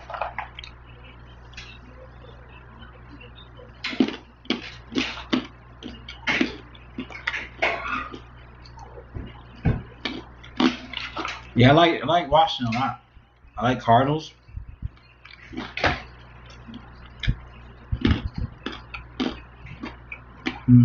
What else do I like? I like ice cream. Oh, Brad, guess what I got, G? You wouldn't believe it, G. Hey, Brad, remember we was talking about mint ice cream, G? I gotta make another food review. Food review time. What about this, boy? What you know about this, boy? Mint chocolate chip ice cream. Woo! Woo! Woo! What you know about that, boy? Oh, you don't know nothing about that, G. Come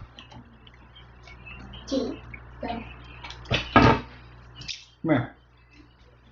Eat your ice cream. Got an ice cream sandwich for you.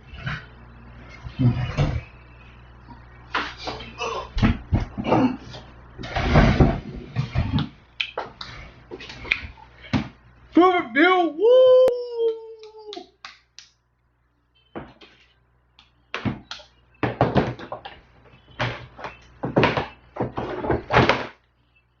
Woo! Food review. Mint chocolate chip. Ice cream sandwiches. Woo!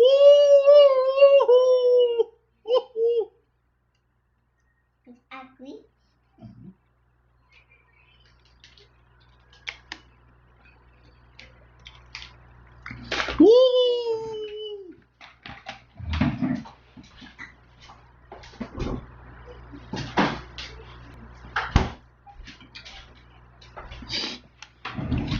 Food review.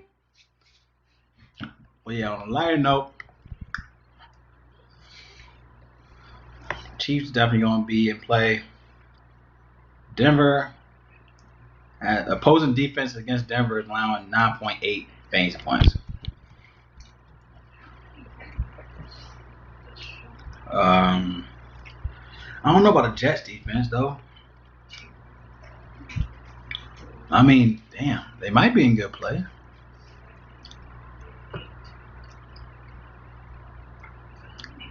I mean, they did well against Buffalo. Playing against Buffalo away, they had 18 last year, 2 fumbles, 2 interceptions, 1 sack. 2017, they had 13.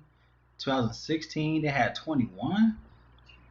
Jets might be in play it might be a slow game. They get some snacks.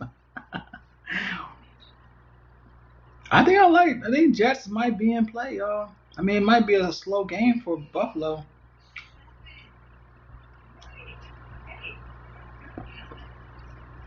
Let me see. Let me see. Let me go to Jets. I think Jets might be in play, y'all. Jets GPP is in play.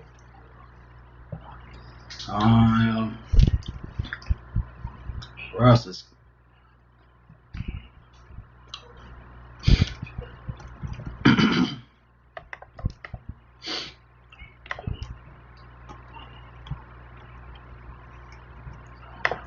Yeah, Redskins defense is definitely in play, y'all. 2,500 still. I think we're done, y'all. Y'all let me know. But I think we're done. What y'all think? Yeah, they do. I think Jets is in play. That's gonna make it hard for Josh Allen.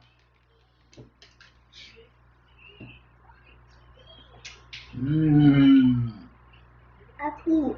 Yeah. Yummy. You eating good, girl. Goddamn. Happy. Mm-hmm. What? Mmm. Go. You eating like a champion. Hmm? No. Oh, no.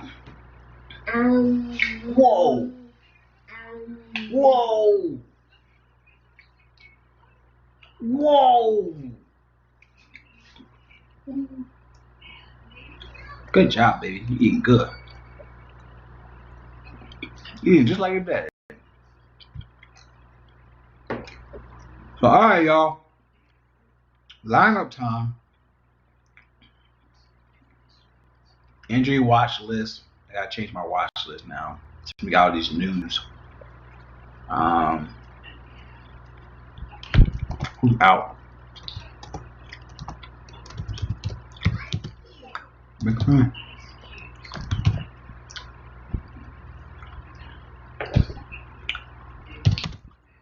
Now we got Jones. Aaron Jones.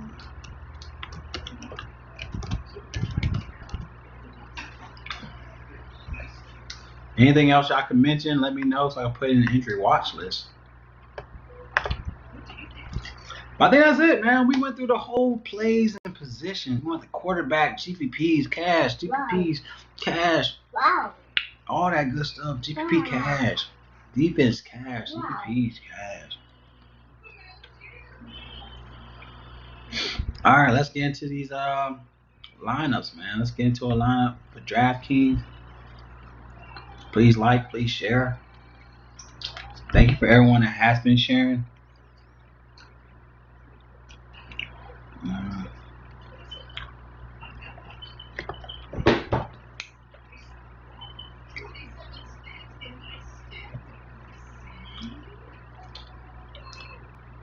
Thanks, man. Thank FMS. Yeah, thank you for the player pool, man. Like I said, man, we gotta dissect this thing. Aaron Jones. Yeah, Jamal Williams is gonna be good, but we gotta look into Aaron Jones if he's gonna play or not. But that's still gonna be in the injuries and everything. But let's go ahead and make a lot of time. All right. Let me make this big on the screen. Let me make this. Boom. Let's make this big real quick.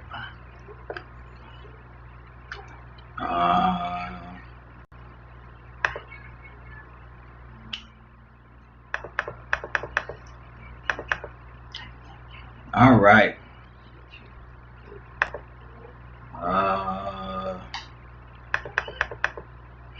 There we go. All right. Let's make a lineup real quickie. Going on Draftkings real quick.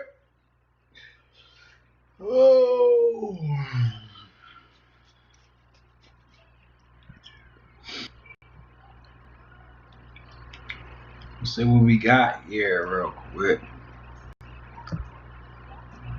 Almonds.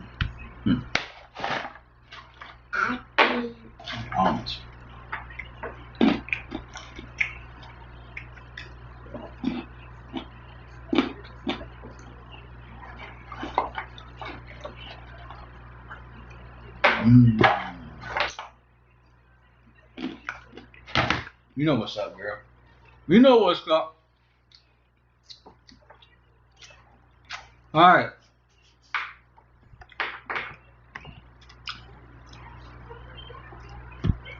Well, that's the thing, man. The optimizer is good. I like the optimizer, but I like to do things on my end. I like to make my own lineups. Don't get me wrong, because it's only going to generate what you put in. So the guys that we mentioned, the guys that's in this player pool that I mentioned in this video, are the people I like. You know what I'm saying? So make a lineup. Like the optimizer is only going to generate. You know, you got here. You see it says GPP. You got cash. You can make a GPP lineup. You make a cash lineup. But at the end of the day, whoever that you favored is going to be in your lineup. Okay, like anytime you see this red target right here, that means that you like that person to where they're going to automatically put it in your lineup optimizer. But you can also make changes. But I'm the type of person, like, I like to make my own lineups of what we discussed today. So what we already discussed is what I'm looking at. Now you could use an optimizer. Let's say you have 5 or 10 people, and those are 10 people that you like, and you want to make a lineup after that. Then it's going to do a GPU lineup based on the information or the rating that they gave the person. So like you said, like, let me go to an example. Let's say it was a quarterback that was a 100 rating. Let's say, for instance, we talked about Kyle Allen. He's 5,200. A lot of people are like, man, I ain't playing Kyle Allen. He's 5,200, but he's still a good rating to where he could do well in this play. If you don't pick him, it might play him for you. It's still, at the end of the day, it's still up to you if you want to play him or not. But the reason why I make this video is because I want to dissect why I like this person. Why I like Kyle Allen. Why do I like Teddy Bridgewater? Why do I like Minshew? You know what I'm saying? To where it makes it easier for me to make plays for me.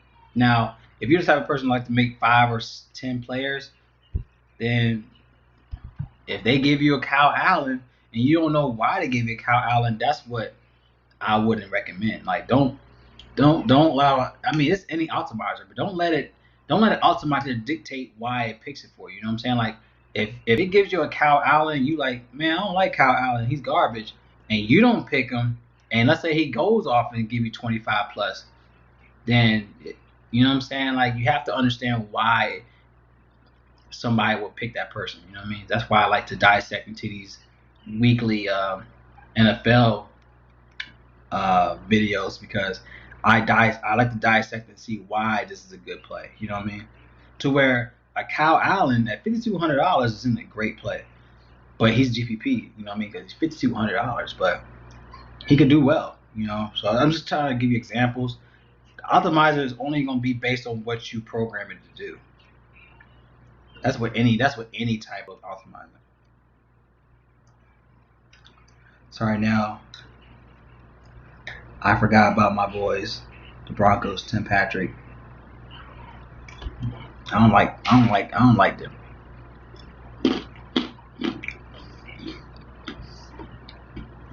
I'm not fond of them, but especially there. Then again, they could go off.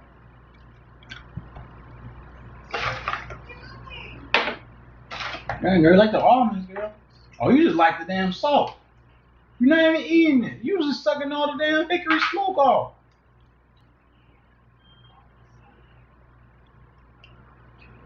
You like the hickory smoke. You don't like that. You don't like the almonds. Oh, you being real disrespectful. You not even eating the almond. You sucking the damn hickory smoke. Let me see. Let me look at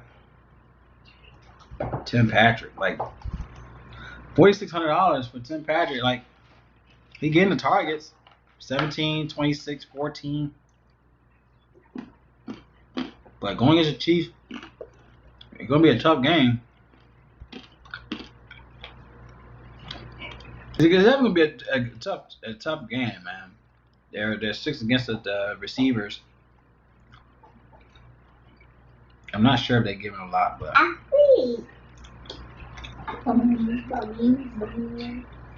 I do.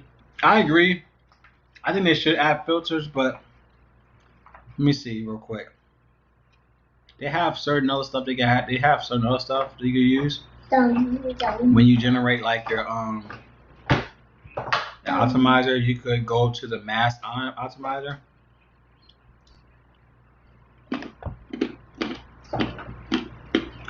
You could click here, and there's a filter where you go. So you can generate 20. You can filter it to go within 500, 1,000, 15, 2,000. The randomness of the lineup, you could go low, medium, high. Unique players, you could have unique players in each lineup. You could have up to like 4. Let's say there's 4 guys you love. You could keep 4 in your lineup in every lineup. You could have it to where the minimum projected points is 5 per player. So let's say you want to make sure that all your players are projected 10 plus. You know what I'm saying? You could put that on there. The max exposure, you could put over 100, 25%. You can change this where you can stack at least 1 receiver with the quarterback. You can stack 2 receivers with a quarterback. You can make these changes in the filters. Don't get me wrong, y'all. You could do this here. That's why I said. That's why they sponsor my videos and whatnot. But one thing I love about them, they are doing it right, and then also they update as you go. You know what I mean? But my thing about using it is hands-on. But I like to go deep in what I like to do. So these type of videos is because I like to dig deep and give you why I like these players. That's why I use it. But it's just a good optimizer to where I can make changes as I go. But as you can see, you could filter this and change the lineup to how you want to do it. You see what I'm saying? It's a good filter. You could stack, you can have it to where you stack your receivers, but I like to use the optimizer in the sense of my plays, and then I kind of create it from my own plays. But it does help you in the sense if you want to stack your receiver to your quarterback, if you want to change the randomness of your filters, you can do that. And in fact, that it gives you up to like I think I'm not sure. Let me see. You can generate from 20 all the way to 150 lineups from here, and you can also export it from here to your Draftkings or FanDuel. It'll give you the code to where you can plug it in from the Excel to your, I think it's what's called the CVS file. What's it called? CV something file? Some file to where you could export it to DraftKings or FanDuel from your lineups from here. So if you want to generate it, you generate 150 lineups, and then you could export it to whatever platform you use. So like I said, it has a great tool. It's a great tool. I just use Optimizer to make my own plays from what we talked about today. You know what I'm saying? But you can make a line from just GPP. You can just have 4 players that you like, maybe 5 players you like, and do a GPP line, and it'll create other players around your 5 players that you love, or how many players you love. You know what I'm saying? So keep that in mind. All right. So let's get into it, man. Let me get in. Yes, CSV. I said CVS. But all right, let's get into it, man. Let's get into a line that I want to look into. I like Garner Minshew. That Hickory smoke, no joke, baby.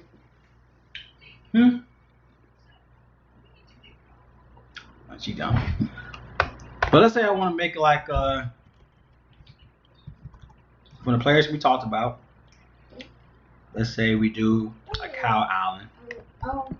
Let's say we do a Kyle Allen. Let's lock him in there. And that's the thing too. You can lock your player.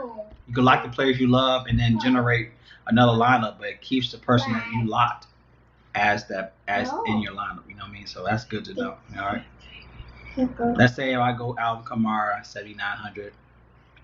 Let's lock him in there.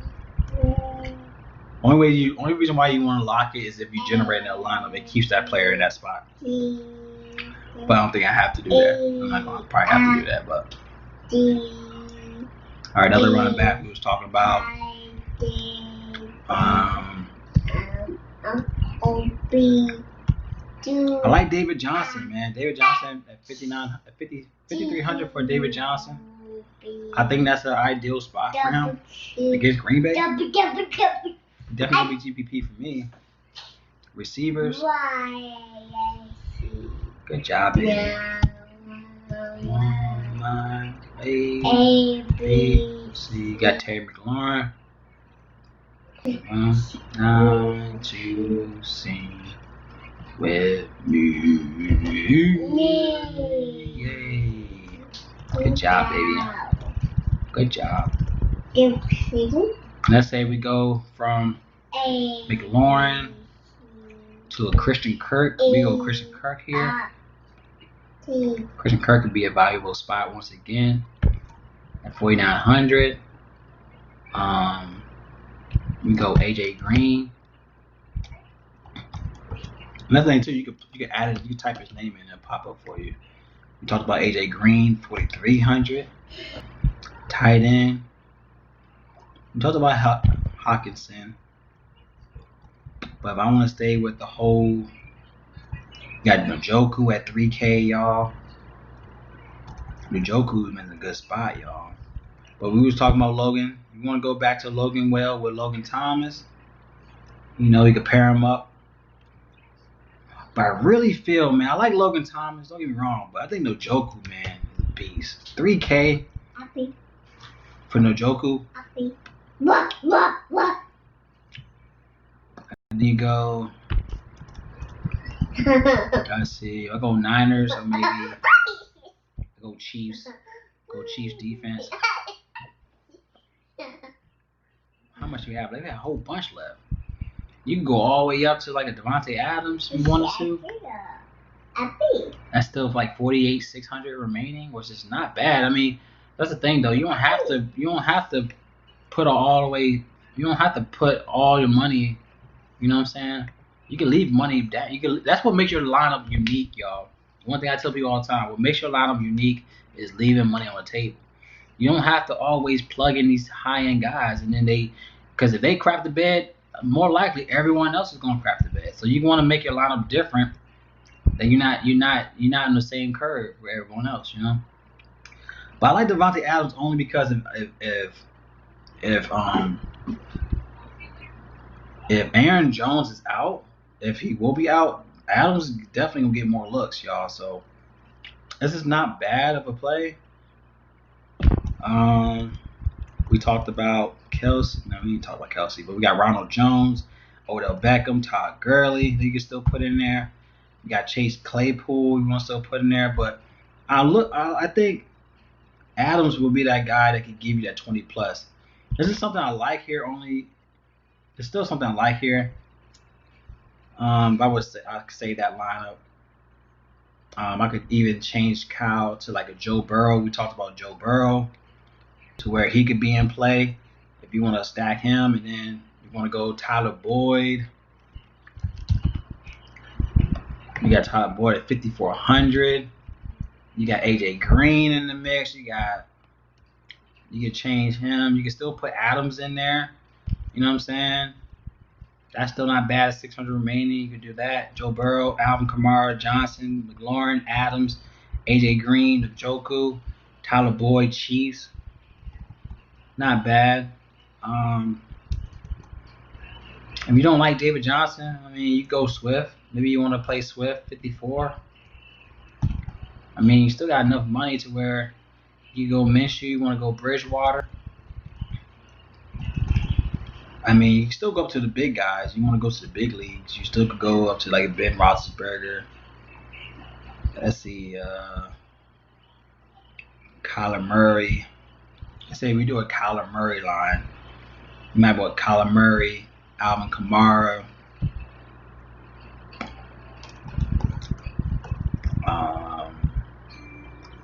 You got Giovanni Bernard if you want to play him. I mean, he's going to be chalky, but let's say he's 4,500. You can still play him. AJ Green, Njoku. Let's say you might want to play Kirk. Load up with Murray, AJ, Njoku. Agree. You can go Hutchinson if you want to. You still could go up, man. Like Hopkins, we don't know if Hopkins, he's still questionable. You can play Hopkins. You can play Adams. You still have enough money to play Adams. Aaron Jones, if he plays, he's still in the mix. Kenny Galladay's in a good place, 6,700. We'll play Galladay.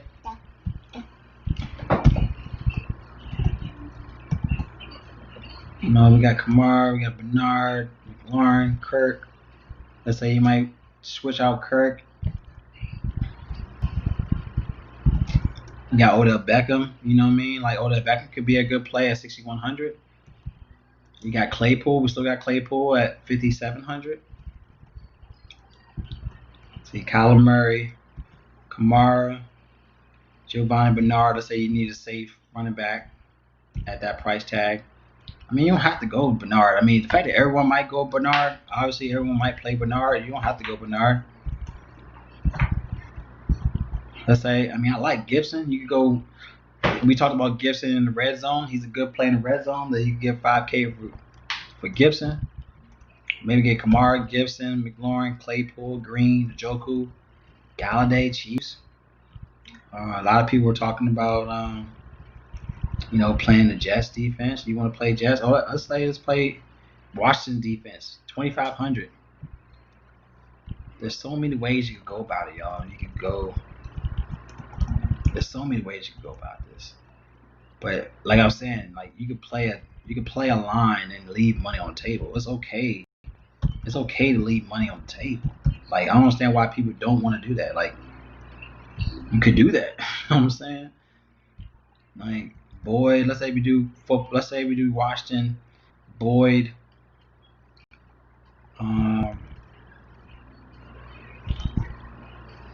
That's the thing though. If I think and Kyler Murray's in a good spot. Let's see, we do Joe Burrow. If Joe Burrow goes off, 5,500, and then we added all those guys that he's going to connect with. You know, we have like a connect stack. We connect him with Tyler Boyd, AJ Green. Let's say we wanted to do Logan Thomas, Washington. We talked about McLaurin. We talked about Claypool. We talked about Juju.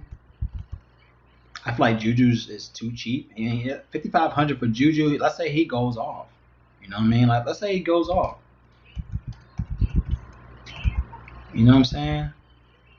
And then we switch out Gibson. Let's say we put John. You can put Johnson. Aaron Jones is still in the play if he plays. Let's say Aaron Jones plays. We still have enough. Like that's almost 3,000 off the table. But 2,400 off the table. You still got a good lineup to where you got Joe Burrow, Kamara, Jones, Lauren, Juju, Green, Logan, Tyler Boyd, Washington football team.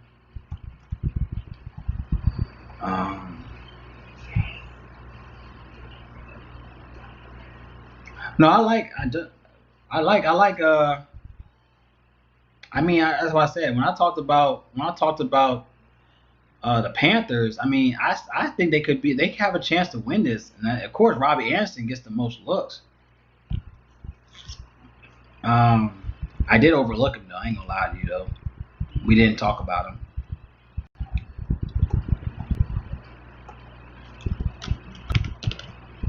He's 96. He's 96%. He gets a lot of good looks. I mean, he's a good player as well. Don't get me wrong.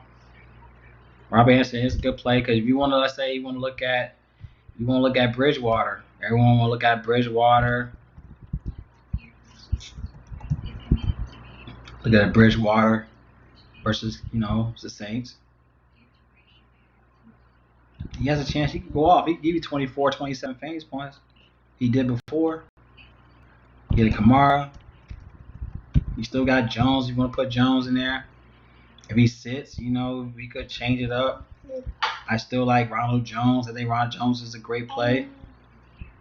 That's on draft. That's DraftKings, y'all. Cause FanDuel you can't play him on. They got 11 games on FanDuel, but you can still go that route. You could go. I like David Johnson a lot against Green Bay. They get him started. He could go off. At $5,300, he could give you 20 plus against Green Bay. You got McLaurin still. You got Robbie Anderson. You could put him there. He could be overlooked. AJ Green. You want to switch Logan? I like Njoku a lot, bro. Like I ain't gonna lie to you. 3K for a guy that could go off against Cincinnati. He loves, he gonna show out. You know what I mean? Like he getting the chance to show out. Why not play him? I mean, look at all these players you still play. You still got enough to play Hopkins, Adams. We just gotta make sure they play. If they play, I'm definitely gonna lock them in. Aaron Jones, if he plays, lock him in. You still got Galladay. You can still play. He's a good spot. Like I said, Detroit's in a good play here. There's so many ways to go about it, especially if you want to do a stacking. You can stack. But as you can see, we got 2,700 remaining to where this is still a good lineup, y'all. Like, be different. I want to tell people, be different. You got Minshew, put a Minshew in there. Be different. Boom. You know what I'm saying? You want to put Stafford in there. You think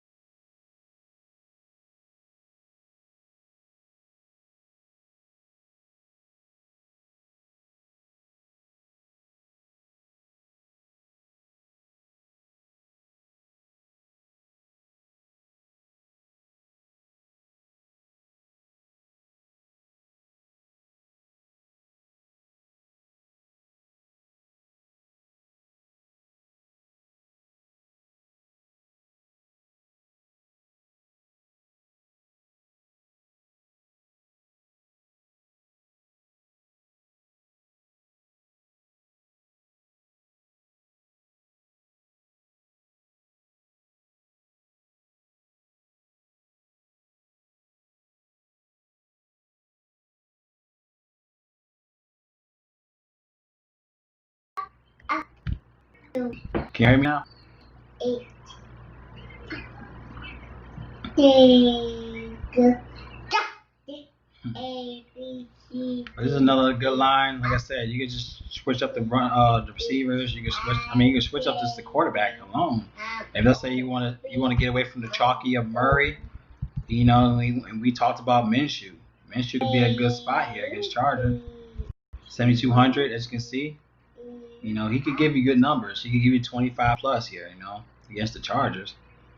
And it's a nice little upset game right here for him.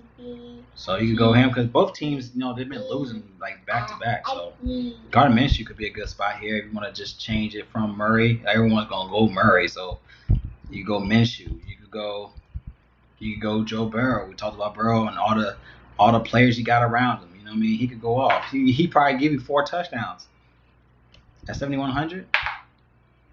We talked about Kyle Allen. You know. These are players that wear Teddy Bridgewater. Those guys. You could just change it to where if you want to be different, especially if you're looking at just in the sense of ownership, be different. You know, got Teddy Bridgewater going against the narrative or the revenge narrative. You got Kyle Allen just trying to, you know, get a W at home in a what you call it, rival game. Just trying to get to the top of their standings. You got Kyle Allen you can swap in, and you still have like 24 remaining, but that's okay as long as they produce. You know, or you can take Adams out, let's say. But I like Adams if Aaron Jones is out, then I love some Adams. Hopkins is a good play. Like I said, you got Galladay in the mix. He might be overlooked, you know what I mean? Because you got other players you could look into where he could be overlooked. We got David Njoku that could get some looks, trying to keep his starting position. Maybe he goes off and try to keep his starting spot. Christian Kirk if Hopkins is out, but regardless, going against going against a Seattle team, he could go off at 5,400. AJ Green could finally keep his stride going. You know what I mean? He had 18 last game. Well, 13. I'm sorry. He had 13 on FanDuel. But 13, let's say at this price tag, let's say he goes 2 touchdowns this week. Who knows? That's what we need, you know. McLaurin, we know what he could do. He could give you that 20 plus. Kamara could probably give you 30 plus. James Johnson, he could probably give you 20. You know what I mean? But Todd Gurley, you can swap out, you know, and go Todd Gurley here. So there's something I like to let you know, man. You can leave money on the table, y'all. Like y'all can leave money. Just gotta be different. But these are the players I like, y'all, and you like the video, man. I appreciate everyone just being live with me, man. And it's almost 4 hours long, but I appreciate y'all, bro. Because without y'all, I wouldn't be doing this. Cause I love to do this for the game and the people around me, man. They just try to hopefully cash big. That's what it's all about. So love y'all, man. Y'all, please share, like the video. I will have my Game 3 video for the World Series. After I do this, I'm gonna put my daughter to sleep. So appreciate y'all, man. I'll talk to y'all later. Peace.